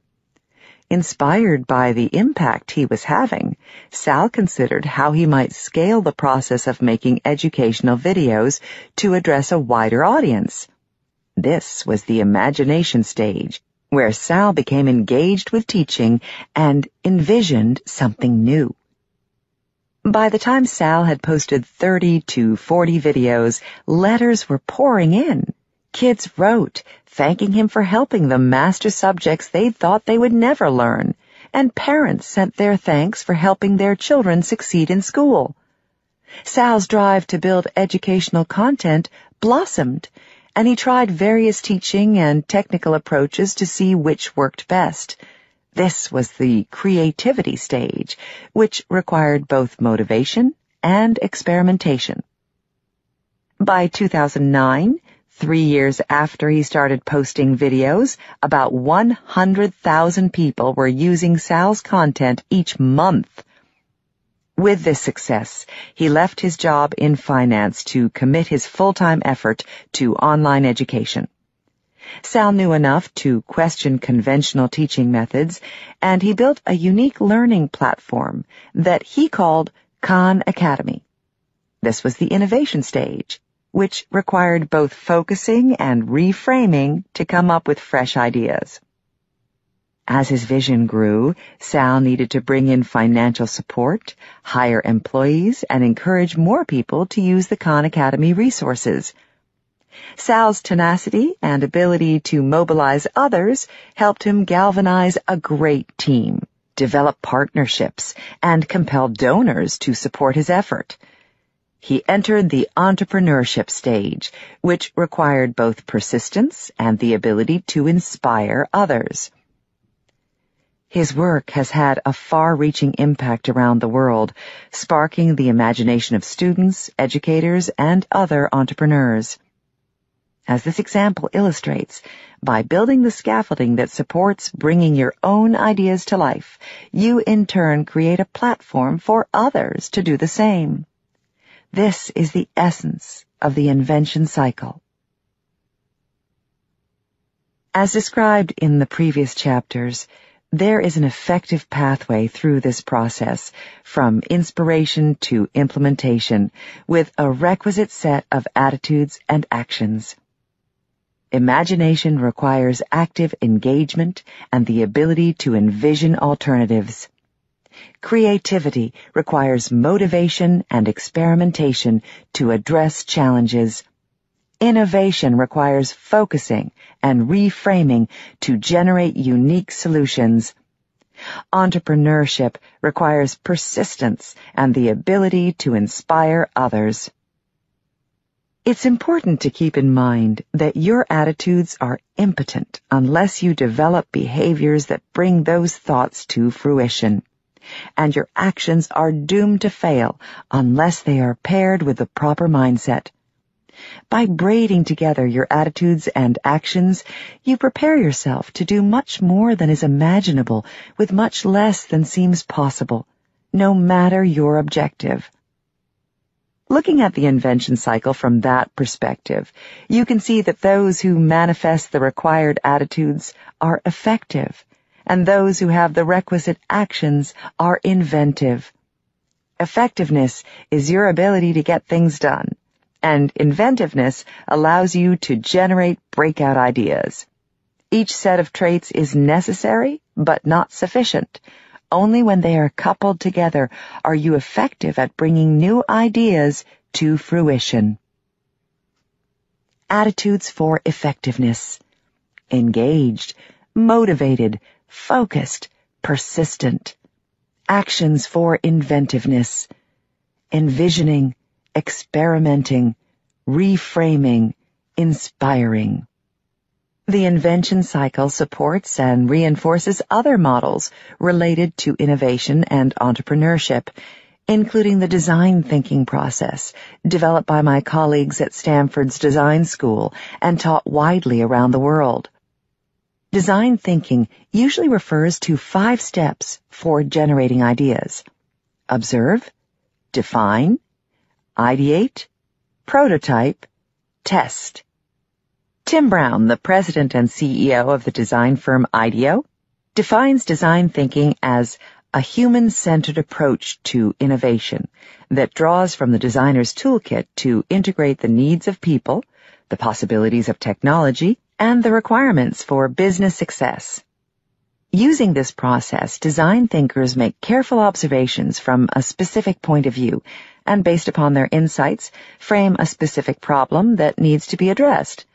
For example, they might observe a hospital stay from the perspective of a patient, and then frame a problem such as, how might we create a way for patients to get a good night's sleep in a room with lots of noisy machines that monitor their condition? Design thinkers then ideate to generate a large set of possible solutions. Many of those solutions are tested using low-resolution prototypes or pretotypes that are presented to potential users to get feedback. For example, designers might mock up special headphones for patients that block out the noise, or create a prototype of a machine that plays music in rhythms that match the heartbeat, as opposed to beeping loudly. Design thinking provides a collection of skills that are most effective when used in concert. For example, it's important to ideate while defining the problem you will tackle, and it's productive to continue observing to get more insights throughout the design process. The linear process is useful to a person learning the requisite skills, but experienced design thinkers use this model as a guide, not a recipe. The same is true for the invention cycle. Once you master the skills at each stage, you continue to use them in combination throughout your entrepreneurial journey. They form a scaffolding of attitudes and actions that support the entire entrepreneurial process. The invention cycle builds on the design thinking framework in 3 ways. 1. The invention cycle differentiates between creativity and innovation. The former leads to expected solutions, and the latter results in breakthrough ideas. This is an important distinction that encourages you to push beyond incremental ideas while generating ideas at each stage of the design thinking process. 2. The invention cycle takes attitude into account. Your mindset has a strong influence on the creative process and must be considered. The more engaged, motivated, focused, and persistent you are, the more likely you will be to generate real innovation and to overcome obstacles along the path toward implementation. 3. The invention cycle also includes the implementation stage in which ideas are manifest in the world, which requires persistence and inspiring others. This is an important step in that it not only allows ideas to scale, but also inspires others' imagination to start the cycle anew. The invention cycle also provides foundational skills for the lean startup process, described by both Steve Blank and Eric Ries. Their models encourage startups to use rapid experimentation with feedback from customers to hone product development. Both have shown that proponents of any venture can reduce the risk of failure and the need for large amounts of initial funding by iteratively building products and services that meet the needs of their customers. Steve Blank, who has built a highly successful program that teaches the lean startup methodology to thousands of teams around the world, realizes that many people come to his workshops with the goal of starting a venture, but have no idea where to begin. His model starts after defining the problem you want to solve and have an initial idea for a solution. Here is his take on how the invention cycle supports the lean startup process. The lean startup is a process for turning ideas into commercial ventures. Its premise is that startups begin with a series of untested hypotheses. They succeed by getting out of the building, testing those hypotheses, and learning by iterating and refining minimal viable products in front of potential customers. That's all well and good if you already have an idea. But where do startup ideas come from? Where do inspiration, imagination, and creativity come to bear? How does that all relate to innovation and entrepreneurship? It troubled me that the practice of entrepreneurship was missing a set of tools to unleash my students' imaginations and lacked a process to apply their creativity. I realized the innovation/entrepreneurship process needed a foundation, the skills and processes that kickstart an entrepreneur's imagination and creative juices. We needed to define the language and pieces that make up an entrepreneurial mindset. In essence, the invention cycle provides both the starting point for all entrepreneurial ventures and guideposts along the way. It gives you tools for generating bold ideas, as well as a roadmap for navigating the pathway from inspiration to implementation.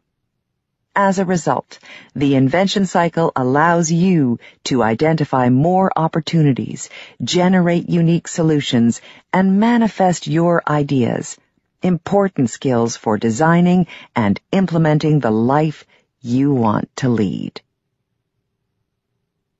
If you've completed the projects outlined at the end of each chapter, you will by now have identified some meaningful opportunities and crafted a bold goal for yourself. You will have a clearer picture of what motivates you and understand the relationship between your confidence and your passions. You will also have identified potential hurdles along the way, including those inside and outside yourself. In addition, you will have mastered a collection of tools for testing your ideas, increasing your focus and persistence, looking at old things in new ways, and inspiring others to support and join your cause. Finally, you will have gained an understanding of the importance of taking care of yourself, making sure that you stay replenished throughout your journey. These skills and attitudes should be taught to everyone. What could be more important than preparing people to envision and then live the life they want to lead? There are a growing number of opportunities to learn these skills. As described in Chapter 3, Don Wettrick is sharing them with his high school students. In addition, many schools around the world are now incorporating classes on design thinking and problem-based learning. Founder of Tribe Wanted, Ben Keene, compiled a list of interesting examples in an article called Schools for Life. His list includes Right to Dream in Ghana, Kaus Pilots in Denmark, Do School in Berlin, Green School in Bali, THNK in Amsterdam and Vancouver, and School of Life in London. I'm fortunate to be involved with a relatively new program, Draper University, targeting young people age 18 to 28. Founded in 2013 and led by Tim Draper, a venture capitalist whose firms, Draper Fisher Jerviston and Draper Associates, have invested in firms such as Tesla, Skype, Theranos, Baidu, and SpaceX. The program is designed to prepare participants to be heroes in their own lives. Set in a historic hotel in downtown San Mateo, California, Draper University is anything but a traditional school. It's an experiential 8-week program to which participants are drawn because they're eager to tap into their entrepreneurial spirit. Some come to learn how to launch new ventures, and others to learn how to launch their own lives. The first floor of the building has open, flexible space surrounded by whiteboard walls and filled with colorful beanbag chairs. They call this the Egg Room. On each of the upper floors is a painting of a superhero from Wonder Woman to Superman. These images are there to inspire the young participants to see themselves as heroes who can accomplish remarkable feats. During the program, participants read science fiction novels to learn how to envision a brand new future, and they take on physical and mental challenges that take them way outside their comfort zone. They learn business skills such as branding and selling, as well as negotiation and lie detection. They also learn about cutting-edge technology and ideas, such as 3D printing and virtual reality. Each day, they meet with people who have made their mark in a wide range of fields, and they learn that these people are no different than they are. During a survival weekend, they learn everything from first aid and suturing to how to live off the land. In parallel, they are working on their own business ideas and learn how to pitch them to a panel of experts at the end of the program. At the core, Draper University teaches students that a key to their success is having a bold goal and the tenacity to reach it. You can also teach yourself these skills.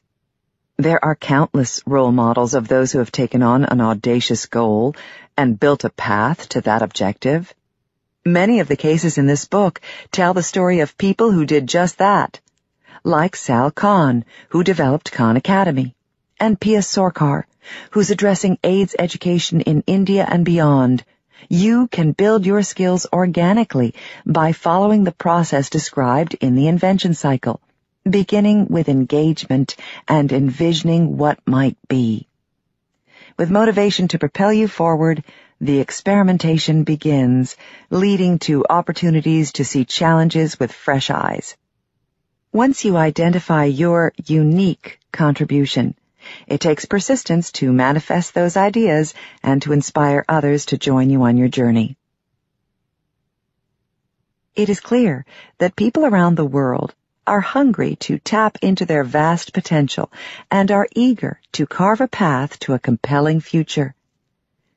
Since What I Wish I Knew When I Was 20 and Ingenious were released in 2009 and 2012, respectively, I've received well over 1,000 letters from people all over the world with these messages. Whether they're in Japan, Korea, Thailand, Russia, Israel, Turkey, Brazil, or Africa, they yearn to do something meaningful with their life and are urgently looking for tools to help them do so. Some have faced palpable external pressures, such as limited resources and messaging about what they are expected to achieve, and others deal with internal struggles, such as a lack of confidence that they can reach their goals. The invention cycle is designed to build on my prior work, providing a roadmap for integrating your attitudes and actions in order to manifest the life you hope to lead. I began this book with a letter that I wrote to myself on the eve of my 20th birthday, and I'll finish with a note from one of my students. In this, his final reflection at the completion of our course, he uses the story spine format to share what he took from our class experience. Once upon a time, there was a student named Hussein. He was an average kid, and most who met him spent most of their initial conversation wondering how he could have been admitted to Stanford. And every quarter, in order to mask his inadequacies, Hussein would sign up for very difficult courses with extremely technical descriptions, regardless of his interests. Until one quarter, his senior year, Hussein decided he would select classes based upon how interesting he found them, not how hard they sounded to his friends. Because of that, he ended up in some super random classes, including engineering innovation. Because of that, he was so engaged in class that Hussein started applying the principles he was learning to other aspects of his life. Because of that, he got more and more experience practicing skills, such as how to reframe problems and challenge assumptions, and how to tell a compelling story.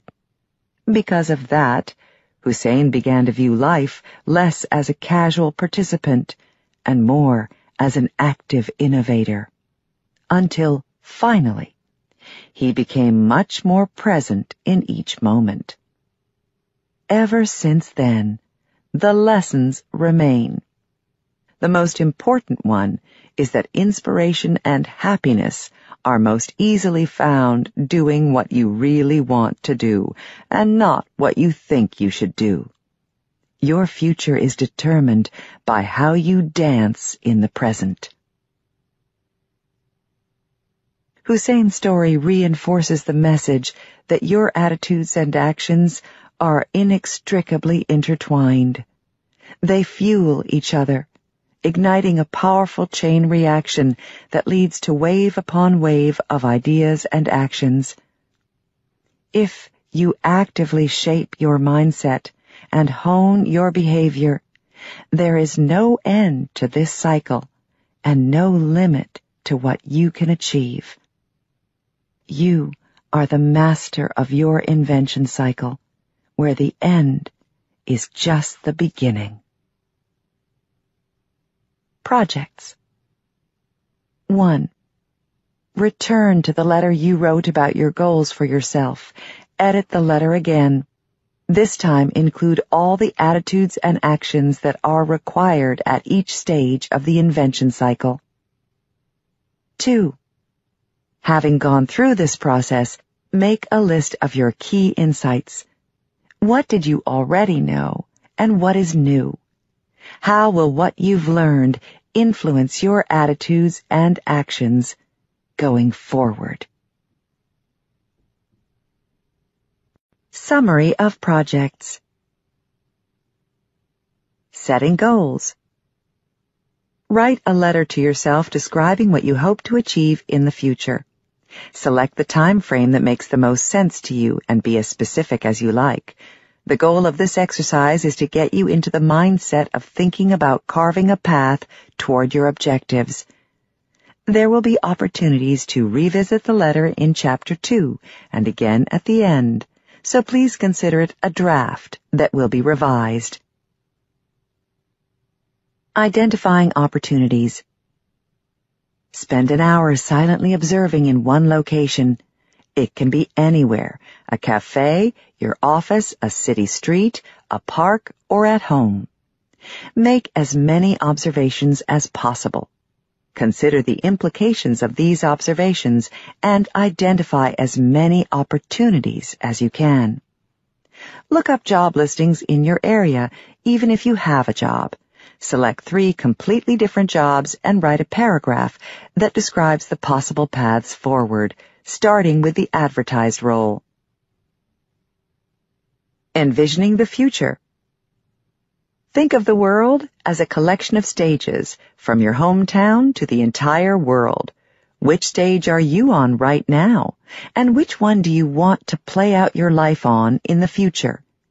What do you need to do to get to that stage? Return to the letter that you wrote earlier and edit it if needed to reflect any new goals. Pick a role that you currently have and imagine the stage expanding. What would the role look like on a grander stage? What would you need to do to stretch to a larger platform?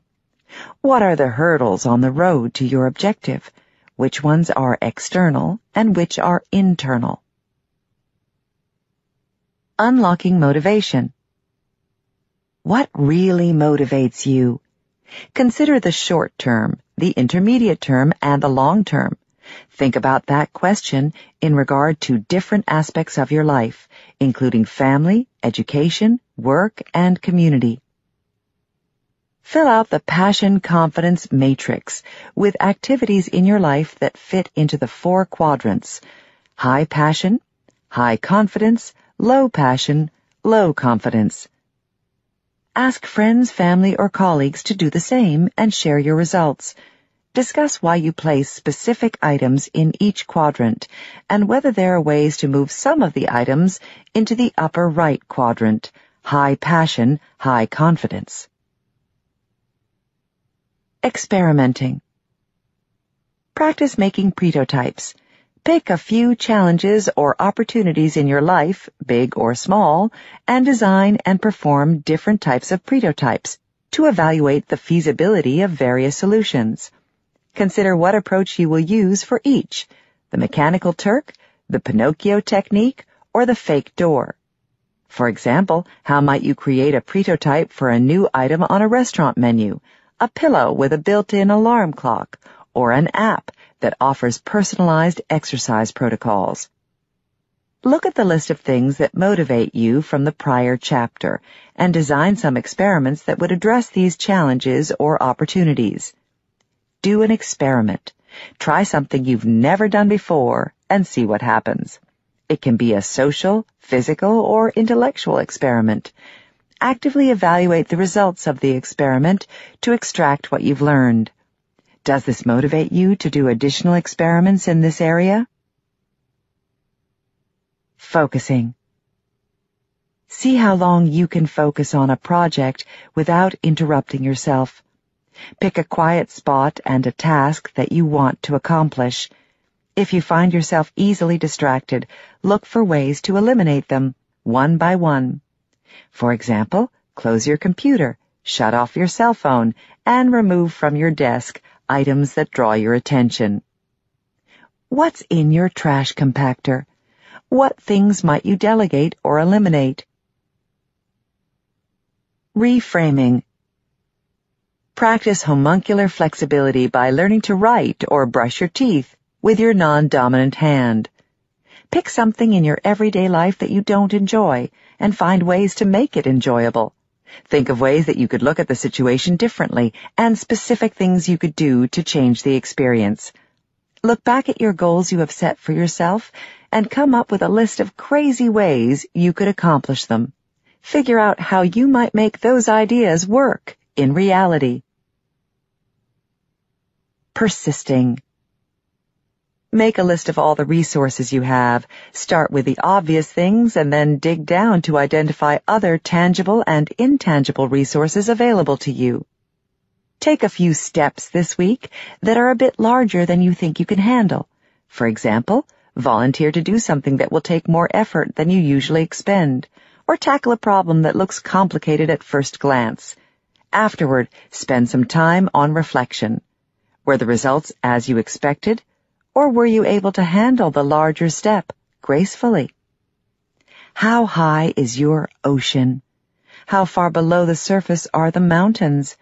Can you identify the specific mountains that are closest to the surface? What are you doing to stay replenished? What more could you do? Inspiring others. Tell or write your life story 3 times. The first time, focus on all the terrible things that have happened to you. The second time, focus on all the wonderful opportunities you've had.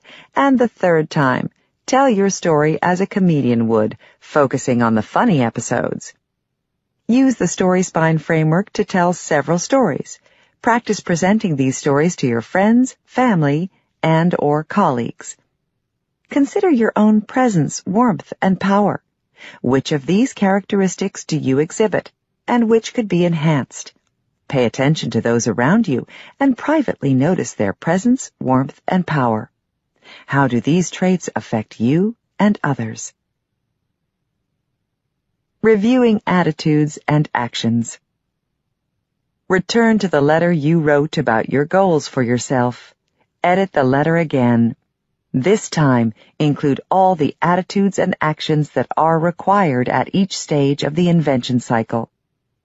Having gone through this process, make a list of your key insights. What did you already know, and what is new?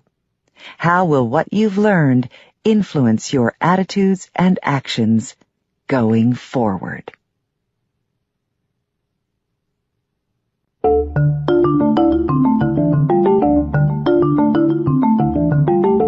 This is Eliza Foss. We hope you have enjoyed this unabridged production of Insight Out. Get ideas out of your head and into the world by Tina Seelig. This program was produced by John Marshall Media. Executive producer, Katie Ostroka. Text copyright 2015 by Tina Seelig. Production copyright 2015 by HarperCollins Publishers.